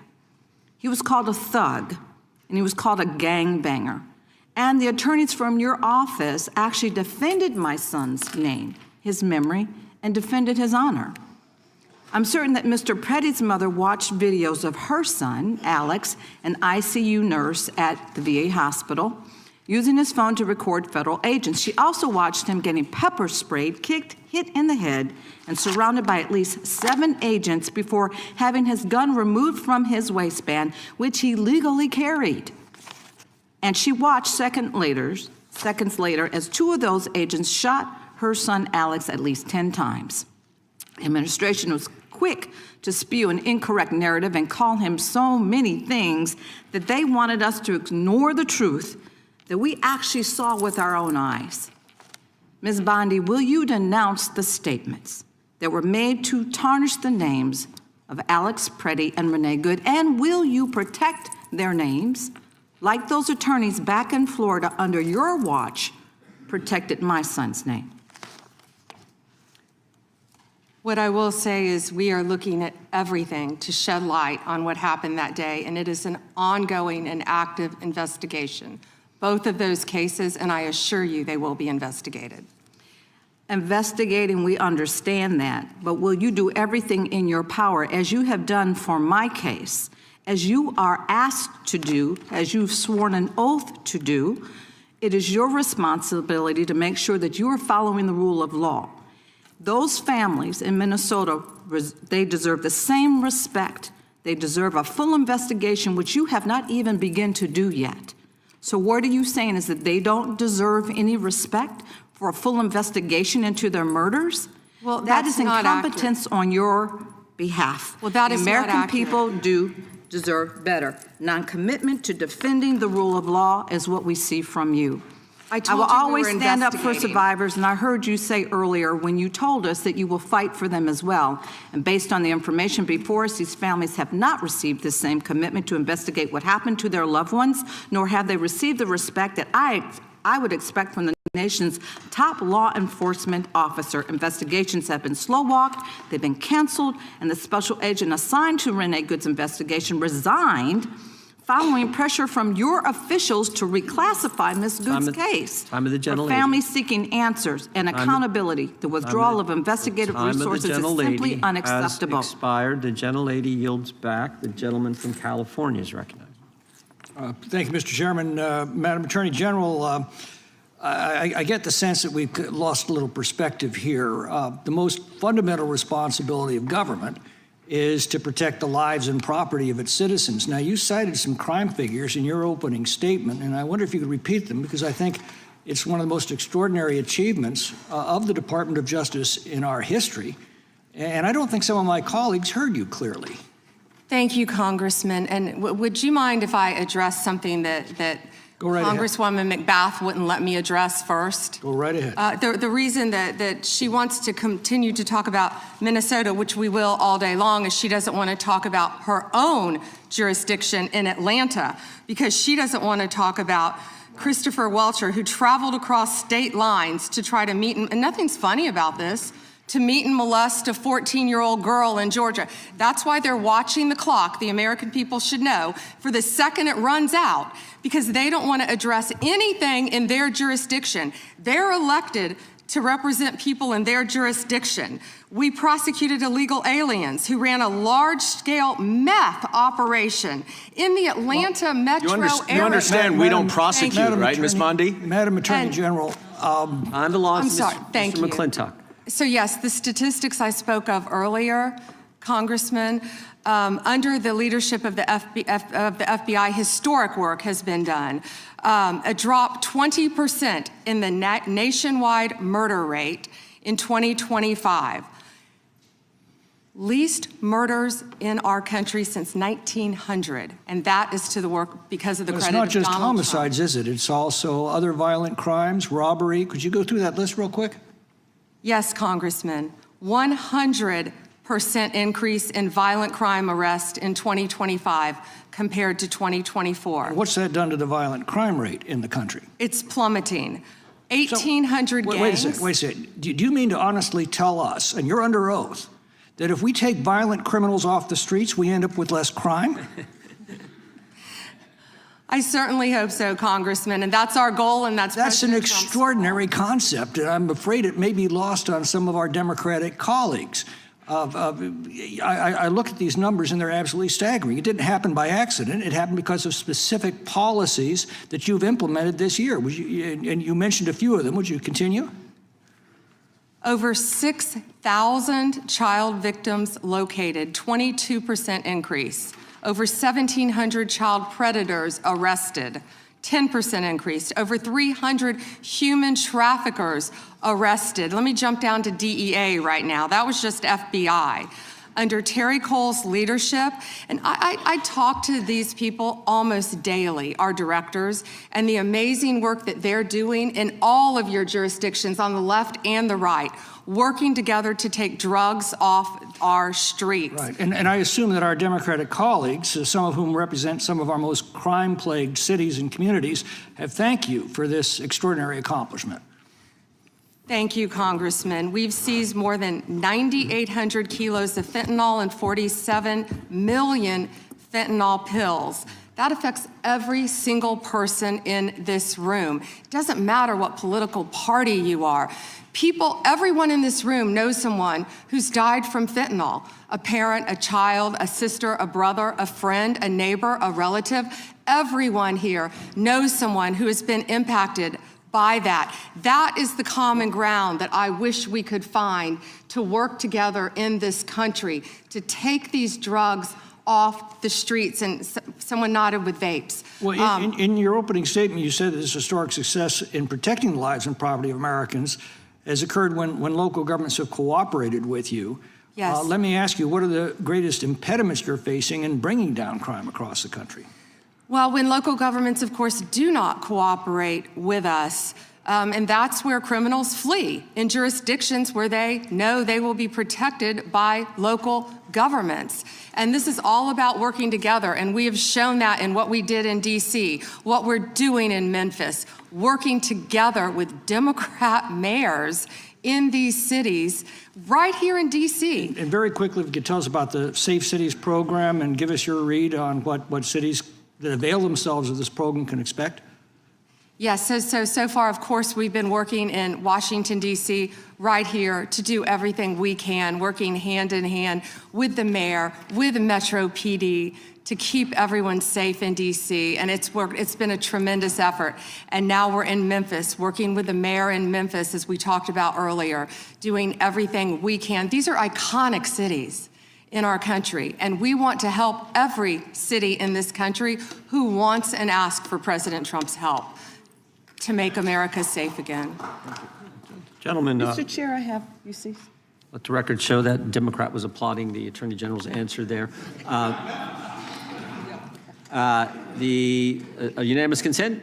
Yes, please. All right, the gentlelady is recognized. Mr. Chair, I have a few unanimous consent requests. I would like to submit into the record this New York Times article titled Alex Pretty's Friends and Family Denounce Sickening Lies About His Life. I also would like to submit this Daily Mail exclusive interview with Vice President J.D. Vance titled J.D. Vance Refuses to Apologize to Alex Pretty's Family After Spreading ICE Assassin Claim. One more. My last submission request is a New York Times article titled FBI Agent Who Tried to Investigate ICE Officer in Shooting Resigns. Without objection. Thank you. The chair now recognizes the gentlelady from North Carolina. Thank you, Mr. Chairman. Attorney General Bondi, I think you and pretty much everybody else here and throughout the country believes that convicted sex offenders don't deserve special treatment or privileges in prison. And yet Ghislaine Maxwell, Jeffrey Epstein's co-conspirator, received perk after perk in prison. In July, she had a 2-day interview with your deputy and President Trump's former defense attorney, Todd Blanche. Just days after that, Maxwell was transferred from a federal correctional institution in Florida to a minimum security camp in Texas, which she, as a sex offender, would normally be ineligible for. At this new facility, as the ranking member talked about, and by the way, it's nicknamed Club Fed, we've heard reports that she's been afforded special privileges, puppy time, private workouts, personal mail, secretarial services. Attorney General Bondi, does a convicted sex offender like Ghislaine Maxwell deserve special treatment and privileges in prison? Yes or no? Let me be crystal clear on this. No. And Thank you. Let me keep going. No, let me keep going. Perfect. Well, I did not know she was being transferred. I asked you yes or no. She was not transferred to a lower Mr. Chairman, level. please stop the clock and remind the witness of the rules. One rule she needs to understand here. And I'm glad that we're agreeing. So when we're agreeing, we can move on to some other things. But I want you to know that every time she does get these perks, and it's been publicly reported, that the folks she's abused, the survivors who are sitting here, they see themselves as being denied justice. They feel re-traumatized. And I'm glad that we agree on that. But she should not be in that prison.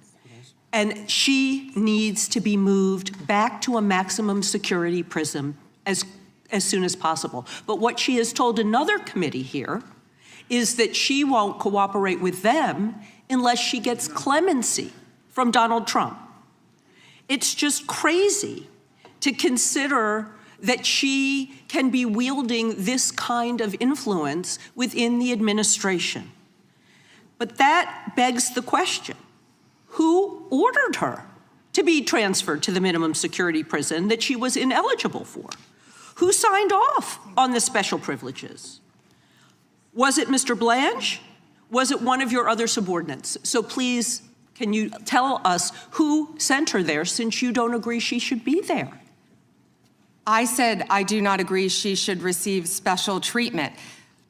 She was transferred, I learned after the fact, to the same level facility, and that is a question for the Bureau of Prisons. I was not involved in that at all. The same level facility, I don't know why, but you know, instead of talking about Ghislaine Maxwell, who hopefully will die in prison, you should be talking about Irina Zarutska. I have a couple who of died other on a subway. Right, and I absolutely... You don't talk about that. I have been talking about it and actually helping with these issues. But we're going to move back to you. I bet we are. Yes, of course, because you're here to testify.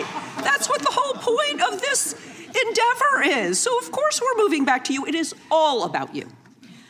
So as we've heard, she took the fifth in response to every single question in that committee hearing. And her lawyer dangled the offer of clemency. Should Donald Trump pardon or commute her sentence? Should she be released from prison, yes or no?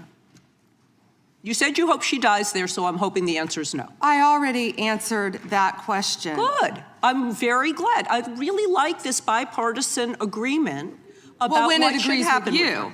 But you don't want to talk about Irina Zarutska. You don't want to talk about I talk about her murdered all by the a time, violent crime but I offender am not in here your to jurisdiction. testify before Congress. You are. That is your job today. You are That's what you're getting paid obsessed for. with attack. I want you to know that your own DOJ employee, he's recently been demoted and had some other problems, advises on pardons. Do you think he will be advising Mr. Trump on any kind of clemency or pardon for Ghislaine Maxwell?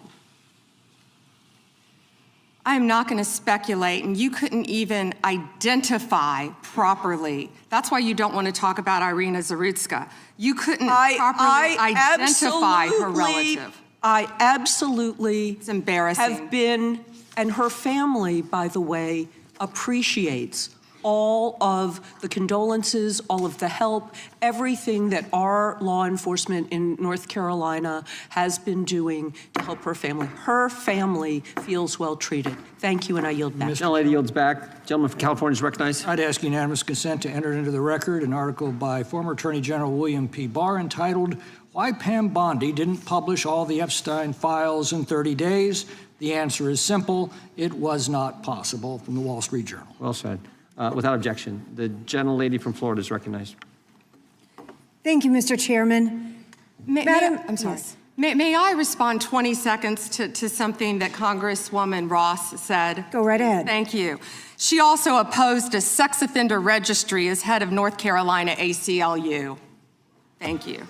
Thank you, Madam Attorney General. And I'd like to pick up where you left off a moment ago, because we convene here today as a committee for the stated purpose of conducting oversight of the Department of Justice. And so it's critical for us to focus first on the mission of the department and assess your success in discharging it. So the mission of the department is to enforce federal law, defend the rule of law, and protect the American people from violent crime, terrorism, drug trafficking, fraud, and exploitation, to promote public safety. And what we have heard today unequivocally is that President Trump's Department of Justice, under your leadership, Attorney General Bondi, is doing exactly that. Just a moment ago, you shared with us some incredible statistics that the United States, under your leadership, has achieved the lowest murder rate in 125 years. That in the first year of this administration, murder is down 21%, robbery is down 23%, carjacking down 43%, and gun assault down 22%. That is what public safety looks like.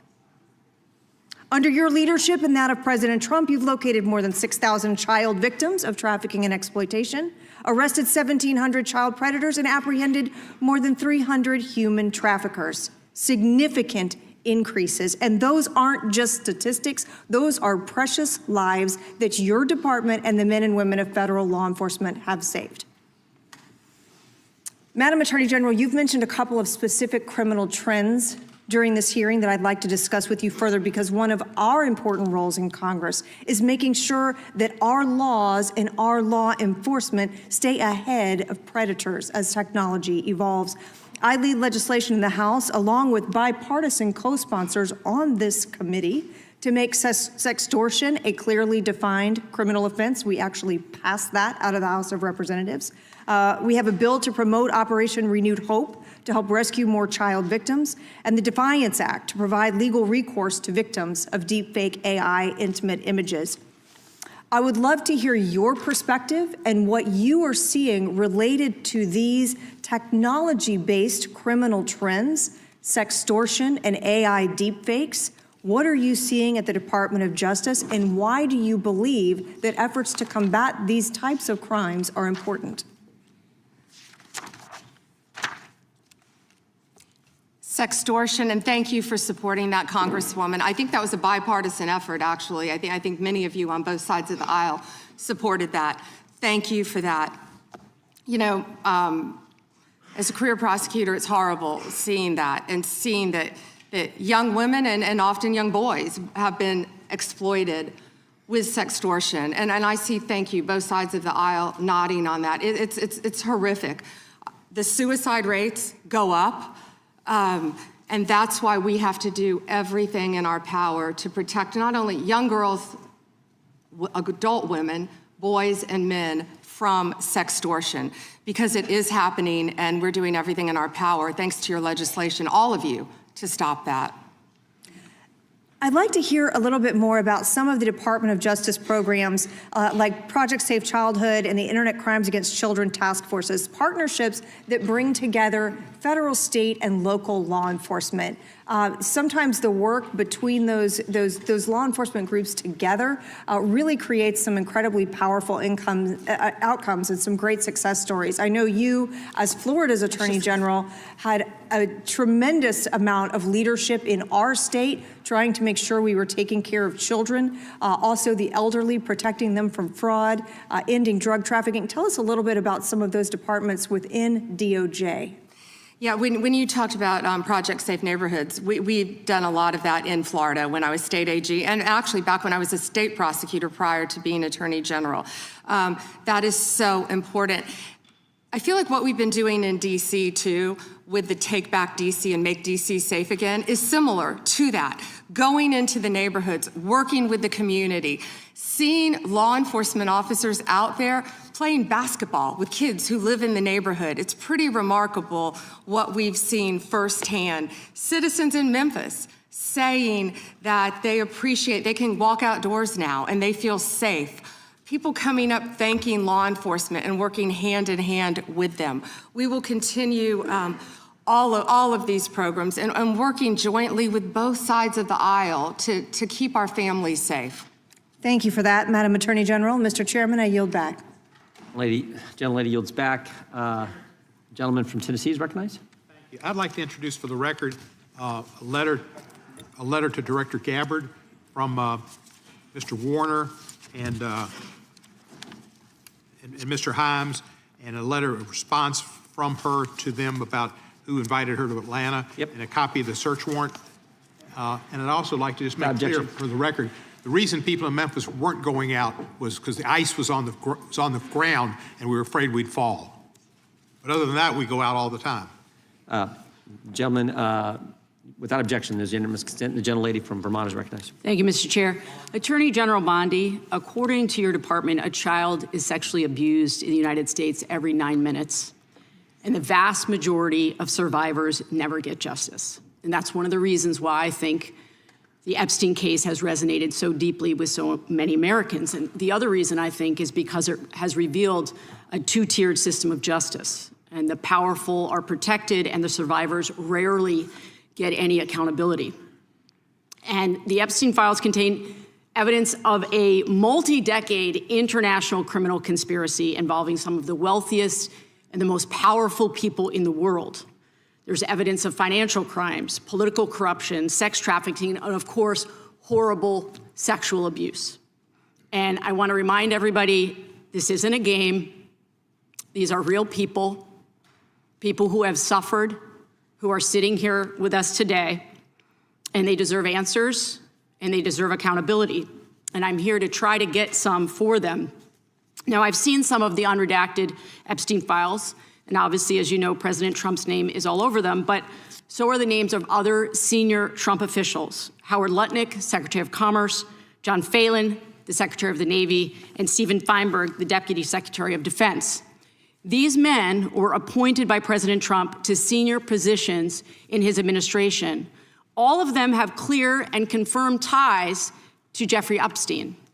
Attorney General Bondi, yes or no, has the Justice Department asked Secretary Lutnick about his ties to Epstein? Excuse me.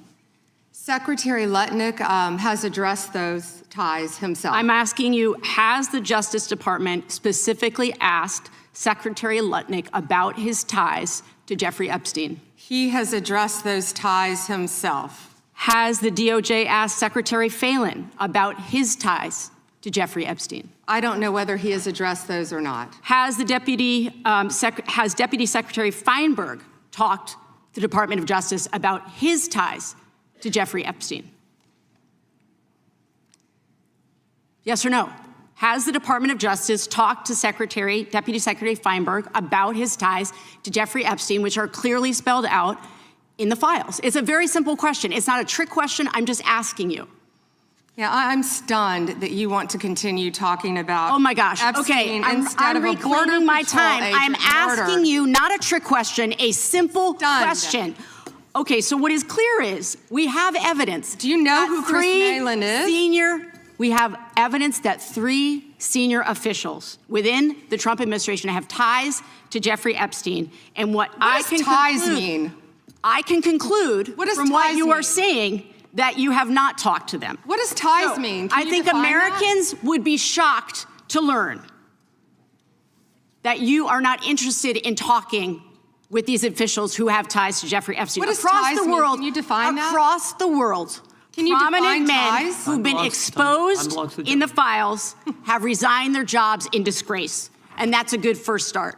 And that same Disgrace is standard, not saying the word this Chris same Malin. standard should apply here. And Americans want accountability. Who is Chris Malin? Was the president he? aware? Please stop talking. It is not your time to ask was questions. It is not your time. I'm reclaiming my time, Mr. Chair. One second. Time belongs to the gentlelady from Vermont. Was the president aware of Secretary Lutnick's ties to Epstein when he chose him to lead the Department of Commerce? Was he aware? Chris Malin was a Border Patrol agent. Okay, so He I'm was going to shocked, conclude and that she the president, in never fact, mentioned did him know about his in ties her because he district. was the next door neighbor. Shame on you. Oh, for goodness sakes. You're this from is a tiny, pathetic. This beautiful is state. pathetic, The Mr. committee Chair. will be in order. I am not asking trick questions here. You The got your American 5 people minutes. have a right to know the answers to this. These are senior officials in the Trump administration. This is not a game, Secretary. I'm Attorney General. My apologies, I couldn't tell. By 2008, we knew that Epstein was a convicted sexual abuser. And we now know that Lutnick went to Epstein's Island in 2012. How was that not a deal breaker for the president? And why aren't you asking questions of the Commerce Secretary about what he saw when he was at the island, which he lied about not ever going to? Why are you not asking these questions? And I see that my time is almost expired, so I will say this. Do the right thing, Attorney General. Meet with the survivors. They have been asking for a year. Meet with the survivors. Do the right thing. I yield back. Gentlelady yields back. The gentleman from South Carolina is recognized for 5 minutes. May I have 20 seconds of his time? So that'll be up to the gentleman, but. Absolutely, Madam. Thank you. Thank you. I was curious if you, Congresswoman, asked Bill Clinton that. Didn't see one tweet, not one. I didn't see one tweet when Joe Biden was in office about Bill Clinton. Didn't ask Merrick Garland anything about Epstein, not once. When he was weak sauce. And also, I want the record to reflect that, you know, with this anti-Semitic culture right now, she voted against a resolution condemning. Oh, he is Jewish. I just want to be clear. Do you want to go there, Attorney General? Or do you want to go there? Are you serious? Talking about anti-Semitism to a woman who lost her grandfather in the Holocaust? I reclaim my time. Really? The committee will be in order. Talk to Jared Wise about anti-Semitism. The ranking member knows that. Can I get like 30 seconds back, you know? Yeah, I've been. Ballant took 30 I think the of whole mine. committee knows. I've been very generous in thank you. making sure everyone gets their 5 minutes in the same. Attorney General, reply I'm to going the to talk about gentleman from South sanctuary cities Carolina. for a second, which limit the federal government's ability to enforce immigration law. They're kind of a new thing that Democrat jurisdictions are doing. They're in violation of federal law. During President Trump's first term, he rightly targeted sanctuary jurisdictions to try to force them to cooperate with federal immigration law. Federal immigration law, mind you, that was voted on in 1996, most recently, in a bipartisan Congress, signed by a Democrat president. But they are in violation of that law. These states and jurisdictions feel entitled to certain grants, of course. Y'all are combating that. Do sanctuary policies limit the federal government's ability to accurately estimate how many criminal illegals are in the country? Yes. Thank you. This means that the number of illegals could be higher, probably higher. Does this hurt the federal government's ability to carry out immigration laws designed by Congress? Yes, Congressman. In your opinion, do you believe that the Biden-Harris administration and Democrat pro-sanctuary policies make our communities safer And for the American taxpayer, do sanctuary policies make our communities safer? No, Congressman. I want to do a brief video to highlight sanctuary cities.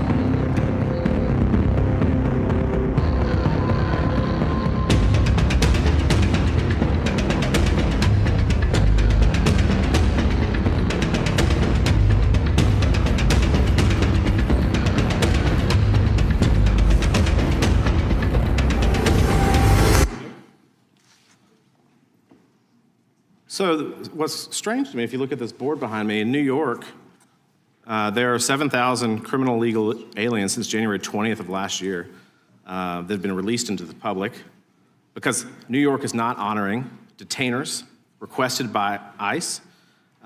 California, similarly, has released 4,500 criminal illegal aliens. There are 33,000 under detainer in California alone. And of the people released, I think it's remarkable that those released in New York, 29 homicides, 2,500 assaults, almost 200 burglaries. These are people that are released into our community by these states that refuse to cooperate. Last August, Michael Jordan Castellano Fonseca, a criminal illegal alien with ties to Tren de Agua, shot 2 people in front of 5 children in the sanctuary state of Colorado. DHS lodged a detainer on him.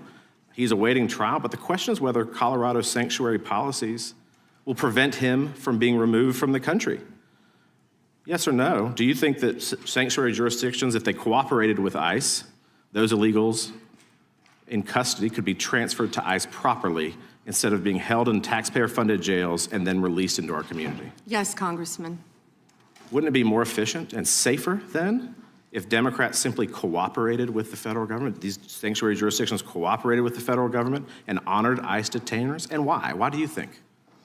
Of course, because so many criminals are running to sanctuary jurisdictions. Many of your colleagues across the aisle who we've seen speaking today about Epstein don't want to talk about the illegal criminals in their own jurisdiction for that reason. And yes, we need to do everything we can to work together to make America safer, and they're not doing that. This is not a partisan issue. People want to feel safe in their communities.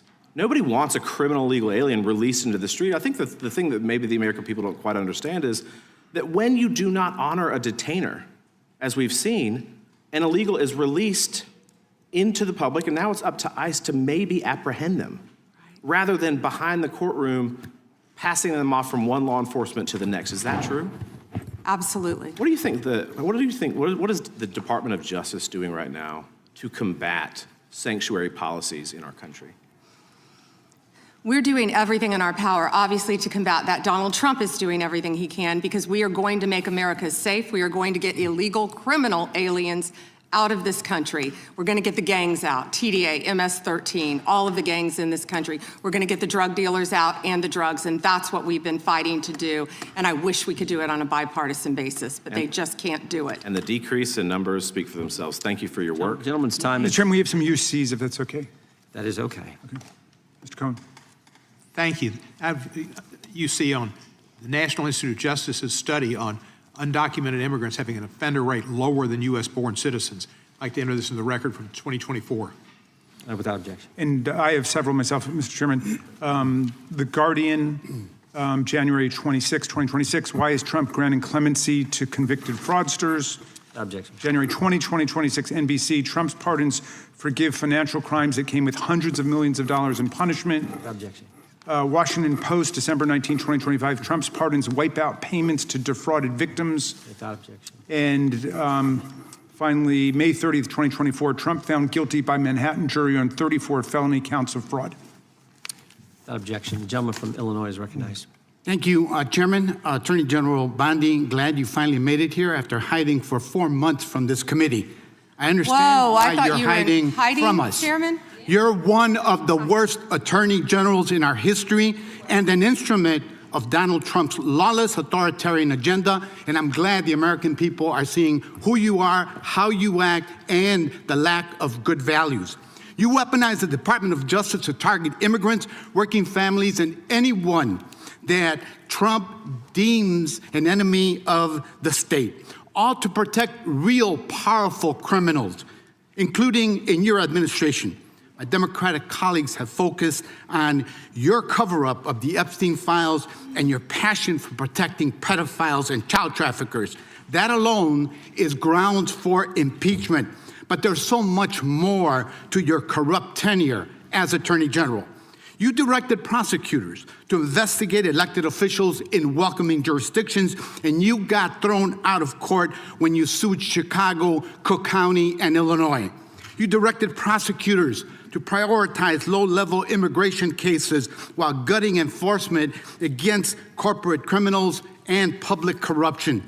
You revived draconian You're law talking of about public corruption, 1798, Whoa. which should be repealed to illegally send people to a torture prison in El Salvador.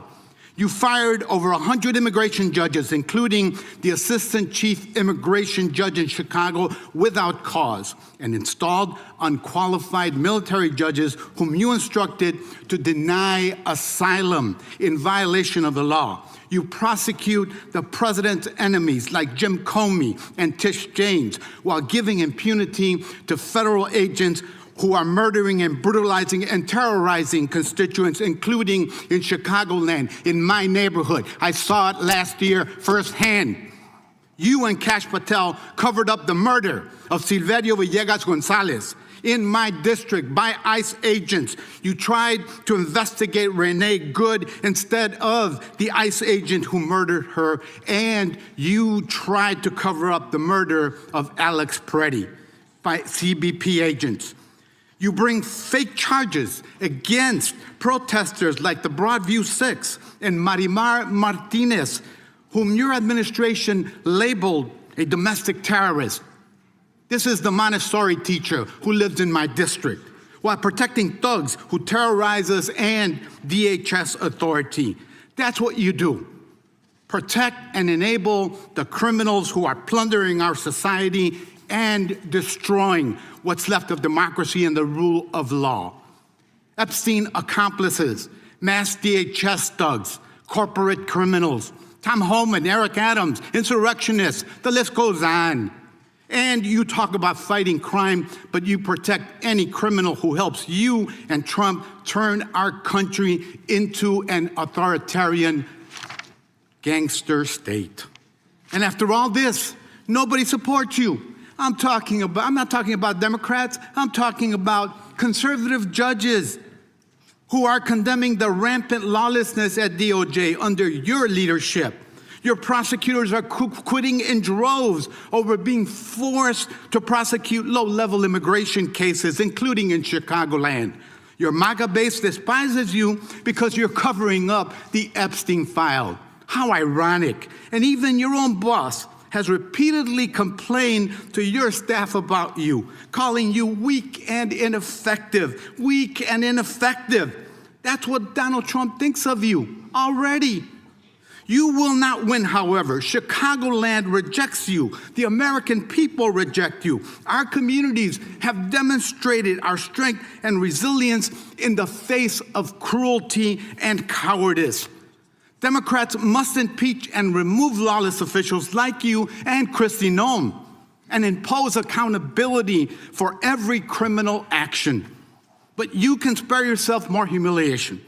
Resign now and submit yourself to accountability by the American people.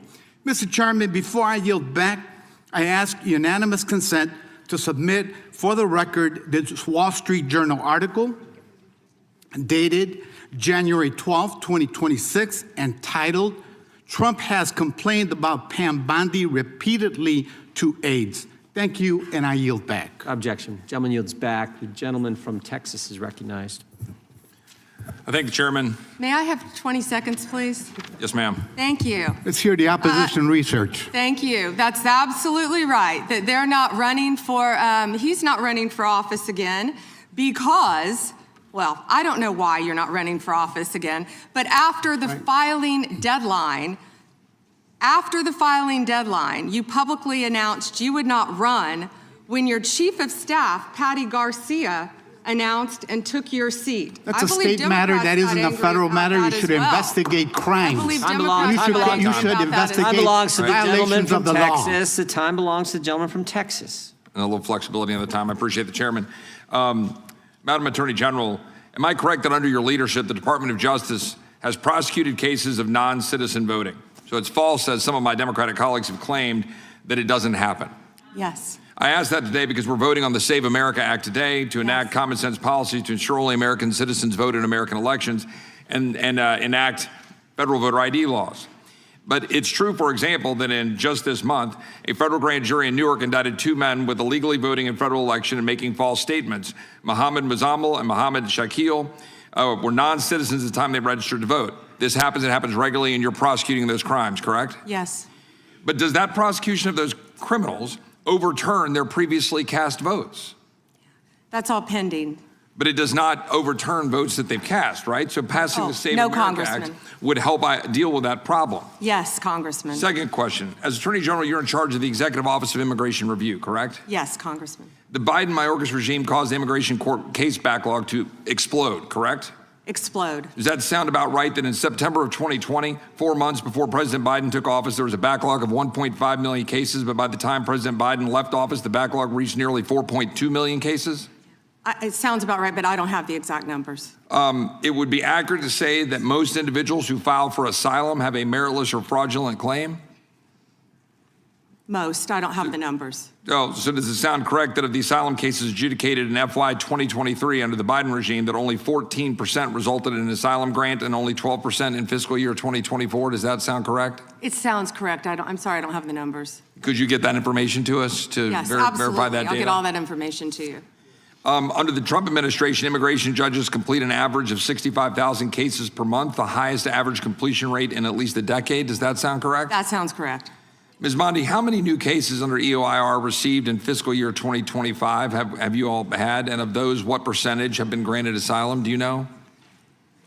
I can try to get you those numbers. I thought I had those. That'd be great, because my question is whether President Trump's decision to pause asylum in the wake of the shooting of a National Guardsman by an Afghani here in Washington, D.C., in the nation's capital, helped to stop the backlog in your office. Does that sound correct? Yes, Congressman. My point being that the leadership of this administration is ending the backlog, reducing the backlog, making sure that we don't have fraudulent asylum claims clogging it, and keeping Americans safe. Is that correct? Yes, Congressman. So a couple other quick questions on another important topic that has been raised by colleagues on both sides of the aisle with respect to the Epstein case. A few questions. One, Jeffrey Epstein was charged in July 2019 for sex trafficking under the Trump administration in his first term. Is that correct? Yes, Congressman. And that Ghislaine Maxwell was charged in 2020 also under the Trump administration, correct? Yes, Congressman. So it is safe to say that the administration led on that issue and that there was silence in the previous administration. Is that correct? Yes, Congressman. Almost complete silence from everyone who's been trying to still talk about Epstein. They didn't say a word under the Biden administration. Nothing. And I want to make one other point and then another question, though, that is important. I want to make one observation, that is that we've heard the information today, which is troubling, that Jane Doe's, that victims' information was made public and was unredacted in the files that were released on Friday. So my question is, some of us had argued when we were dealing with the discharge petition in Congress, that when Congress inserted itself into the process, that we needed to be very careful to ensure that we were protecting victims. So a question that is both, I just want to make that clear that some of us were fighting for that here and we didn't get a chance to amend it or change it. So that was concerning. But a question a little more pointed, I have to say, is why, though, were the victims' names released that shouldn't have been? That there were names in the files, that these Jane Does, that their names shouldn't have been made public when there were some accusers whose names were redacted? That's question one. Mm-hmm. And question two was that Ghislaine Maxwell was put in jail for trafficking minors. Rightly so, and you properly said here at this table, you hope she dies in jail. Well, I want to know, will anyone besides her or Epstein, which I congratulate President Trump's previous administration and this Department of Justice for continuing all of that, but that they were indicted, but will anyone else be indicted and prosecuted under this, given the information that's in front of us? So two questions. Thank you for letting me answer that. They didn't want to hear my answer on the other side. Yes, given the tight time frame of 30 days, I believe we got everything released within a little over 60 days. I'm talking as fast as I can. My time is up. We did the best we could immediately. If everyone's been coming to view the documents, if someone's name should not have been redacted, we're releasing it. If someone's name was redacted, we said right away, was not redacted and should have been, meaning a victim. We went back and redacted it. We're doing everything we can based on the tight time frame and over 3 million pages that we released that Donald Trump signed for pure transparency. Second, what was your second question? About whether another individual will be indicted. Oh, absolutely. Thank you for asking that. And they never wanted to hear the answer to that. We have pending investigations in our office. Time of the gentleman has expired. Unanimous consent request from the gentlelady from Pennsylvania. Thank you. I have several UCs and receipts. I'd like to have unanimous consent to introduce the National Security Presidential Memorandum 7, dated September 25th, 25. Without objection. The Bondi Department of Justice memo dated December 4th, 2025. Without objection. An article from Newsweek entitled DOJ Deletes Study Alleging Rise in Far-Right Terrorism, dated September 18th, 2025. Without objection. Notice article from October 3rd, 2025. Trump's directive on organized political violence could lead to increased surveillance of his critics. Without objection.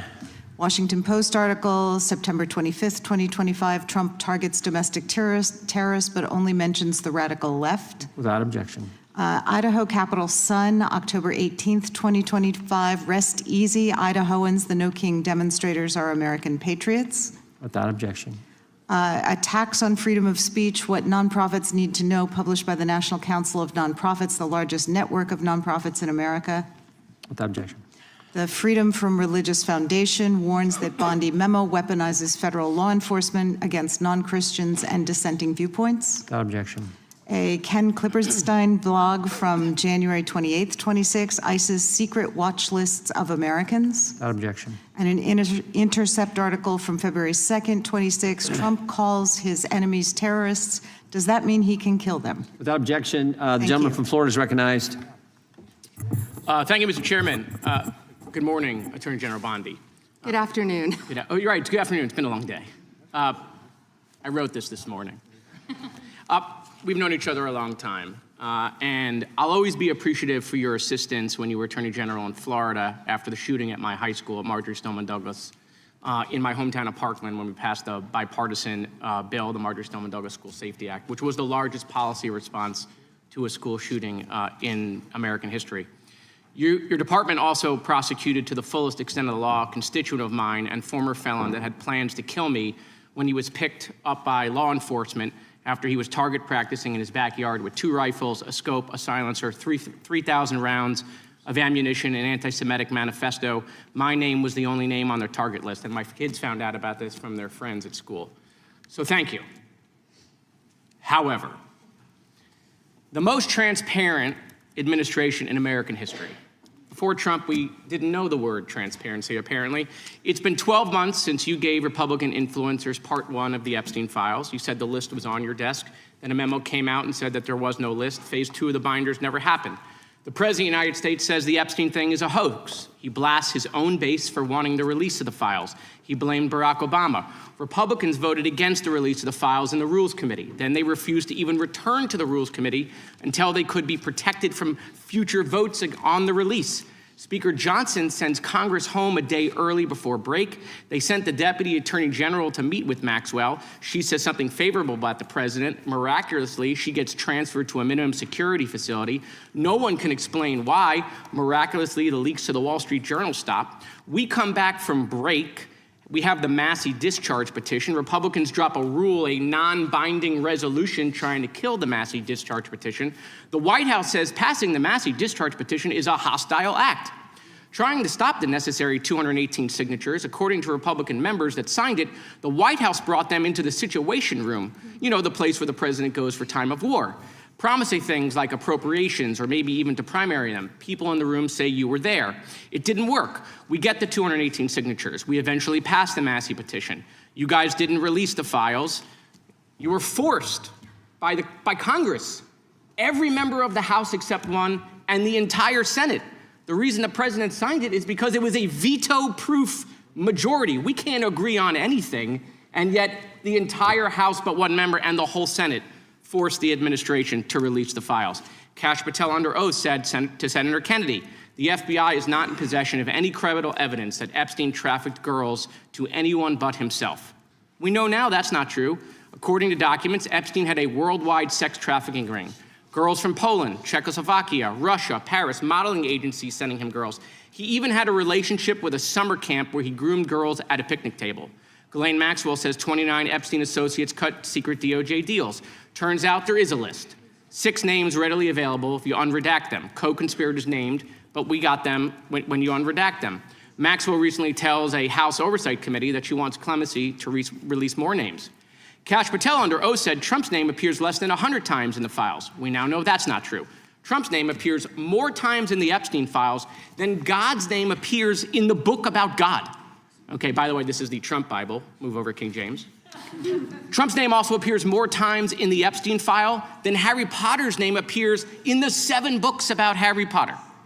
Lutnick says that in 2008, he went to Epstein's home, says he had a massage table in the living room, that Epstein said he got one every day, that it was the right type of massage. He and his wife decide to leave and say they'll never be in a room with him again. Howard then says, I'm sure the Epstein stuff is all on video. He was the greatest blackmailer of all time. Well, how would Howard know that? But now the files are public, and in 2012, we find out that he and his family are on Epstein Island after Epstein pled guilty to state charges. I'm from Florida. I take my family to Disney World, not to Epstein Island. There are documents in the files that dispute the president's claim that he kicked Epstein out of his club. Allegedly, the president said that he asked Epstein to leave. Supported now, that's disputed though, statements from the manager of the club. Now, Madam Attorney General, I have like 25 seconds left. So because I'm curious, and I'd like to see, flip to the Jared Moskowitz section of the binder. I'm interested to see what staff provided on the oppo on me, and because we're in the Olympics, I'm going to give it a grade. I just want to see how good it is. So give me your best one. So first of all, nothing is funny about mocking the Bible and holding up a Trump Bible. That's what you did. You made a joke, and I find offense to that. That's all I have to say. I want it from the burn book. Shame. I want it from the burn book, which is the best one. What you got? Has expired. The gentleman from Wisconsin is recognized.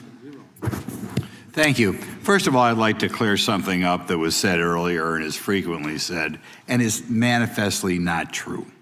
And that is the supposed small number of crimes committed by immigrants or illegal immigrants in the country. That has been based on a poorly done study by the Cato Institute, and I believe the Cato Institute itself has even updated that study. The reason that we know that study is not true is that those statistics are not out there. For whatever reason, when somebody is arrested, even for very serious crimes, we do not have on the paperwork whether that person is a legal or illegal immigrant. Okay? If I go to one of my local sheriffs in Wisconsin and ask them how many illegal immigrants in your jail, they will say, I have no idea. We don't keep track of that. When I tour the federal prison right outside of my district, and I ask them, in this federal prison, how many of your inmates are illegal aliens, they will tell me, we have no idea. We don't keep track of that. So whenever you hear a Democrat or anybody, or a pundit, say that, oh, there's so few illegals committing crimes, it is based on nothing, because those statistics are not available anywhere. What I would offer in the next round of appropriation bills, if one of my Democrat colleagues wants to help me out, perhaps in appropriations we can get funds to add to all the paperwork whenever anybody is convicted of crime as to whether or not they are citizen or non-citizen. And then we will have the statistics. But otherwise, whenever you hear somebody say on MSNBC or wherever, oh, so few crimes are committed by illegal immigrants, they don't know what they're talking about because nobody has those numbers. Okay, there's the first thing. Now, the next thing I want to point out We have had what I think is an unprecedented situation in Minnesota in which they are not assisting ICE in dealing with crimes that are going on up there. In other words, ICE is left to its own devices. When I talk to my local sheriffs, they tell me that whenever a federal agency is engaged in work in Wisconsin, they always make themselves available in case that federal agency needs assistance.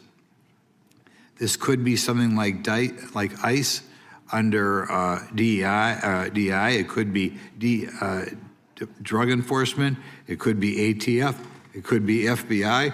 It could be Secret Service. It could be the U.S. Marshal.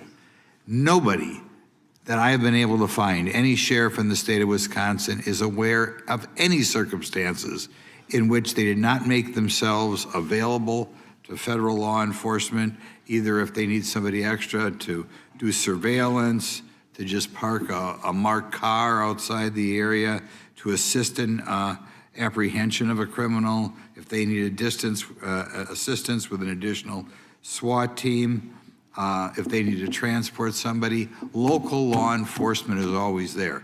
Now, you are not in charge of ICE, but you're in charge of several other agencies. Have you ever heard of anything like what's going on in Minnesota, where the governor or the local mayor refuses to give assistance to federal law enforcement?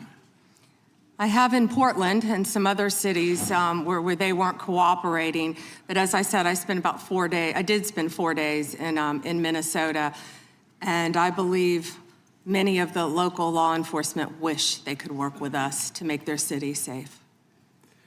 Okay, now we'll switch to something else. And first of all, I'd like to thank you for doing this today. You're obviously very bright, obviously very confident, and something I love. You tolerate fools gladly, so I appreciate that trait. You suffer fools gladly. In hearings like this, we often focus on new initiatives undertaken by the department. Today, I'd like to give you an opportunity to discuss actions implemented under the Biden administration's Department of Justice, such as the Foreign Influence Task Force that you have since terminated. And it's always rare to see anything in the government terminated. But could you elaborate on those decisions and highlight the accomplishments of your tenure at Justice? Thank you for asking that. We are out of time, but may I answer, Chairman? Go ahead. Thank you. Thank you. The Biden administration weaponized the Foreign Corruption Practices Act. And on February 10th, President Trump issued an executive order pausing that for a DOJ review. Under Deputy Attorney General Blanche's supervision, a comprehensive review was led, and the department issued new guidelines protecting all Americans and protecting against the weaponization that happened under the Biden administration. Time of the gentleman has expired. Gentleman yields back. Gentleman from New York is recognized. Thank you, Mr. Chairman. Ms. Bondi, I went over to the department yesterday for a couple of hours to review some of the unredacted materials. And I am looking forward to your detailed explanation for why you have withheld almost half of the documents, which is required by the bill. Now, obviously, there are 3 million documents, so I didn't get through much. But one thing I didn't see was the client list that you said you had on your desk a year ago. I did, however, find a couple of important documents. An 86-page prosecution memo from the Southern District of New York, and a draft indictment from Florida against Jeffrey Epstein's co-conspirators.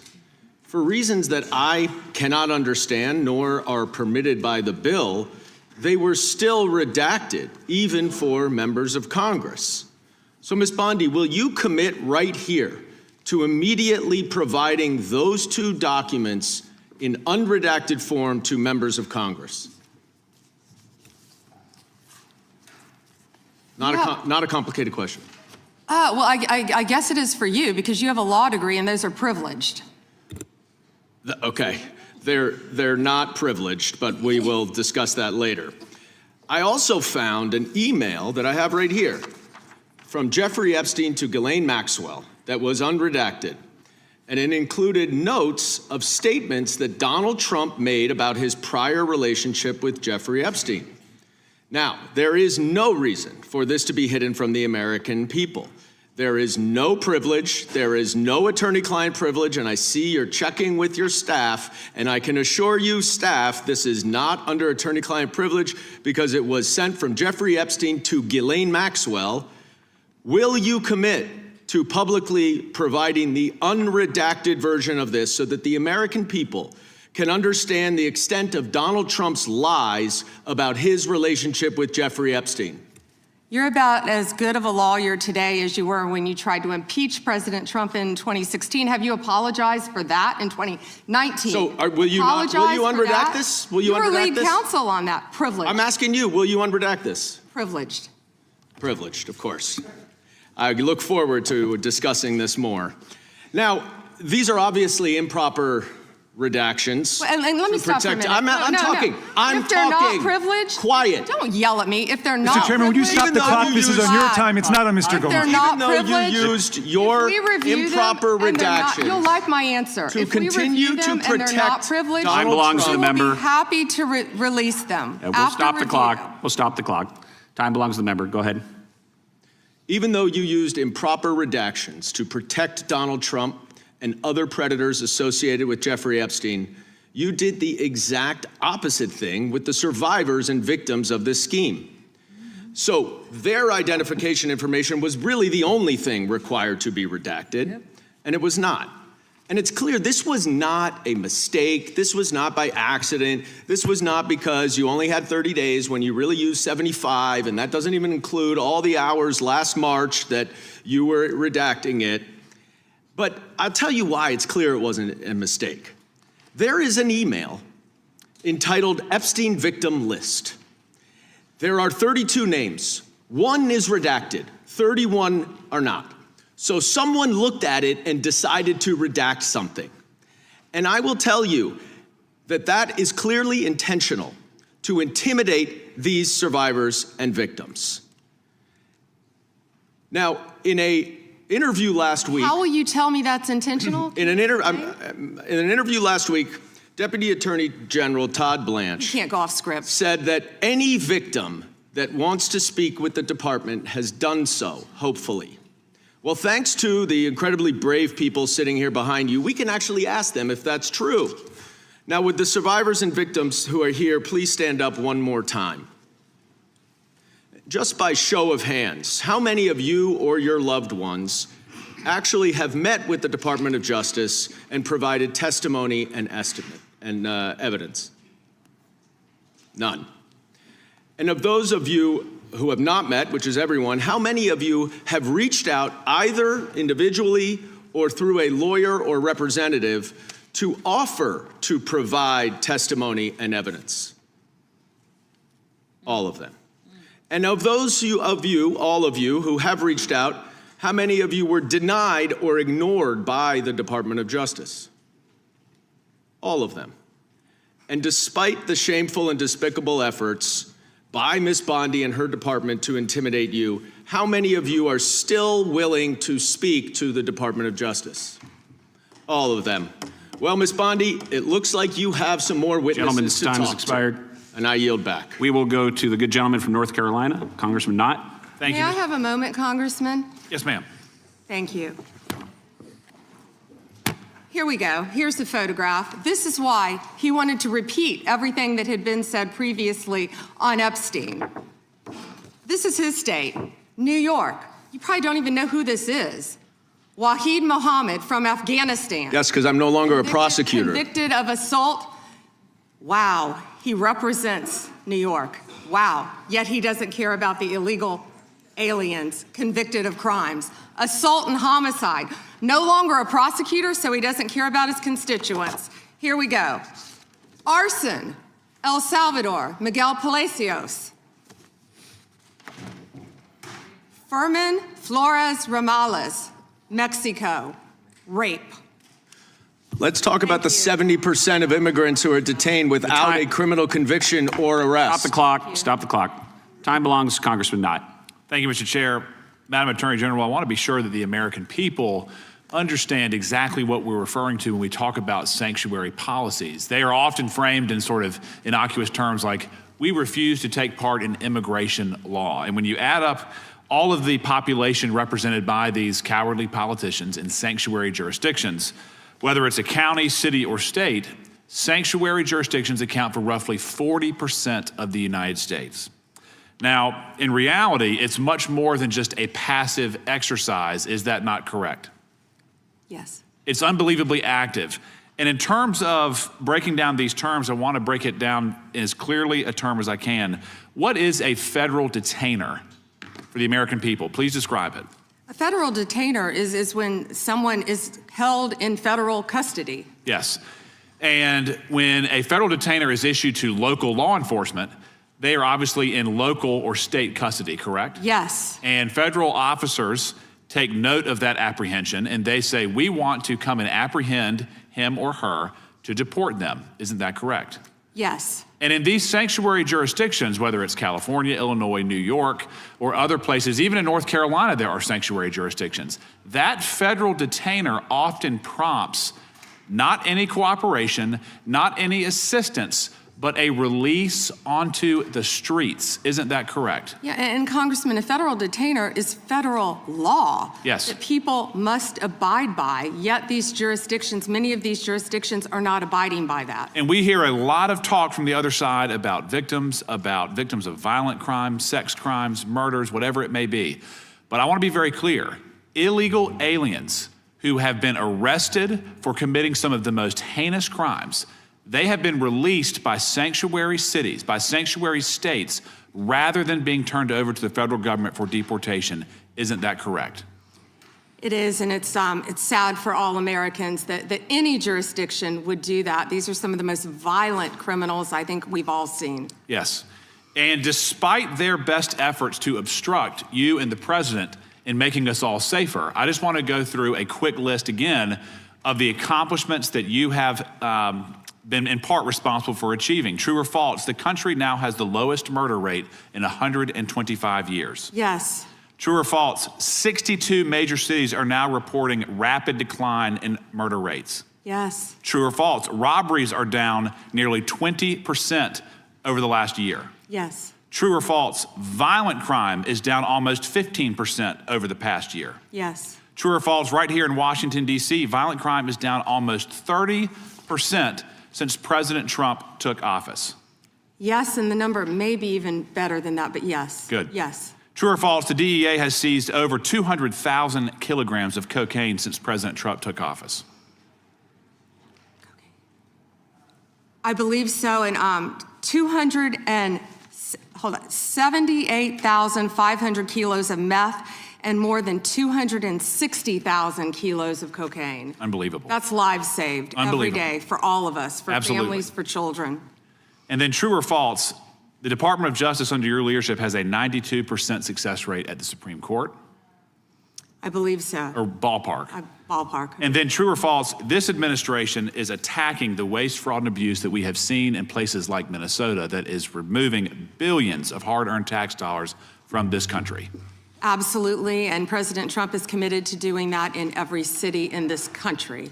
And Madam Attorney General, just to be very brief here, I want to be sure that you know that many on this committee made very serious efforts to try to amend the Epstein petition to give you the resources and the time to protect victims, to go through and to have the necessary runway to thoroughly go through that file. Unfortunately, those requests were met with refusal, and we were unable to make the necessary amendments. But thank you for being here today. Thank you. The good gentleman yields back. We turn to the good lady from California, Congresswoman Kamlager-Dove. Thank you, Mr. Chair, and thank you, Attorney General, for being here today. I want to talk with you about an issue on which there is broad bipartisan agreement: the importance of ensuring trust between the American public and those government officials who wield powerful law enforcement responsibilities. So, Attorney General, would you agree that it is important for law enforcement leaders to be honest? Of course, as well as members of Congress. Thank you. And would you include yourself as a law enforcement leader? Of course. Okay, thank you, thank you. You know, President Trump has also, he has referred to himself as the chief law enforcement officer of this country. So do you believe that President Trump is honest?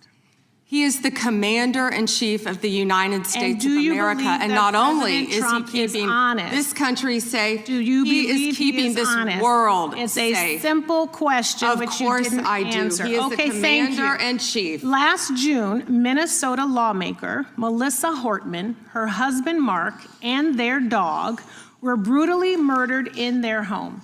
And your USA's office in Minnesota investigated this crime and obtained a 6-count indictment of the murder suspect, stating that he had intent to kill, injury, harass, and intimidate Minnesota legislators. And I have the copy right here. I read through it.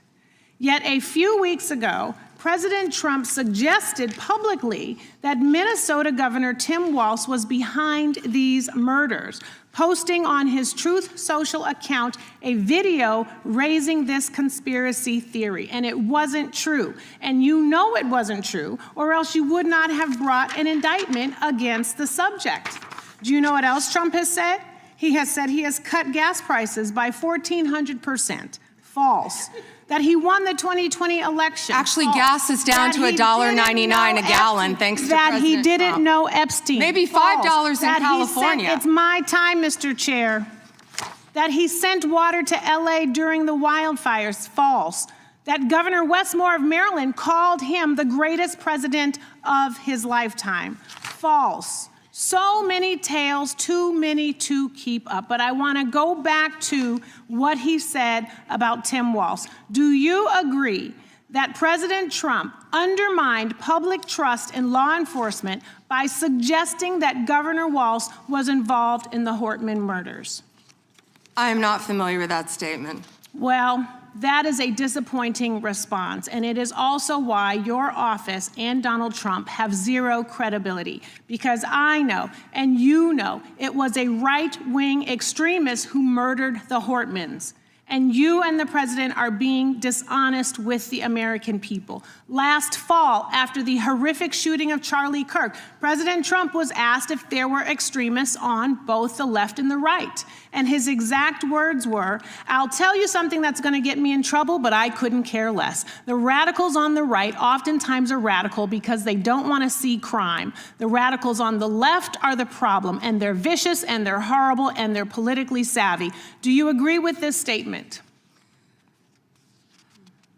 You're taking too long, Madam Attorney General. But you know the answer, because your own department has addressed the question. In 24, the DOJ's research arm issued a report on domestic terrorism, stating that the number of far-right attacks continues to outpace all other types of terrorism and domestic violence extremists. The DOJ published the report, and after the president made those comments, the DOJ took the report down. And I sent you a letter asking you a simple question. Why did the Justice Department remove the data that shows right-wing extremists have killed more innocent people than left-wing extremists? Did you refer to immigration enforcement as domestic terrorism? You should answer my question. Yes. You're on my time, but you won't. And what I am asking you to do is put the report back, restore the data. Stop scrubbing important data from your website. Stop taking down reports that you know the American people need to know about. There are violent, dangerous people out here with real threats, and the dishonesty from your agency comes from the covering up of these threats that could hurt American people and put our lives at rest. Do better. And with that, I yield back, Mr. Chair. The lady yields back. The gentleman from North Carolina is recognized. May I have one moment? You may. Her district includes Culver City, and she's not talking about any crime in her districts, nothing about helping crime in her district. She's not even worth getting into the details. Well, thank you, Madam Attorney General, and we are grateful to have you here today. And let me just say that you've shown great perseverance today, and I think you're coming to the last lap here of those of us that are left, but I applaud your strength and I applaud your resolve. Madam Attorney General, as a pastor for over 37 years now, I take serious issue with any attempts by agitators to disrupt church services or activities at houses of worship. And I just want to take a moment to clarify some things. I realize you can't talk about pending cases per se, but I do want to ask some very general questions for clarification. Does the DOJ consider unauthorized entry into a house of worship to be protected activity under the First Amendment when undertaken by a member of the press?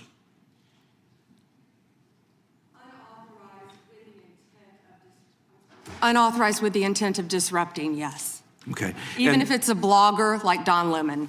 Correct. How does the DOJ distinguish between news gathering activity and expressive or protest conduct when a press defense is asserted? Congressman, I met with the pastor of that church, and what happened there was horrific. Of course, the press is welcome, and I would hope all houses of worship, whether it's a synagogue, whether it's a church, any house of worship. However, what happened here is a pending case again, but within the four corners of the indictment, they were, quote, gearing up for a resistance. They entered a house of worship, and I think the video speaks for itself. What happened in there, what the video doesn't show, is there were approximately 400 parishioners in there on a Sunday morning, families, grandparents with canes, children upstairs in Sunday school their parents were blocked from getting to them once this resistance took place, and they had named it Operation Pull-Up. It was heartbreaking for those families. They were terrified. I think they've all said that. And nothing like that should happen in this country, and under my watch, it won't. Thank you. And just to clarify, accosting members of a congregation and creating a scene marked by intimidation and threat inside a house of worship would not be protected First Amendment activity, correct? Absolutely not, and a grand jury has indicted individuals over that. Thank you. One other question, just shifting a little bit. You know, my home state of North Carolina has been making national headlines at times, and particularly in the city of Charlotte.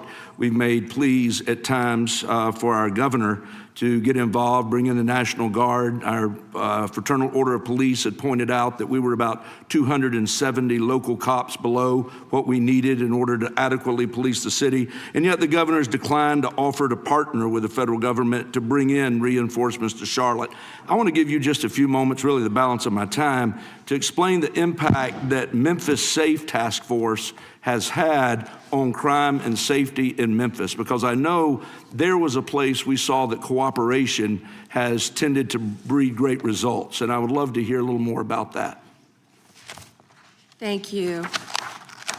And I have numbers for you too. Well, and we're all right here in DC, we're all living right here in DC, and I think we've seen the remarkable impact that it has working with members of the Democrat Party on this, with law enforcement, with the mayor, with the police chief, doing everything we can to make DC safe. As of February 9th, there were nearly 10,000 arrests. This is DC. 1,000 illegal guns seized since the operation began, with carjackings down 81% from this time last year, and violent crime down 42%. DC is safer because of it. We know we had a National Guardsman shot, and we had a beautiful young woman killed. I went to her funeral, and I keep in touch with the National Guardsman who was shot, his parents. He's doing great. He's a miracle. Please continue to pray for him. I know my time is up, but same results I spoke about earlier in Memphis, and we're still working on that with the help of Make Memphis Safe Again. Well, again, I think it just draws an incredible contrast between what we've seen happening in Minneapolis versus what we've seen happen in D.C., what we saw happen in Memphis, and what I would love to see in some ways, if we could ever get our governor to work with us in North Carolina, to happen in Charlotte. But with that, I yield back. Thank you. Time of the gentleman has expired. To Gentlelady is recognized. Thank you. I seek unanimous consent to introduce into the record the research that Representative Kamlager-Dove and I referenced concerning the threat of right-wing domestic terrorism, which the Department of Justice scrubbed from its website in September. Without objection, the gentlelady from Thank Texas you. is recognized. Thank you so much, Mr. Chairman. And to be clear, I'm not going to ask any questions of this witness because this witness has revealed that she has no intentions of answering questions. But instead, I'm going to ask some very basic questions really quickly of my colleague, Becca Ballant, if she will answer right or wrong, raping children. Wrong. Right or wrong, killing random citizens. Definitely wrong. Right or wrong, enriching yourself as the sitting president of the United States. Definitely wrong. Okay, thank you, because I probably never would have got that with our witness. Our witness who somehow is a lawyer but does not understand how it works with witnesses. I'm not really sure what law school she went to and what all kind of cases she tried, but typically when you come into a space and somebody's a witness, then they sit there and they answer questions instead of asking questions. And then we also have this objection that we use as lawyers called non-responsive when a witness fails to actually answer the question. But nevertheless, let me address the survivors because that's exactly who they are. They are not victims, they are survivors. Let me say thank you for having more courage and moral clarity in your pinky fingers than the entire Department of Justice. We are currently the laughing stock of the world, partially because of the failed leadership within the DOJ as we see kings and queens falling everywhere around the world. But we don't know the basics of right and wrong in this country because it's not about partisanship. And that's why I applaud Thomas Massie, because he's the only person on the Republican side that has a backbone and knows how to stand up to corruption. But nevertheless, let me keep going. My Democratic colleagues have been attacked this entire committee hearing. They have been lied on. And frankly, the American people weren't looking for that. They were looking for answers about the corruption that they see coming from this administration. In the written testimony of this witness, of this particular witness, she stated that when she took office, she had two main goals. The first was to end the weaponization of justice, and second, to return the department to its core mission. Not only have you lied about both, you've intentionally done the exact opposite. You're spending more taxpayer resources arresting journalists than you are prosecuting pedophiles and creeps. In fact, your boss, the President of the United States, stated that this administration, quote, took the freedom of speech away. And at your direction, DOJ has arrested Don Lemon and Georgia Fort. And I might add that y'all actually had a judge that rejected y'all for trying to arrest Don Lemon before, just like the grand jury rejected y'all as it relates to Senator Kelly, just like a grand jury rejected y'all as it relates to Senator Slotkin, just like the case against Tish James was dismissed and the case against Mr. Comey was dismissed. I completely don't get how it is that you're sitting at the top of DOJ because you don't seem to be good at your job. You're spending more taxpayer resources arresting these journalists. In fact, we know after Georgia Fort and Don Lemon were arrested, we know that there were homes of journalists that were raided. We know that threatened prosecution against students protesting your actions and forced tech companies to remove apps used to track ISIS activities. But let's circle back to you protecting pedophiles and creeps, because I want to talk about the president and his possible involvement with Jeffrey Epstein. Now, I don't know what the president might have done with Jeffrey Epstein, but unlike this administration, I believe that facts matter. So let's talk about the facts. Fact number one, Donald Trump is one of the most named people in the Epstein files. At least 5,000 files contains more than 38,000 references to Trump, his wife, or Mar-a-Lago. Fact number two, Jeffrey Epstein and Ghislaine Maxwell made young girls available to Trump on multiple occasions. For example, according to this file, Ghislaine Maxwell presented a young girl to President Trump who spent more than 20 minutes apparently flirting with her. Here's another example. This shows notes from FBI investigators that describe Jeffrey Epstein transporting a victim to Mar-a-Lago to meet with President Trump, where he bragged to Trump that, quote, this is a good one. Now, I'm not saying that the president is a pedophile, but there is a lot of evidence in these files that suggests that he's very close friends with a lot of men who are pedophiles. What's crazy about all of this is just that this is a big cover-up. And this administration is engaged in it. In fact, this administration is complicit.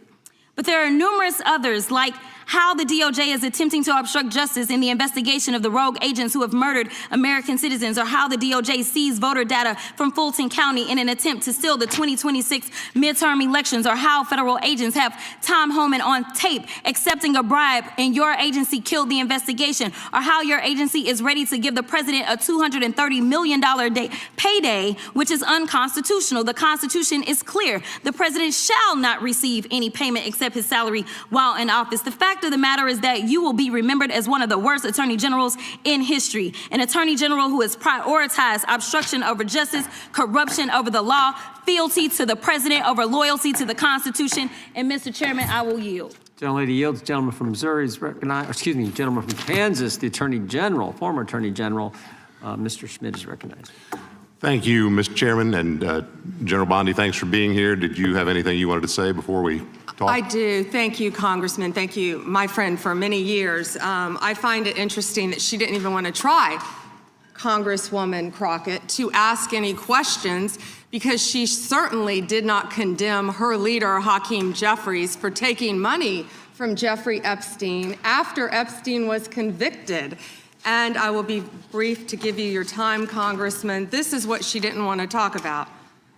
Texas, from Cuba, convicted, homicide, arson, weapon offense. Convicted. So what are we talking about? Convict Texas, some of these perpetrators homicide. That rape these women that are sitting behind you, that you refuse to even acknowledge they are here. Time belongs to the gentleman from Kansas. Mr. Chairman, could I have a few seconds back to make up for the yelling? Thank you. General, did you have anything further to say? Texas, convicted of homicide. Cecil Joseph from Dominican Republic. Texas, convicted for kidnapping, rape. Khalid Khan from Afghanistan. That's why they want to talk about Epstein and not what's happening in their own states. Thank you, General, and thank you for being here. And this has been quite a spectacle to observe today. I think it's sad. I ran for Congress because I thought we had serious problems in this country we wanted to try to fix together. And this performance today, not yours, General, but some of my colleagues, has not shored up my confidence that we are up to the task. You and I served together for 8 years when you were Attorney General of Florida and I in Kansas. You served professionally. I'm glad to be able to serve with you in these new roles, and I'm glad you're there, both generally and today. Part of the reason I ran for Congress is because in my former role, I saw in the real world, in my state, the consequences of failed U.S. immigration and border security policy. And I'll spare you the lengthy recitation, but let me give you the short version. I sit here and think about a fellow who was running, I believe it was drugs for the cartels, and shot a police officer in Oklahoma, drove across the border into my state, kidnapped an old man, and then invaded a house and shot at cops before we ultimately neutralized him. He's in prison now for, I believe, the rest of his life. I'm thinking about a drunk driver who was in our country illegally, never should have been here, and one night killed a young deputy on southern Johnson County, Kansas, who was making a traffic stop on another individual. Drunk driver ran into him, never should have been here, shouldn't have happened. Thinking about a guy who was deported repeatedly, came back and ultimately murdered, I believe it was 4 people in Kansas City, Kansas, and then fled to Missouri and killed a 5th guy. He died in prison. I'm thinking about a guy we prosecuted who wasn't supposed to be in this country, who raped a child in a little rural county up north on the Nebraska border, and we sent him to prison for, I believe, the rest of his life. Thinking about a guy who wasn't supposed to be here at all, who murdered, I think it was his wife or his domestic partner in an act of domestic violence in northwest Kansas. Thinking about another guy who was here and joined up with some folks who were citizens and committed a crime spree and then thought he might get caught, so he killed one of his accomplices. And we sent him to prison for the rest of his life. And that's just the ones I'm thinking about sitting right here. And you know what's common in all of those?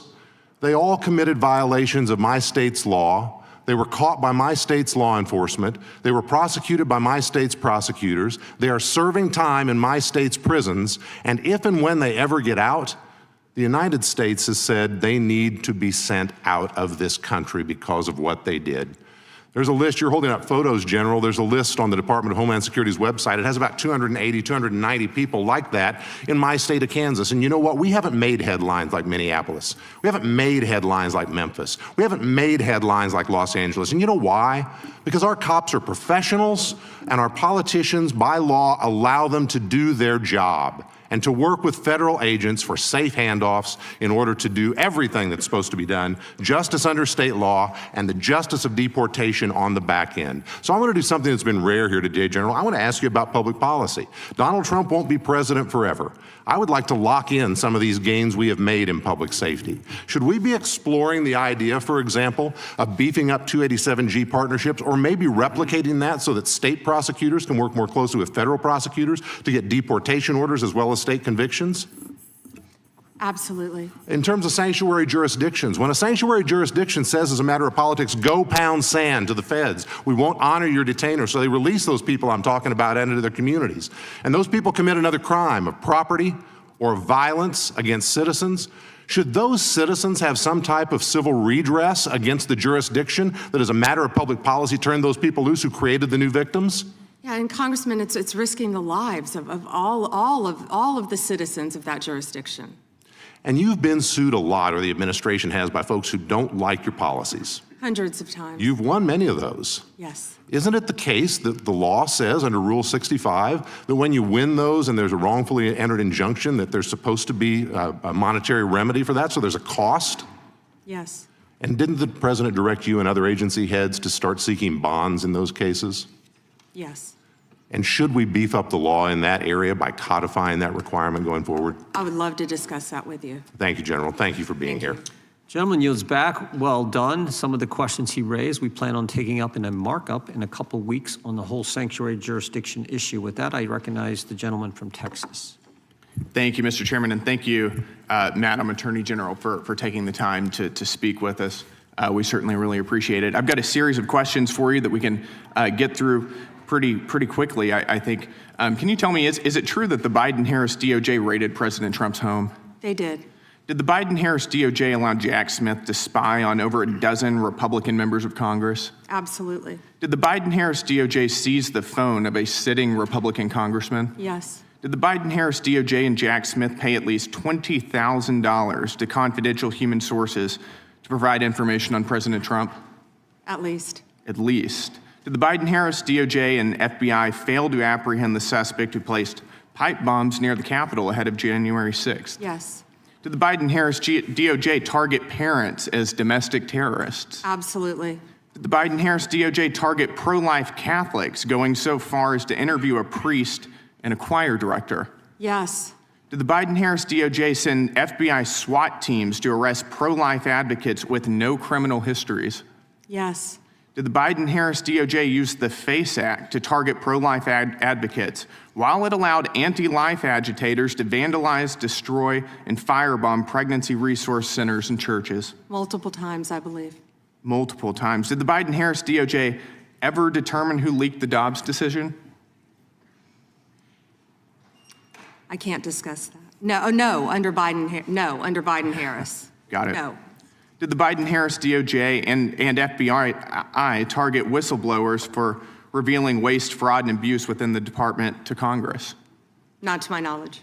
Did the Biden-Harris DOJ refuse to say whether it coordinated with Alvin Bragg, Fani Willis, and Letitia James in their lawfare against President Trump?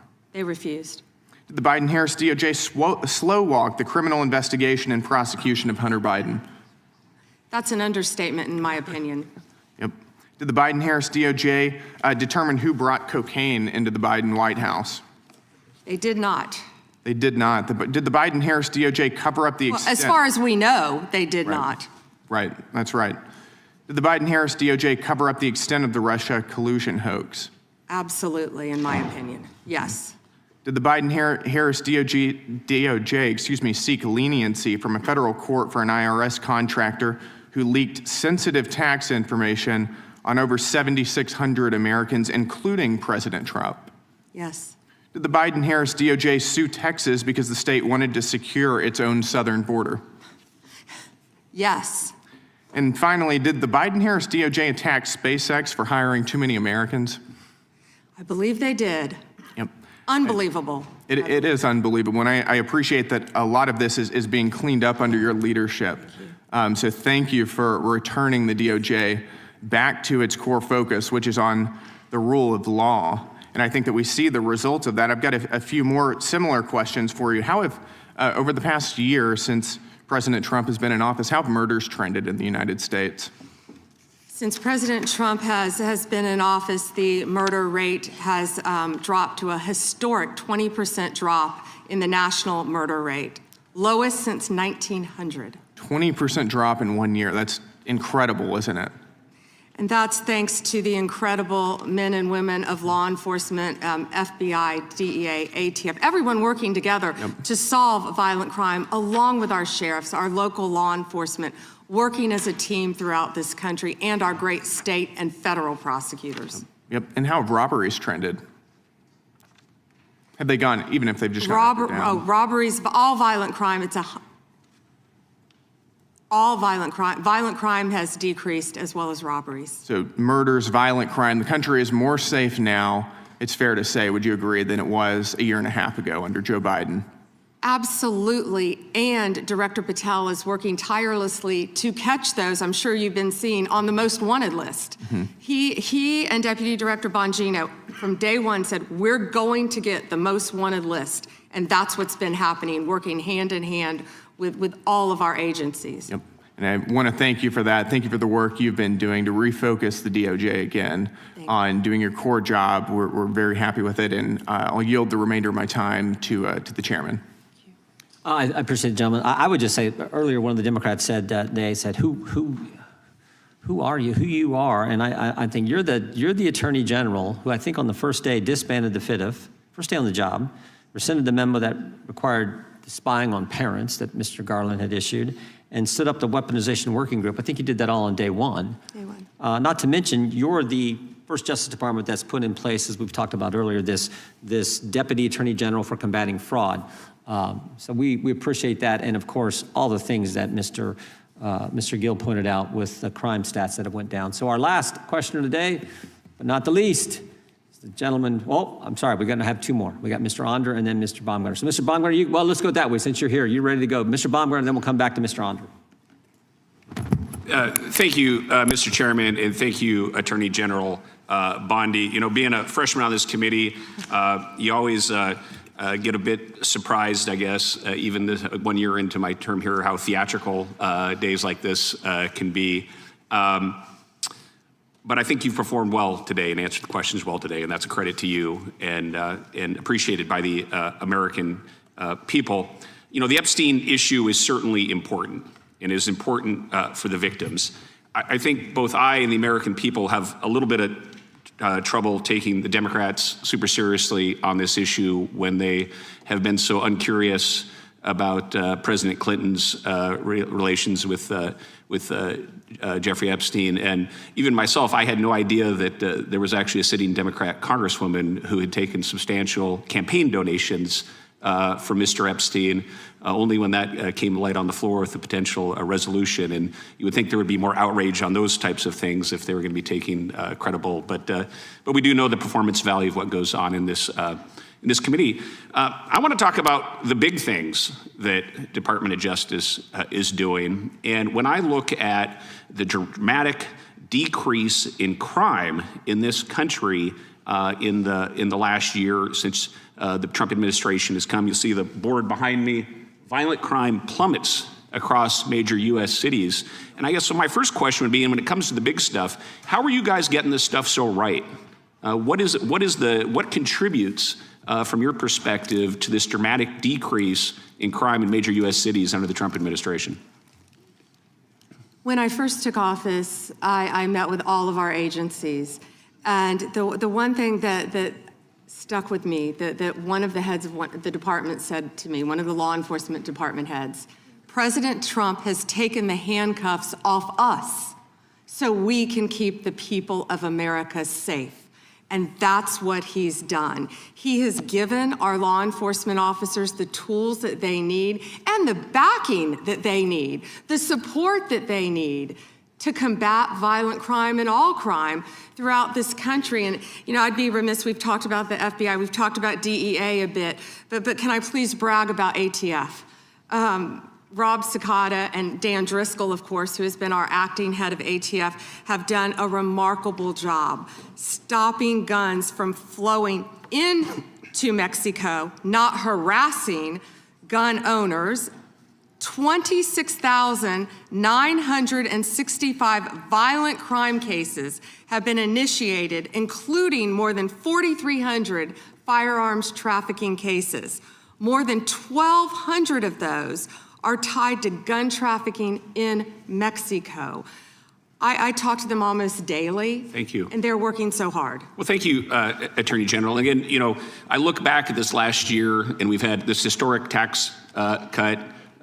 Yesterday in the Wall Street Journal, the National Cancer Foundation ran full-page ads thanking Congress, the administration, for doing more for cancer research than has ever been done before. I was just meeting with Habitat for Humanity out in the hallway, and they came and thanked us for doing more than's ever been done for Habitat for Humanity. So there's been so many accomplishments, but I really think this crime is the biggest deal of all. But I do have some concerns on this issue, and those also are respect to how we keep people safe with sanctuary cities and sanctuary states. And I remind everyone, and I'm sure you know, Madam Attorney General, that when we had the terrible terrorist attacks of 9/11, the number one recommendation of the 9/11 Commission was to reduce barriers between all levels of law enforcement. They specifically pointed to things like fusion centers, Joint Terrorism Task Force, and getting local law enforcement and federal law enforcement to work together and communicate on a regular basis. And I would just like your perspective, because we have a more complex global threat than any time since World War II. We still have Islamic terrorism. We have spies from China, Iran, Russia, all these things. And what does sanctuary cities and states do for communication law enforcement? And how does it make us less safe? Sanctuary cities and states are attempting to prevent communication among all the law enforcement agencies. And of course, that's keeping all of America less safe, especially when the violent criminals are fleeing to those jurisdictions because they believe they're protected. But with all of our joint task forces, I see it every day, Congressman, how well, despite what these liberals are trying to do, Donald Trump's administration is working tirelessly to protect all of Americans, and all of our agencies working hand in hand to keep America safe. Well, you guys are getting the big stuff right. You look at that decrease in crime across the country, you ought to take a victory lap. Well done. Gentleman yields back. The gentleman from Missouri is recognized. Thank you, Mr. Chairman, and thank you, Attorney General Bondi, for being here on this long day. And I want to thank you most of all for your leadership in your whole career defending victims. And now I want to take a moment to talk about you protecting victims from a different kind of child abuse, that medicalized child abuse that goes under the banner of gender-affirming care, that far too many of my Democrat colleagues enthusiastically support and unapologetically support. Shortly after returning to office, President Trump signed an executive order directing HHS to review the clinical evidence and determine whether sex-rejecting interventions caused more harm than good. HHS reached the same conclusion that the UK and Finland and Sweden reached, that the risks are serious and that imposing this so-called care on minors was not appropriate. This executive order also directed you as Attorney General to, quote, work to draft, propose, and promote legislation to enact a private right of action for children and the parents of children whose healthy body parts have been damaged by medical professionals practicing chemical and surgical mutilation, which should include a lengthy statute of limitations. Last September, you transmitted that bill to Congress. It has been my honor to introduce that bill as the Chloe Cole Act. We named the bill after Chloe Cole, who sat where you're sitting just a few years ago on her 19th birthday. During a hearing chaired by now Speaker Mike Johnson, I'd like to play a clip of her testimony that day to remind us of our story. On to puberty blockers and then testosterone. The resulting menopausal-like hot flashes made focusing on school impossible. I still get joint pains and weird pops in my back, but they were far worse when I was on